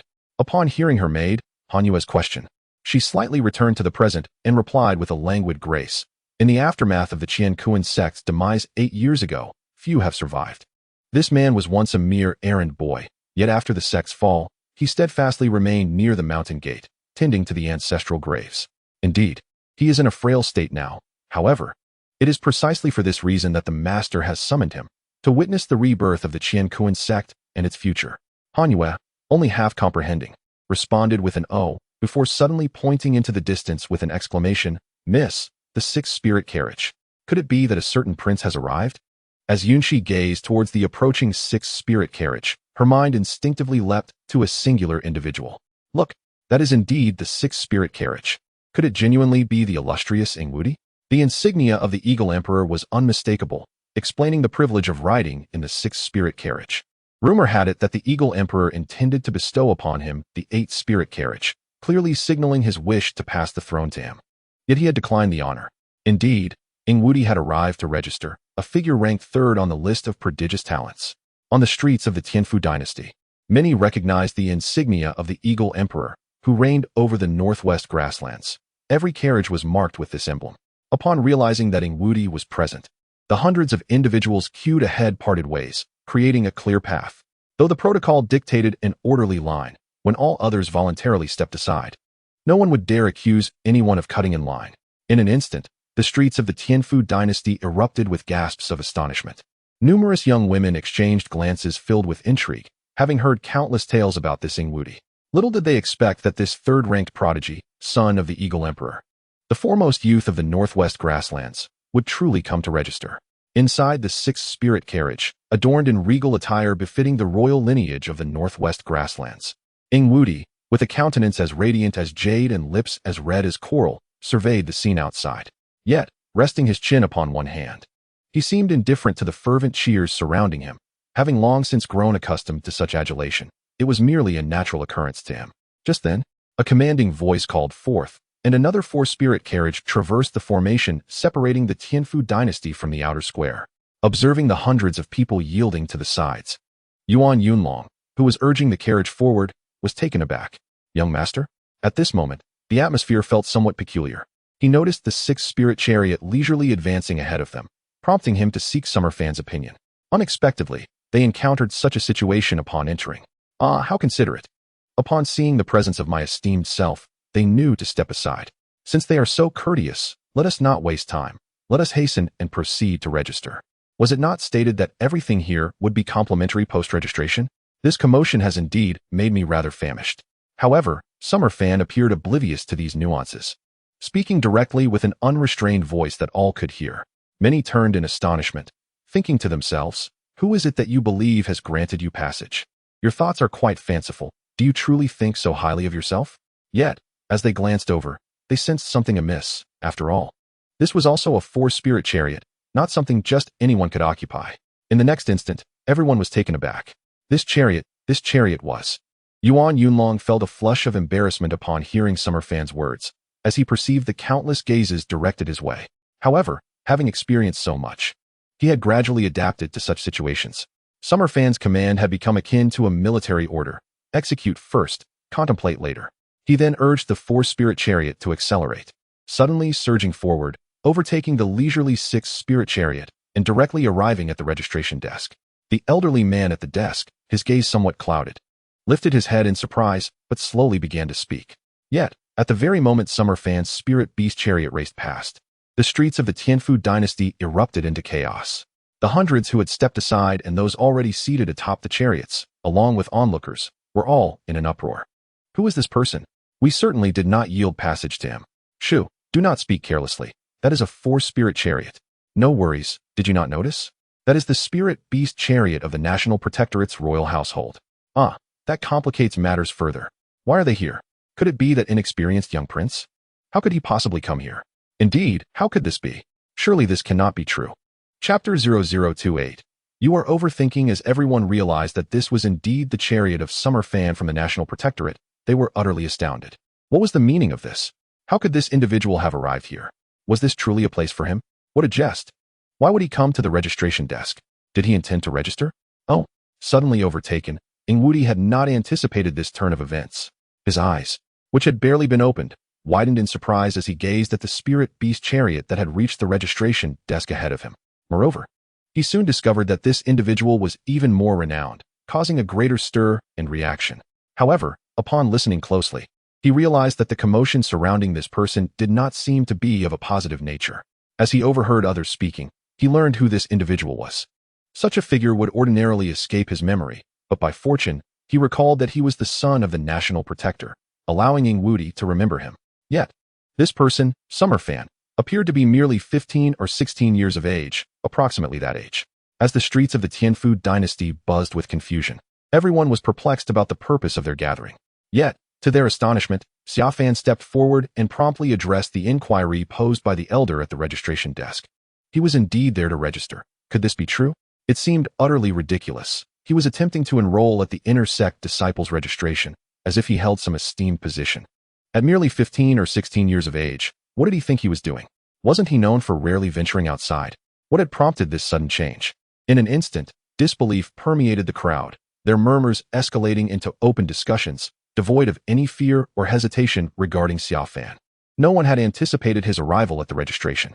Dudu, are you here to register as well? Xiaofan asked, disregarding the surrounding chatter. Dudu quickly shook her head. Master, I will attend to you. Indeed, it made sense. If he were to succeed, it would be as if she had succeeded too, and later, she could guide him. 97. What are you dawdling for? Register. Xiaofan nonchalantly urged Yuan Yunlong, who was still in a state of shock, to hasten his registration and not delay their meal. Initially, while Xiaofan was registering, Yuan Yunlong grappled with whether he should join, contemplating the feasibility of his decision. He even pondered whether to consult Xiaofan. Despite his eagerness to enroll, it wasn't until he heard Xiaofan's voice that he snapped back to reality, hastily stating his name and age. The registration process was straightforward, merely signifying eligibility for the examination. What was this fellow thinking? To even consider having his servant register was quite naive. Was he out of his mind? Assuming such a casual approach towards the sect? It was absurd. Was his coachman really signing up? Upon hearing Xiaofan's words and witnessing Yuan Yunlong's registration, despite his now ordinary attire suggesting a robust physique, excitement surged among the onlookers. Had he not been a young prince, they might have cast him aside, doubting his intentions and suspecting he sought merely the free provisions offered by the Tianfu dynasty. At that moment, a chuckle escaped from the balcony above, where the half-moon figure could no longer contain her amusement. Miss, what is Xiaofan thinking?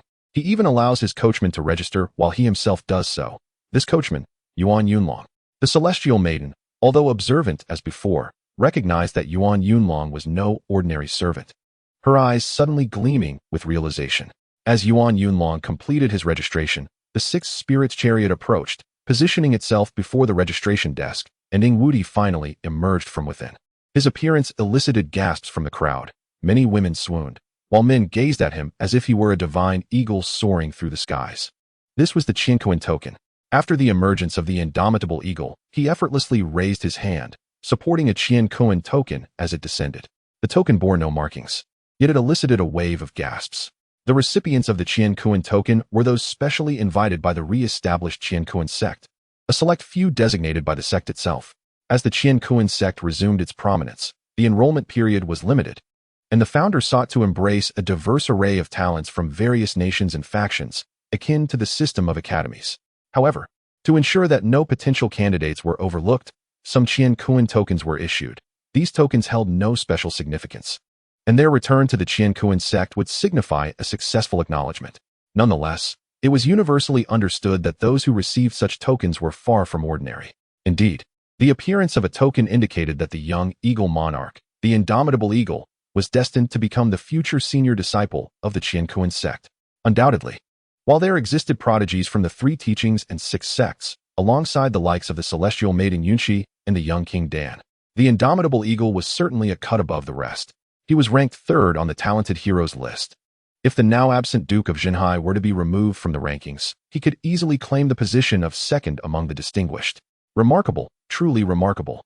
Should he join the Qiankuan sect in the future, aligning himself with the young eagle monarch would undoubtedly lead to prosperity. Those below, upon witnessing the emergence of the young eagle monarch, began to chatter excitedly. Unlike their previous mockery of Xiaofan, their current discourse was imbued with awe, even reverence.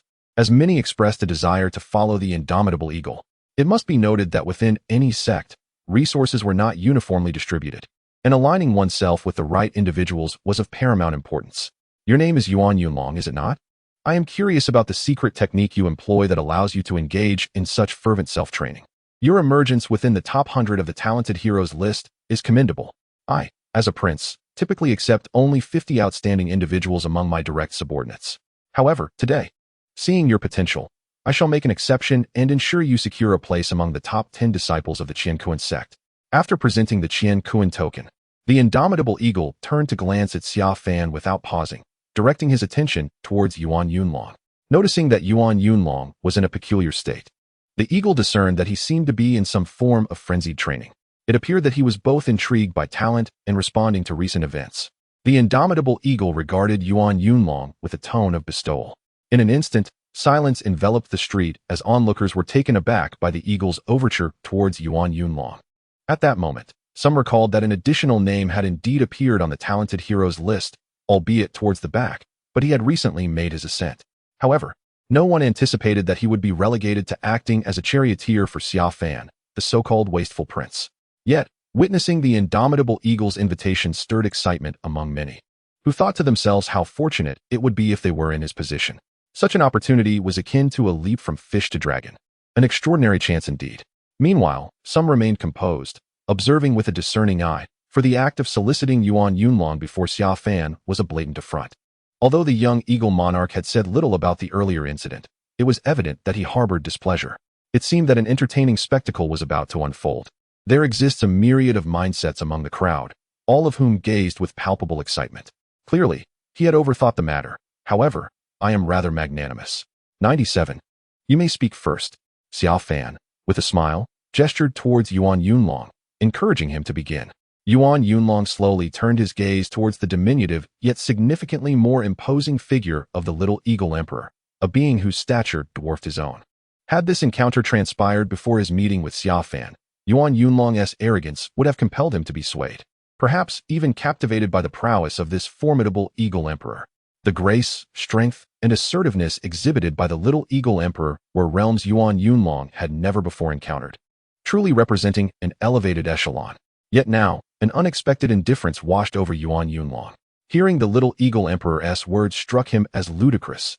In that moment, he recalled his own initial encounter with Xia Fan when he had proudly claimed the 97th position on the talented heroes list, suddenly grasping the essence of the situation. No. Fixing his gaze on Eagle Wudi, Yuan Yunlong expressed his thoughts with military precision, his words resonating with authority. He then glanced at Xia Fan before addressing Eagle Wudi. My young master is indeed correct. You have overestimated yourself. The refusal was definitive, an outright denial. Those on the talented heroes list all possessed a certain pride, yet merely being 97, to accompany the little eagle emperor was a privilege in itself. Indeed, even upon entering the Qiankuan sect, the little eagle emperor would remain a lofty master, while he would be nothing. How unperceptive. Most importantly, he lingered beside this so-called failure. What was he thinking? The crowd, upon hearing Yuan Yunlong's rejection, was met with mixed reactions. Some were surprised, others felt pity for him, yet many were baffled. This was not merely a rejection, it was an affront to the little eagle emperor for the sake of Xia Fan. Was it truly worth it? The little eagle emperor, too, was taken aback. While Yuan Yunlong's refusal did not shock him, the words spoken in refusal were unexpected. Now, allow me to address you. Xia Fan began, his demeanor shifting to one of seriousness, his voice and expression reflecting the gravity of the moment. You are called Eagle Wudi, correct? My esteemed 97 shall defeat you within 3 years. You believe you can recruit him? Pray tell, do you not think you are overreaching? Xia Fan's countenance hardened, his tone grave. This audacious claim, that Yuan Yunlong could vanquish Eagle Wudi in 3 years, seemed utterly preposterous. Even Yuan Yunlong himself was momentarily taken aback by Xia Fan's assertion. Yet inexplicably, his heart raced, no longer responding with the same incredulity he had displayed when Xia Fan initially proposed his ascension to the top. Around them, the crowd felt a sudden surge of tension, whispering amongst themselves, wondering if this young prince, who had so abruptly emerged to declare his intentions, was about to unleash his wrath. Yet, they quickly dismissed the notion. This youth had always been reclusive, confined within his own walls, and the mere act of speaking so boldly was a miraculous occurrence. What more could he possibly say? Young man, the little eagle emperor remarked, I find you quite intriguing.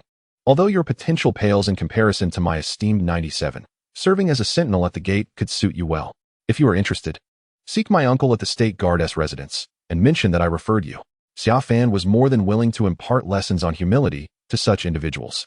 However, this moment is evidently not suitable. Most importantly, this fellow possesses considerable strength. It is best to wait until later to instruct him on proper conduct. One cannot simply allow a person who dares to act arrogantly in one's presence to remain uneducated in manners. Having experienced much, Xia Fan is rather open-minded and merely requires some time. As he spoke, Xia Fan, accompanied by Dudu and Yuan Yunlong, entered the tavern. where a dedicated servant was stationed to take care of their spirit beast mount. Chapter 0029. Reforging the spirit pool upon entering the tavern. A cacophony of discussions erupted around them, with opinions varying widely. Many laughed at Xiao Fan, dismissing his words as mere nonsense, spouting absurdities in a bid to save face. Humph. The little eagle emperor was momentarily taken aback by Xiao Fan's remarks as he passed by, but he did not take them to heart. He paid no mind to Yuan Yunlong's refusal, considering it a loss for him, for he had squandered the finest opportunity of his life. As for Xiao Fan, he could scarcely be bothered to glance in his direction. They were simply not of the same world, so why concern himself with him? The little eagle emperor then proceeded to enter the Tianfu dynasty, where he would reside prior to the examination. Following their registration, the atmosphere at the registration venue became tumultuous, with discussions swirling around Xiao Fan's seemingly reckless provocation, his application, and speculations about how the little eagle emperor, Ingwudi, joining the Qianquan sect would unfold. Xiao Fan, along with Yuan Yunlong and Dudu, unabashedly ordered a plethora of dishes. This establishment was indeed superior to the average tavern, as the ingredients were imbued with spiritual energy, and some unique delicacies crafted from special demonic beasts significantly aided in cultivation. It was no wonder that ordinary cultivators found it difficult to afford such luxuries in the Tianfu dynasty. After indulging in a sumptuous feast with Yuan Yunlong, Xiao Fan did not linger in the commercial district of the Tianfu dynasty, but promptly headed back to the town national palace. Upon their return, Xiao Fan discovered a considerable amount of medicinal herbs stacked in his courtyard, freshly delivered. A glance revealed that these herbs were transported from the Danwang Valley headquarters, and judging by the quantity, they seemed to comprise nearly all the various medicinal concoctions Xiao Fan had requested. Young prince, here is an invitation left by the messenger. A steward awaited outside the door, hastily presenting a card to Xiao Fan upon his arrival. Xiao Fan opened it to find a courteous invitation from the Danwang Valley, even specifying a time that was convenient for him. Very well, this matter is not for you to concern yourself with. Without my or Dudu's orders, do not allow anyone to enter. Xiao Fan waved his hand to dismiss the steward. There was no need to rush regarding the Danwang Valley's invitation. However, upon observing the courtyard filled with medicinal herbs, Xiao Fan crossed his arms and gestured an expansive stretch. Dudu, prepare to commence work. Drawing from previous experience. Dudu stepped forward to assist Xiao Fan in categorizing and organizing the materials.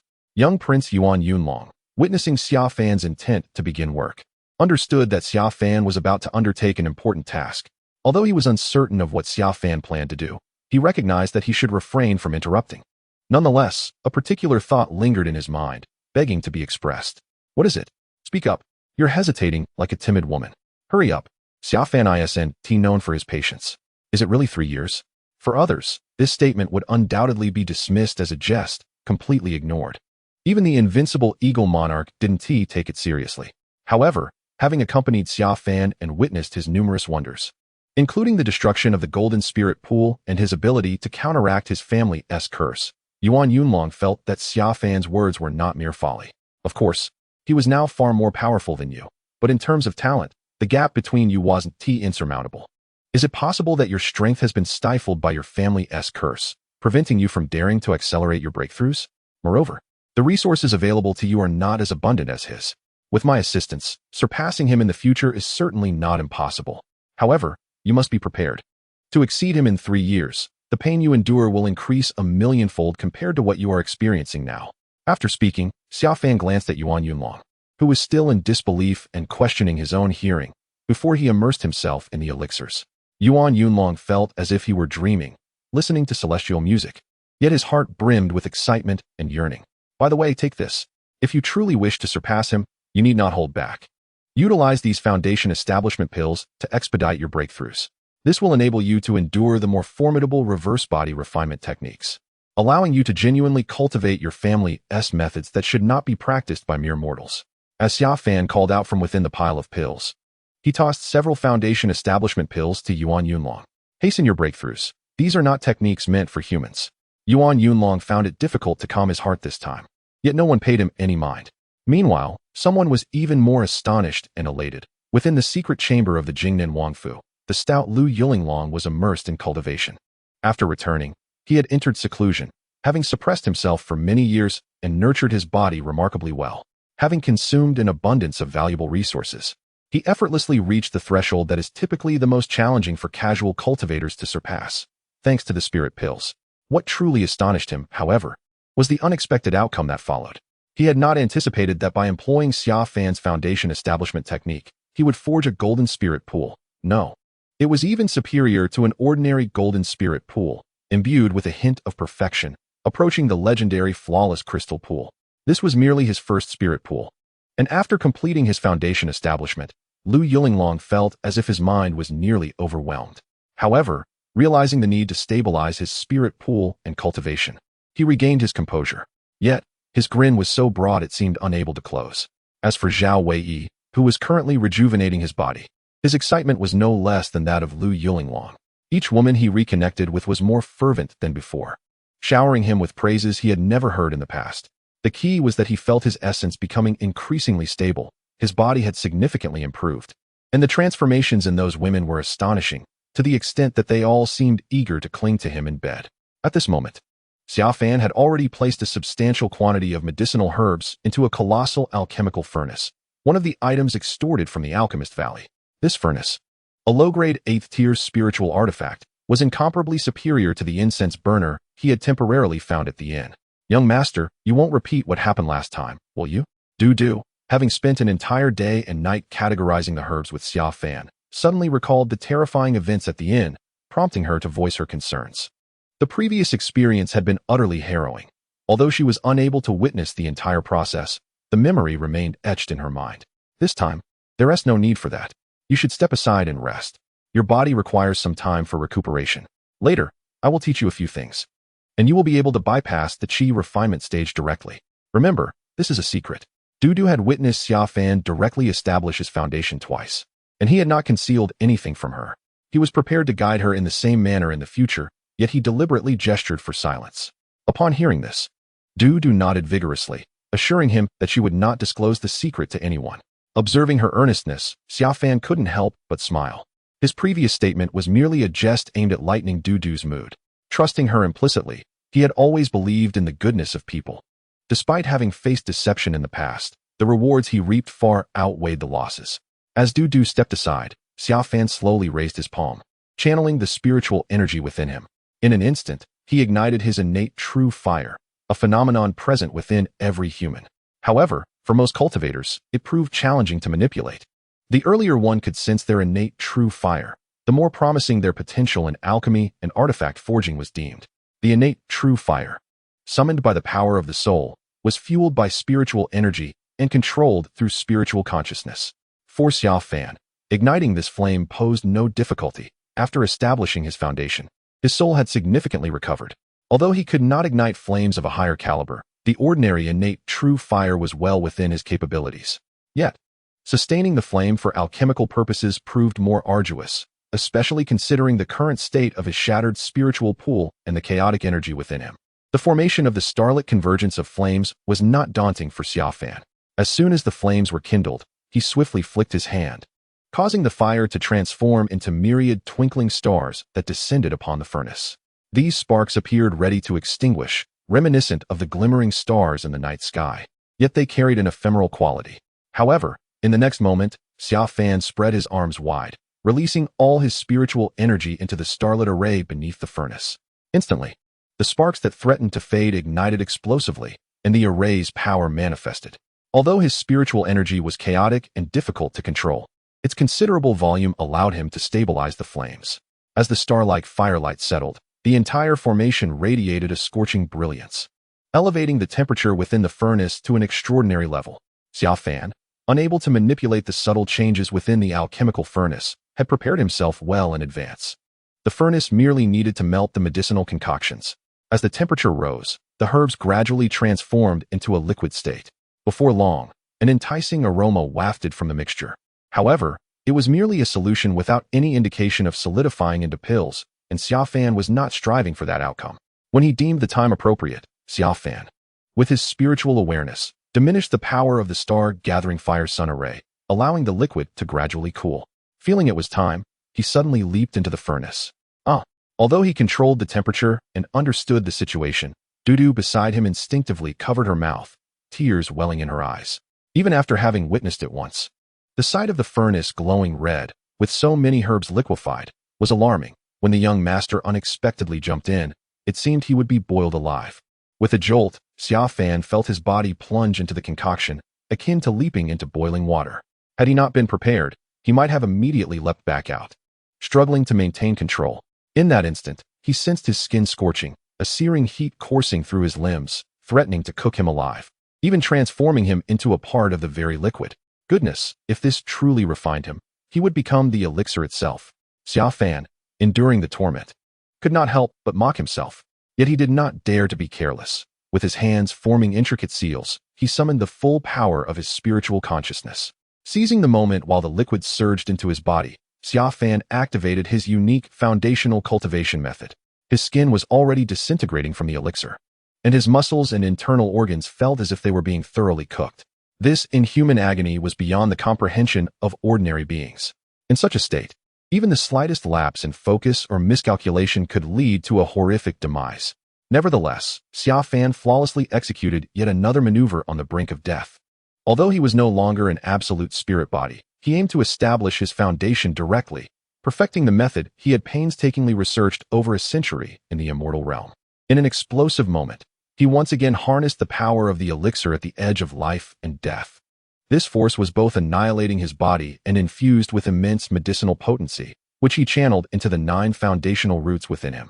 His unique condensation method allowed Xia Fan to enter a foundational state. While his body endured devastating impacts, internally, he commenced the foundation establishment process, a contest between life and death, embodying the true essence of his perfected method. Only through the life-giving power of foundation establishment, utilizing the forces of destruction and death, could one achieve that unparalleled, true perfection in foundational cultivation. An unimaginable condensation technique unfolded, gradually forming a spiritual pool shimmering with 7 colors. This pool was tenfold larger than a typical spiritual pool, with an astonishingly rapid absorption rate of spiritual energy, akin to a voracious predator. As the foundational spiritual pool was completed, an immense and unique aura emanated forth. The power of the rejuvenation chapter commenced its operation, and under the impetus of the 7-colored crystalline spiritual pool, Xia Fan's recently damaged organs and muscles began to gradually restore, with new skin visibly regenerating at a remarkable pace. Despite having just endured a cataclysmic impact, the elixirs were uniquely formulated by Xia Fan. The refined medicinal concoctions contained within were sufficient for the sustenance of hundreds, if not thousands, of cultivators over several years. Xia Fan meticulously extracted what he required, and combined with numerous medicinal herbs. The elixirs that surged into his body transformed into a potent restorative force as soon as his body could accommodate them. Moreover, upon the completion of the first spiritual pool, Xia Fan was astonished to discover that only a fraction of the elixirs had been consumed. A realization struck him. This was no mere experiment. Nor were they in the celestial realm, where demands were vastly greater. His control was far more precise, resulting in significantly less depletion. Additionally, the prior destruction of the golden spiritual pool and the subsequent successful reconstruction had yielded tremendous benefits. However, such an undertaking was undeniably non-replicable without the rejuvenation chapter. Xia Fan's unique techniques, his profound understanding of the elixirs, and the meticulously crafted medicinal formulas, as well as his flawless foundation-laying methods and a century of research in the celestial realm, any absence would lead to dire consequences. Yet at this moment, witnessing the substantial remaining elixirs, Xia Fan examined his first spiritual pool, which was now completely filled. Without hesitation, he began to channel the energies to forge the second spiritual pool. Typically, after completing the foundational stage, one must undergo a prolonged period of absorption, refinement, mastery, and tempering to fully saturate their foundational spiritual pool. Once one pool is filled, the subsequent pool can be initiated, and so forth. Utilizing the power of the elixirs, Xia Fan invigorated the first spiritual pool to its fullest, commencing the construction of the second spiritual pool, aspiring to break through to the second tier of foundational cultivation.